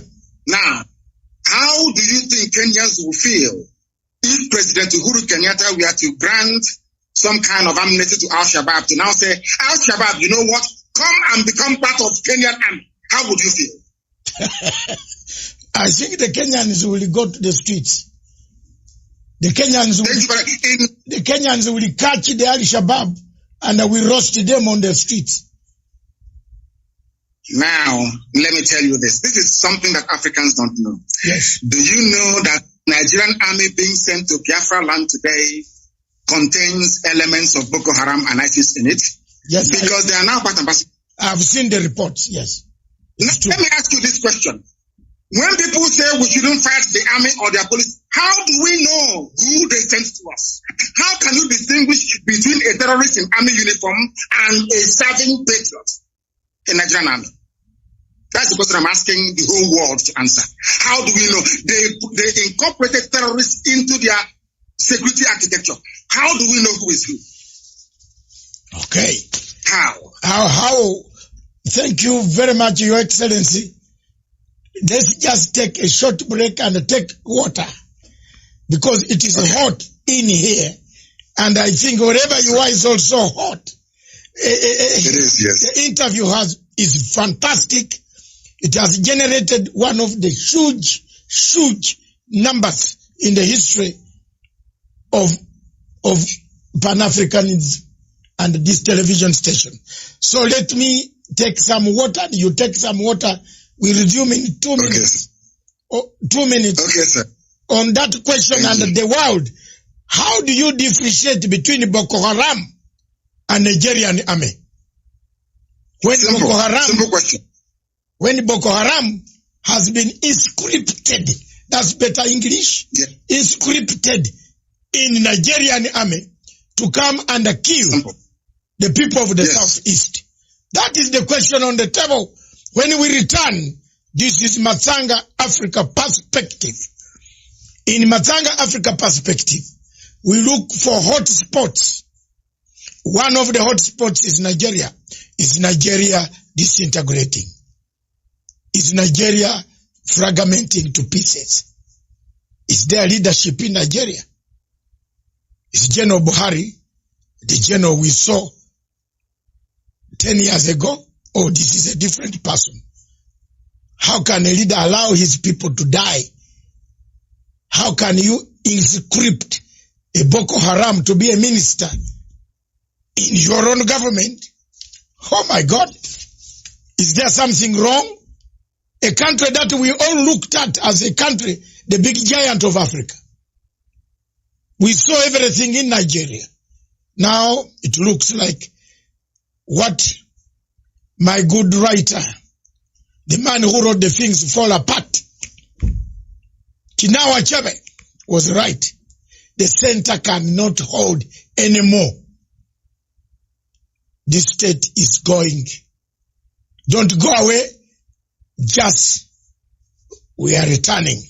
This is a fantastic show from Punchline Africa Television. We are interviewing His Excellency Nnamdi Kanu, the leader of IPOB, indigenous people of Biafra. Thank you.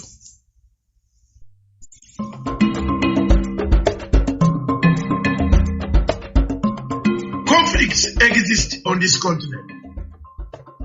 One of the most raging conflicts on the continent of Africa is the question of Biafra. From 1965 or before that, the Biafrans had their own institutions. Before the colonial master arrived, they have agitated themselves, they have told the world they want fair treatment in a nation called Nigeria. Successive regimes have always trampled upon the rights of the people of Biafra, destroyed them, killed their younger men, assassinated many, deported many, excluded many, forceful deportation out of your own country. Time has come for the new generation in 2020, 2021, 2022, for people to sit down to find an everlasting solution to the conflict that is around that region. President Buhari promised us that he will finish in 100 days the first term of office. Boko Haram will be dead. Today is finishing his second term. Boko Haram is even more vibrant than his own shoes. We have landed in very serious murky waters that the people of Nigeria don't know which direction they are going. The people of Nigeria, a big country with a big population, an economic hub of West Africa and Africa, with the biggest reserves of oil, still lingers in poverty. The poverty and the rich gaps in Nigeria are wider than the distance between Mars and Earth. What can we do for our countries in Africa? How do we unite? For us, our role is to speak, to defend the voiceless, to chart our way forward, to find a solution. The only way solution can be got on the Biafran issues, the referendum, which Buhari and the government, president, have refused. But sincerely speaking, Nigeria needs rearrangement. If that rearrangement does not come today, tomorrow, or the other day, one day it is going to explode. People can be pushed, but they cannot be pushed beyond what Biafrans have been pushed. The suffering is too much. Pictures that I cannot show on this television. I call upon President Uhuru Kenyatta as a member of the United Nations Security Council to see that some of these problems should be resolved and a resolution is passed of sitting down to understand the difficulties of the nations, especially in Nigeria, in Cameroon, because the problem of Biafra is also similar to the problem of Amazonia. The English-speaking people have no say in Cameroon. They are taken as second-class citizens. Biafrans are also taken as second-class citizens in a country called Nigeria. Their problems are compounded with a dictator who has lost direction, who doesn't know where the wind is blowing from, whether east of Sahara or west of Sahara. He's going north when the wind is going south. Therefore, it's blown, one leg going up, one leg going down. Look at the picture of Buhari standing 6.1 feet, being blown apart. Thank you.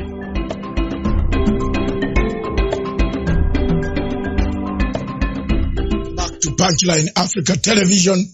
Our show is Matanga Africa Perspective. In Matanga Africa Perspective, we look at what ails Africa, what kills Africa, what makes Africa be called a continent of savages. As we can see in Nigeria, that name cannot go away. Boko Haram is killing people, taking people. We have incorporated it in the system of the Nigerian army, brought them back without remorsefulness. They have not done any reconciliation. And they are then being hired to destroy and kill other people. We have invited, and we shall invite more people to talk about this. We shall invite any other person who wants to discuss the issue why Nigeria is collapsing. A state the center cannot hold anymore. With us in the studio and away taking questions from us is none other than the leader of IPOB, Indigenous People of Biafra, His Excellency Mazi Nnamdi Kanu. Welcome back, sir. One question. Thank you very much. One question after the break. We had to go for some water because it was becoming hot here. To hear that Boko Haram is part and a parcel of the government of Nigeria. It is something that has sunk my heart. I don't know. But I am very shocked. Let me come to this. There is a feeling that time has come. And I will keep on going back to this question. That the United Nations, the 5 permanent members, are part and a parcel of our problem. Now, because you can't exclude any, China is already in Nigeria also. Russia is in Nigeria. America has been there. Britain is there. France, through Total Oil, their presence is there. And a candid question comes. We touched it, then we went away. But it is coming back from the questions I've read during the break. Someone from South Africa is asking, surely, do these permanent members of the United Nations have eyes? Do they see? Because there are some clips here which I don't want to show you on this TV. They are very bad. As far as the killings of the youth in Southeast in Biafra, the killings, the slaughter, the torture by the army, by Nigerian army, how they tie youths on their Land Rovers and roll them around the villages. I get these pictures every day from Onitsha. These are not photoshopped. These are real things happening in Nigeria. So someone has asked, does the United Nations permanent 5 have eyes or not? What would you say to them now, today? As we find... I believe that. Yeah. Go on. They have eyes, but for some reason they have decided not to see the evil happening to Biafra. And this is what I want Africans to actually digest. Africans must ask themselves this question. Why is there this global conspiracy against Biafra? I have an answer to that. It is because Biafra portends goodwill for the whole of Africa. And they understand this very clearly. We cannot be blaming the permanent staff of the UN because we are the ones that created the enabling environment for them to come in, to exploit and to do whatever thing that they want to do. I was having a very serious discussion with somebody and I said to them, do you think that the world prefers this very exploitative relationship that they have with the very corrupt, subsequent corrupt regimes that you have in Nigeria? The person said yes, and I said no. The answer is no. USA is more concerned about trade with Japan and EU more than they will with Nigeria. Because in all these economies, people want where they can ship their goods and services to be purchased. They needed to have the spending power. That was the reason behind the USA helping Germany to stand on its feet after the Second World War. The reconstruction of Europe by the US government was driven by economic self-preservation. People would want an Africa that is viable, an Africa that will be like the Southeast Asia, where high goods and services can be traded with ease. Not this very almost primitive, exploitative relationship that they have in places like Nigeria. I don't blame China. I don't even blame Britain. I don't blame Halliburton, USA. I don't blame Ajib of Italy. I don't blame Shell of Netherlands. I don't blame any of these people. We are the ones that allowed them to come to exploit us. So we cannot blame them. See, in life, when you allow yourself to become a victim and you keep playing the victim card all the time, your mindset will go into a very vicious cycle of this victimhood and you can never come out of it. And I'm saying to Black African people all over the world, if you believe in the equality of every man born, if you believe that all men were created equal by God, then anything white people can do, so also can you do it. If we cannot do what Europeans can do, what Americans can do, what South Americans can do, what Asians can do, we cannot lay any claim at all to human equality. It is our fault, not the fault of the permanent five. I go back to what I said before. It was these same people that gave oil and gas concessions to the United Kingdom. That was why they prosecuted the Biafran war for them. It wasn't a white man. These were black people. Gowon is a black man. It was Gowon that said no to restructuring. Obasanjo fought on the side of the colonial masters. That is the history of Africa. Joining your oppressors to defeat your own people. That's exactly what is playing out in Nigeria. Nothing more, nothing less. I cannot possibly apportion blame to anybody whatsoever. We should be blaming ourselves. Because in Africa, we tend to blame other people all the time. Whereas the fault lies with us. The fault is ours. I remember one thing that the Chinese government said in 1999 when they took back Hong Kong. Chinese government said the 100 years of shame has come to an end. They never blamed anybody. They never blamed the British. They blamed themselves for losing Hong Kong in the first place to the British. And that is how real men should be able to appraise their condition.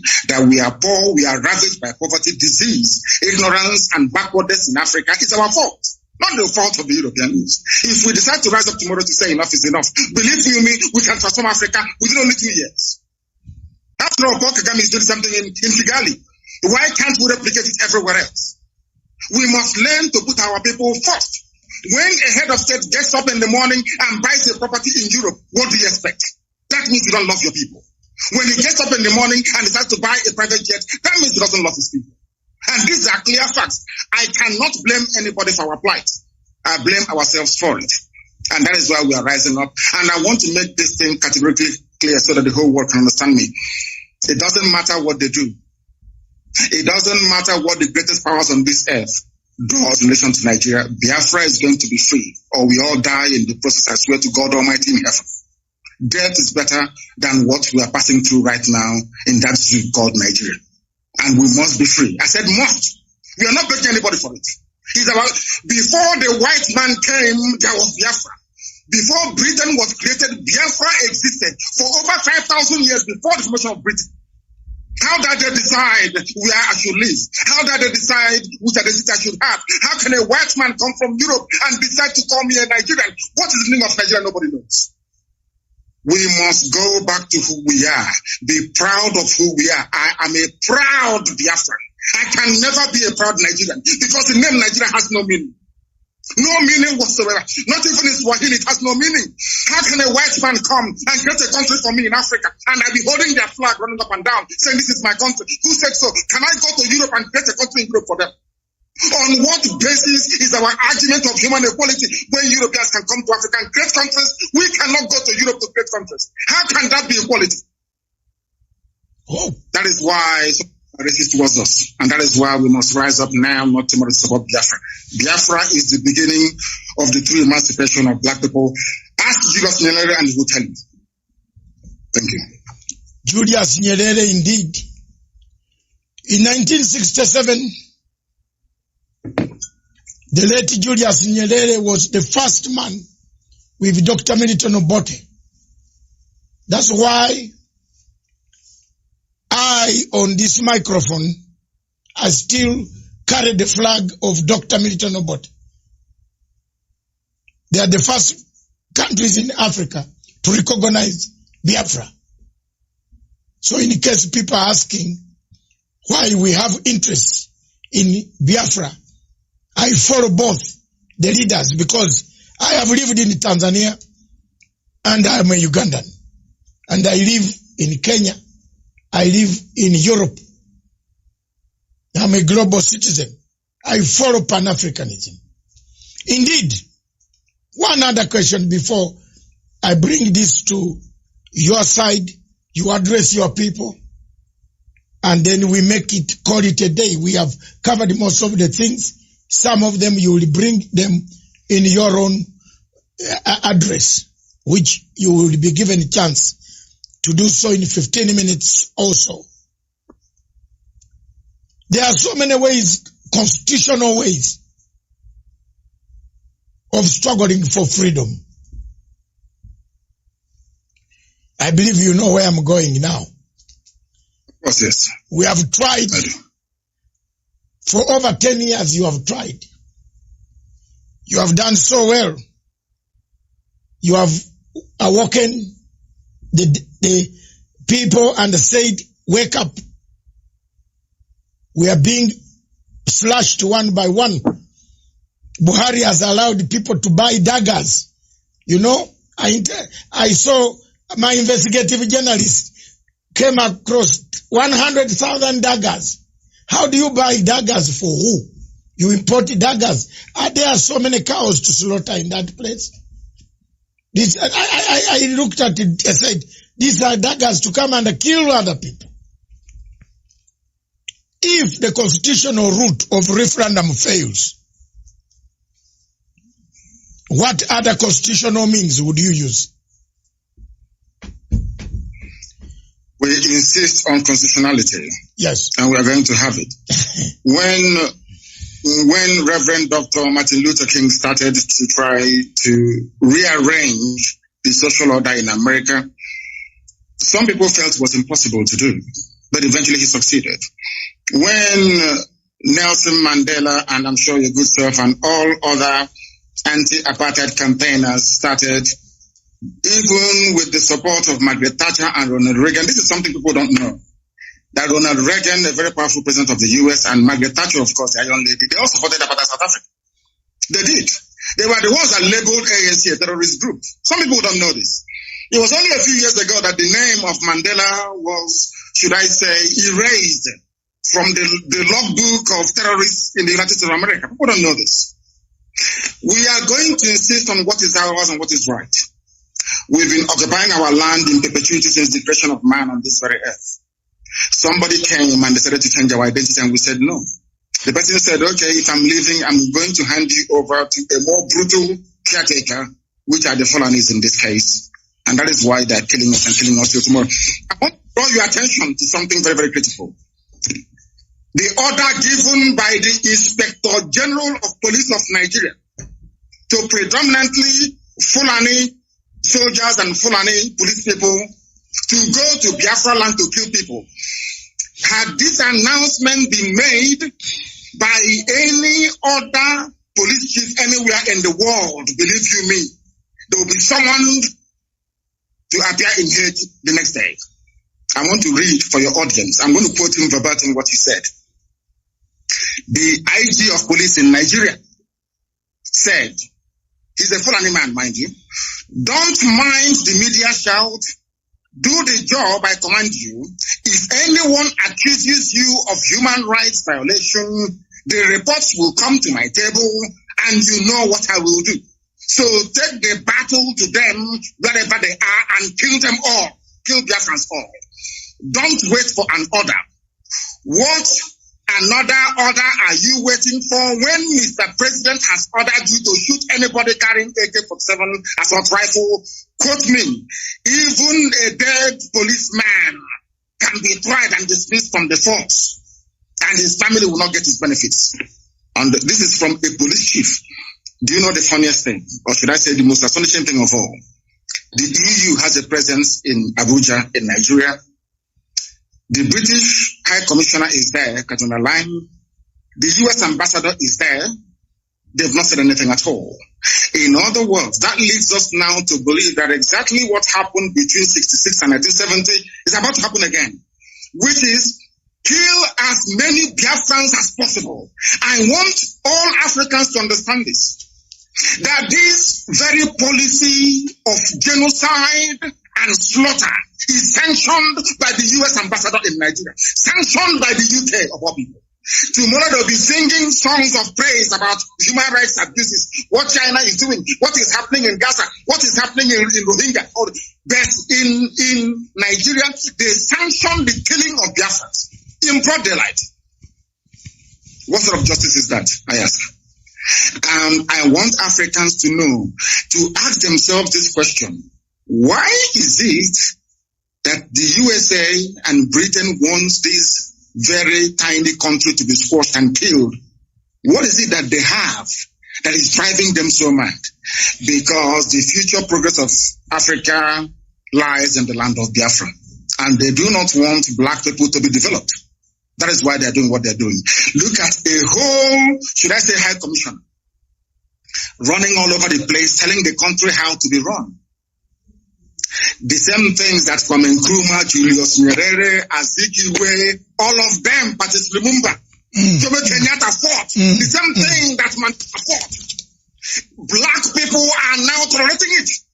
The same thing we are fighting. We want independence, we want self-rule. Today, this very morning or afternoon or evening, one single woman, is crossing the whole of Nigeria, telling the Nigerian police who to kill, telling them who to shoot at. Now tell me how I can be in a country where the chief of police have targeted my people for extermination and the whole world is quiet. Tomorrow they'll start blaming us for one thing or the other. But we're not backing down because Biafra is coming, and I assure you no Jupiter can stop it. Thank you. Thank you very much. I just want to ask my final question.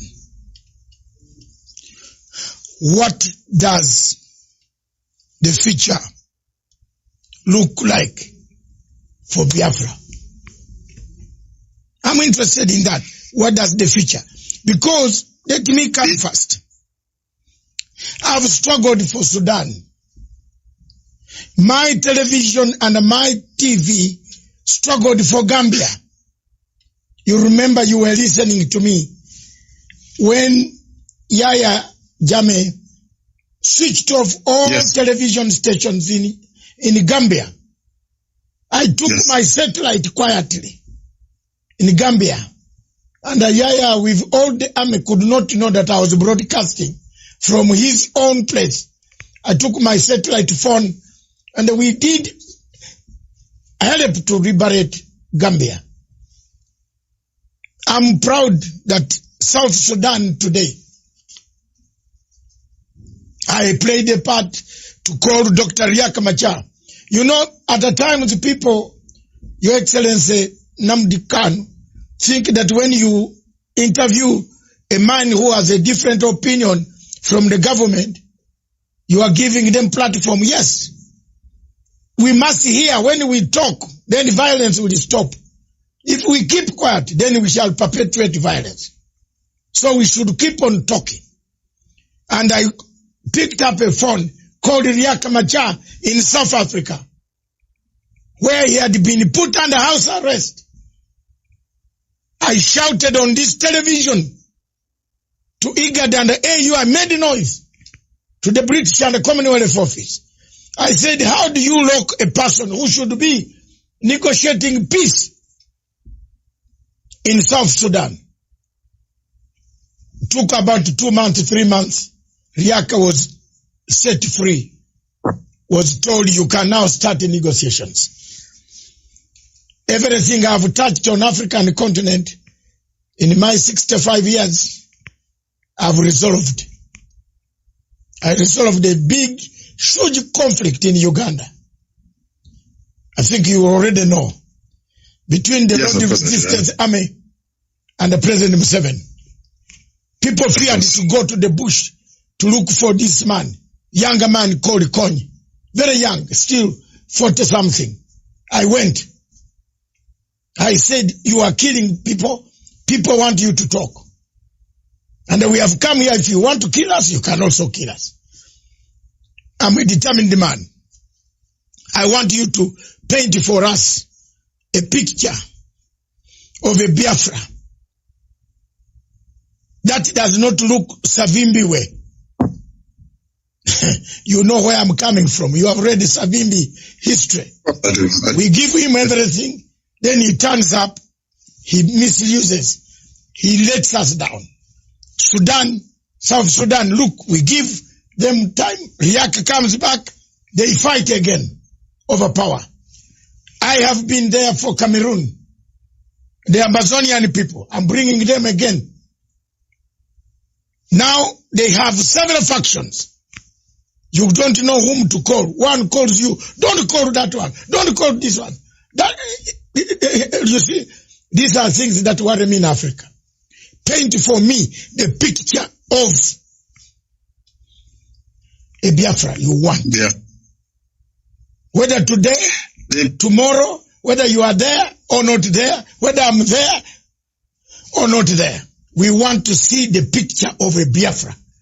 I love the people of Biafra myself. I love them with the bottom of my heart. From the bottom of my heart, I love them. I don't care about Buhari, what he can say. Whether we meet at the AU, I will point fingers at him. I will. It is coronavirus that has made us not meet now. But if AU was meeting in Nigeria, I would wrestle him. I don't care. Because this is something that is paining the people of Africa. And you can't wear long kanzu, this long clothes, and come there to impress us with your perfume when people are dying. Therefore, I want you to paint for me a picture of a Biafra. What type of Biafra do you want? The type of Biafra I want is the Biafra of my ancestors. The land of the free, where people are allowed to pursue their daily endeavors without interference from any higher authority, where individual and collective autonomy of every component, ethnic, nationality within Biafra will be guaranteed, not just by law, but by virtue of our existence as dignified human beings.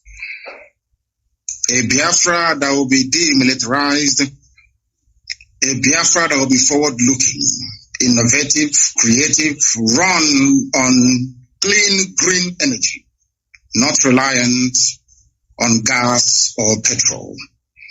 A Biafra where the police will not bear any arms. A Biafra where people can live and die and you will not see an armed soldier anywhere around you. A genuine republic, a land belonging to the people. We are going to cement this in the way we structure our society. A Biafra that will attract inward investments. A Biafra that will consider every necessity of life as being a human right. Not just in words, but in deed. A Biafra where there will be no strife, no rancor. A Biafra where all men and women will be equal, regardless of their religion, their sex, their creed, their orientation. A Biafra that will maintain open borders to every black soul on the face of this very earth. I do admit that geographically, in terms of landmass, we may not be that huge. The Biafra will operate, or should I say, run an open door policy. Every black person on the face of this earth will be an honorary citizen of Biafra, as long as you're not tainted by terrorism. That is the type of Biafra we want to run. A Biafra where Europeans will sit back and say, we never knew that such innovation and creativity will be possible. A Biafra that, should I say, the likes of Rwanda is a forerunner to, because today they are doing very well as well. That is the type of nation we are going to build. A truly democratic nation, not through the force of arms, but through dialogue and negotiations at all times. Nobody's going to lord it over anybody else. My ancestors never did. That is why we remain the only people not to conquer any other piece of territory, and nobody conquered us until the white man came and our temple fell in 1904. That is the land we're going to go back to. A Biafra of very many nations. A Biafra of autonomous nations within, governing themselves according to their own rules, where nobody will sit at the helm of power and dictate for others what to do. And we are going to accomplish it by the grace of God Almighty in heaven. Now, I know that constant references are being made to Southern Sudan. But I want to let people understand that even after the USA became free from British colonial rule, they also went through a very bitter civil war. And that did not stop them today from becoming preeminent in every sphere of human endeavor. Militarily, economically, socially, in every way. So I do believe very strongly that Southern Sudan will rise up to be strong once again. All these are teething problems. You also mentioned the issue of factionalism. It is when people put the interest of themselves and their controllers well and above that of those that they are serving. That is why I said, and I have said this repeatedly, I will never ever lead Biafra politically. Once Biafra is restored, my job is done. I want to be able to prove to our people what sacrifice means, so that those who will come after us will know how to treat our people with respect and with dignity. The thing about Africa is somebody gets into power and they want to stay there forever and ever, see if there is something in it. The little work that I'm doing for Biafran people is very tiring, very, very stressful. Sometimes I don't even know how these presidents manage to sleep. Maybe they don't love their people that much. If you love your people, you cannot sleep at night. Any president in Africa who is not suffering from high blood pressure, you are not sick. That means you're doing something wrong. You're not doing what you're supposed to do. If you're concerned about your people, then I expect you to be very ill at all times. So that is the type of Biafra that we need. That's the type of Biafra we're going to have. A type of Biafra where the wealth, well-being of sub-Saharan Africa flows from. And I can assure you we are going to deliver it. We will deliver it. The Pan-Africanism that we talk about is going to start from Biafra, because mind you, I did not say that we're just going to have Biafra and then we shut up all the borders. No. What we want to do is to return to our organic political, cultural arrangement. Should Biafrans wake up the next day to say, we want to be the same country with Oduduwa, all well and good. Should Biafrans wake up and say, we want to expand into Amazonia, all well and good. As long as you take the consent of the people with you, this nonsense that the Europeans did in Africa, we want to reverse it. That God Almighty heaven may look down and be very proud to say that at last, I have people who are after my heart, and that's what we intend to do with Biafra. Thank you very much. Thank you very much. Viewers, we seem to have covered most of the areas. It is the first time and it's not going to be the last time. Until we liberate, until we achieve the objectives, the aims, the vision of a better people on the African continent. His Excellency Mazi Nnamdi Kanu will return at one time to give us his other views. By then messages, today the leaders in Africa watching for your information, I linked this to South African President Ramaphosa. I linked this to, of course, the president here. His handlers are watching. President Emerson Mnangagwa, Office of Foreign Affairs, and his President's Office, they are watching. Several SADC members and several African, Your Excellency, the Pan-African President in Kampala, President Yoweri Kaguta Museveni, he has added another name, which is very complicated. Is watching, is interested in the Pan-African views. They are watching, they watched. But I want now to calm down and slow down and give you a chance. Give you another 5 to 6, 10 minutes. Enjoy them. Tell your people the message. Send it to them. Billions of them, millions and millions of them. As we talk in Onitsha, in Abura, in all those places, in all those states, in Southeast, those who are suffering under the heavy, disguised Boko Haram terrorists who have invaded, they are embedded in Nigerian army, coming to kill people. Give them hope. Give them hope that salvation is on the way. Give them hope that tomorrow will be a better tomorrow. Give them hope that Africa is aware. Give them hope that the world is not doing nothing. What we have done today has enlightened so many people, so many countries that have Nigerian refugees who are fleeing because Nigeria is disintegrating. They are benefiting from this program. And it affects the security of the entire Africa. The floor is yours. Take it away. Thank you. Thank you. Thank you for having me on this program. I've been a very big fan of yours for very many years. And I have studied you extensively. Once again, accept my most humblest respect to you and to the entire crew that put this thing together today. I want our people to understand one very thing. At the end of this very race, Biafra is going to emerge. It doesn't matter what anybody does. And to our African friends and brethren, I want them to also understand this. We talk about Pan-Africanism. Pan-Africanism cannot take off without Biafra, because we do need a genuinely free country in Africa to be able to drive that very critical and important initiative. We are seeking to build a country that God Almighty in heaven will be very proud of. And though the Janjaweed, the Fulani Caliphate, have sent their armies of conquest into our land, that this very day, we don't even know if those who are killing us are doing so on behalf of the Nigerian state or they're doing it on behalf of the Islamic Caliphate.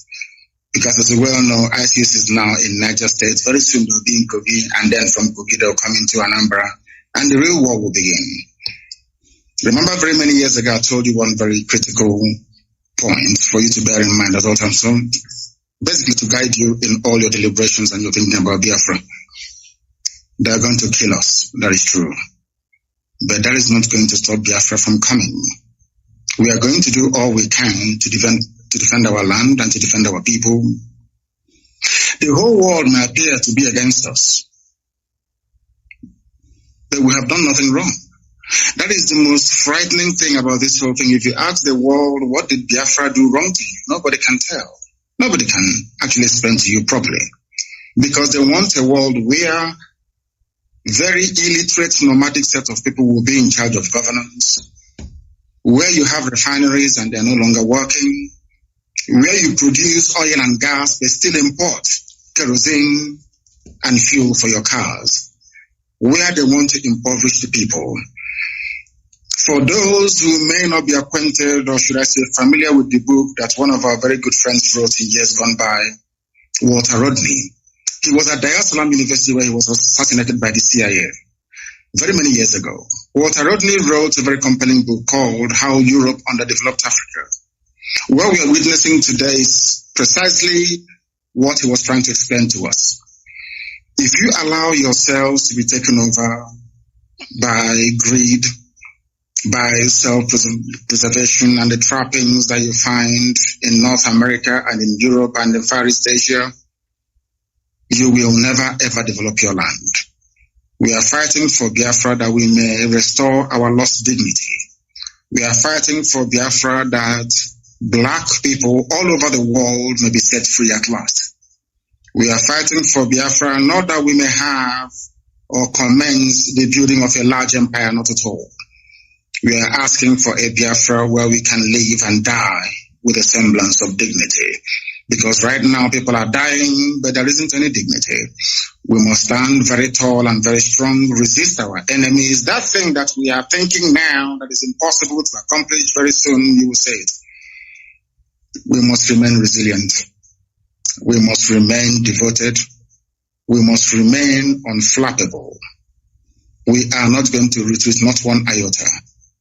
If at the end of this race there is only one Biafran man and one Biafran woman left, may they continue to expand. They killed us, 5 million of us, after the war. After the war in 1970, we had lost 5 million people. But there we are still the largest ethnic bloc anywhere in the entire Nigeria. Because God is faithful. And at this very critical time, this very Elohim that we worship is not going to abandon us. I'm not saying we're going to fold our hands in prayer and fasting alone. No, we are going to do what we have to do to ensure the survival of our race. An attempt has been made in the past to exterminate us. The British supported the killing and the mass slaughter of Biafrans because of crude oil and gas. That Ojukwu told Harold Wilson, we cannot give to you. This resource belongs to the people, and that was the end of it. And he said, because of that, we're going to kill you. And sadly, Britain is still doing something till this very day. A supposedly civilized and advanced country, aiding and abating the slaughter of an indigenous population because of oil and gas. Therefore, I'm asking all of you to remain very resolute, to remain very strong. Do not allow yourself to become distracted. We have almost won. As Dr. Bazanga said here a short while ago, we have awoken the consciousness of not just ethnic nationalities within Nigeria, but the entire African continent as a whole. We have won the debate. Now is the time for us to restore Biafra. And once that is done, believe you me, everybody will come to Biafra and to pay homage. Or should I say pilgrimage in this case. So we are winning. Many are dying, I know that to be true. A few days ago, we lost the mother of our very, very formidable barrister, Okorafor. But that's not going to stop us. Because I know that they will kill us, we will kill them in the end. Biafra will come. And Biafra is very, very close. I want our people to develop the mindset of the Afghanis.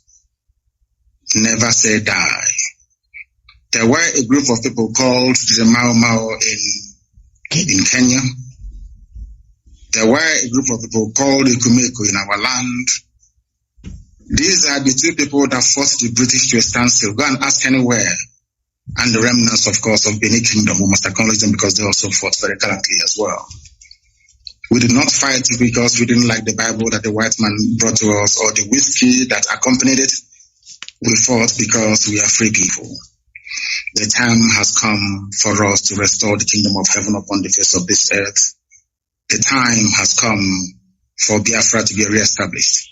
The time has come for Black Africa to be free. The time has come for every Black person, regardless of where you are in the world, to stand tall and to say, I am an African. Remain very strong, remain very resolute, and may Chukwukika be with you all. Thank you. Thank you very much. Thank you, sir. Thank you very much. Before you go, I would like to show you the newspapers in Kenya, in Nairobi. You are very far. You must be missing some of these papers. The Standard. Can we, production team, I'm on the ground now. The Standard newspaper in Kenya, the headline here is not on the Biafra where we still have. The only problem in Kenya, we don't have a crisis of dividing a nation. We have the Standard newspaper said, who failed Uhuru? The blame game. That's the headline. But one key thing that stands out in the newspapers, why we are struggling to put Africa in order, is His Excellency President Uhuru Muigai Kenyatta last night opened one of the biggest ports in Africa. You talked of Nigeria having oil, but it doesn't have even petrol at the petrol station. Jesus Christ.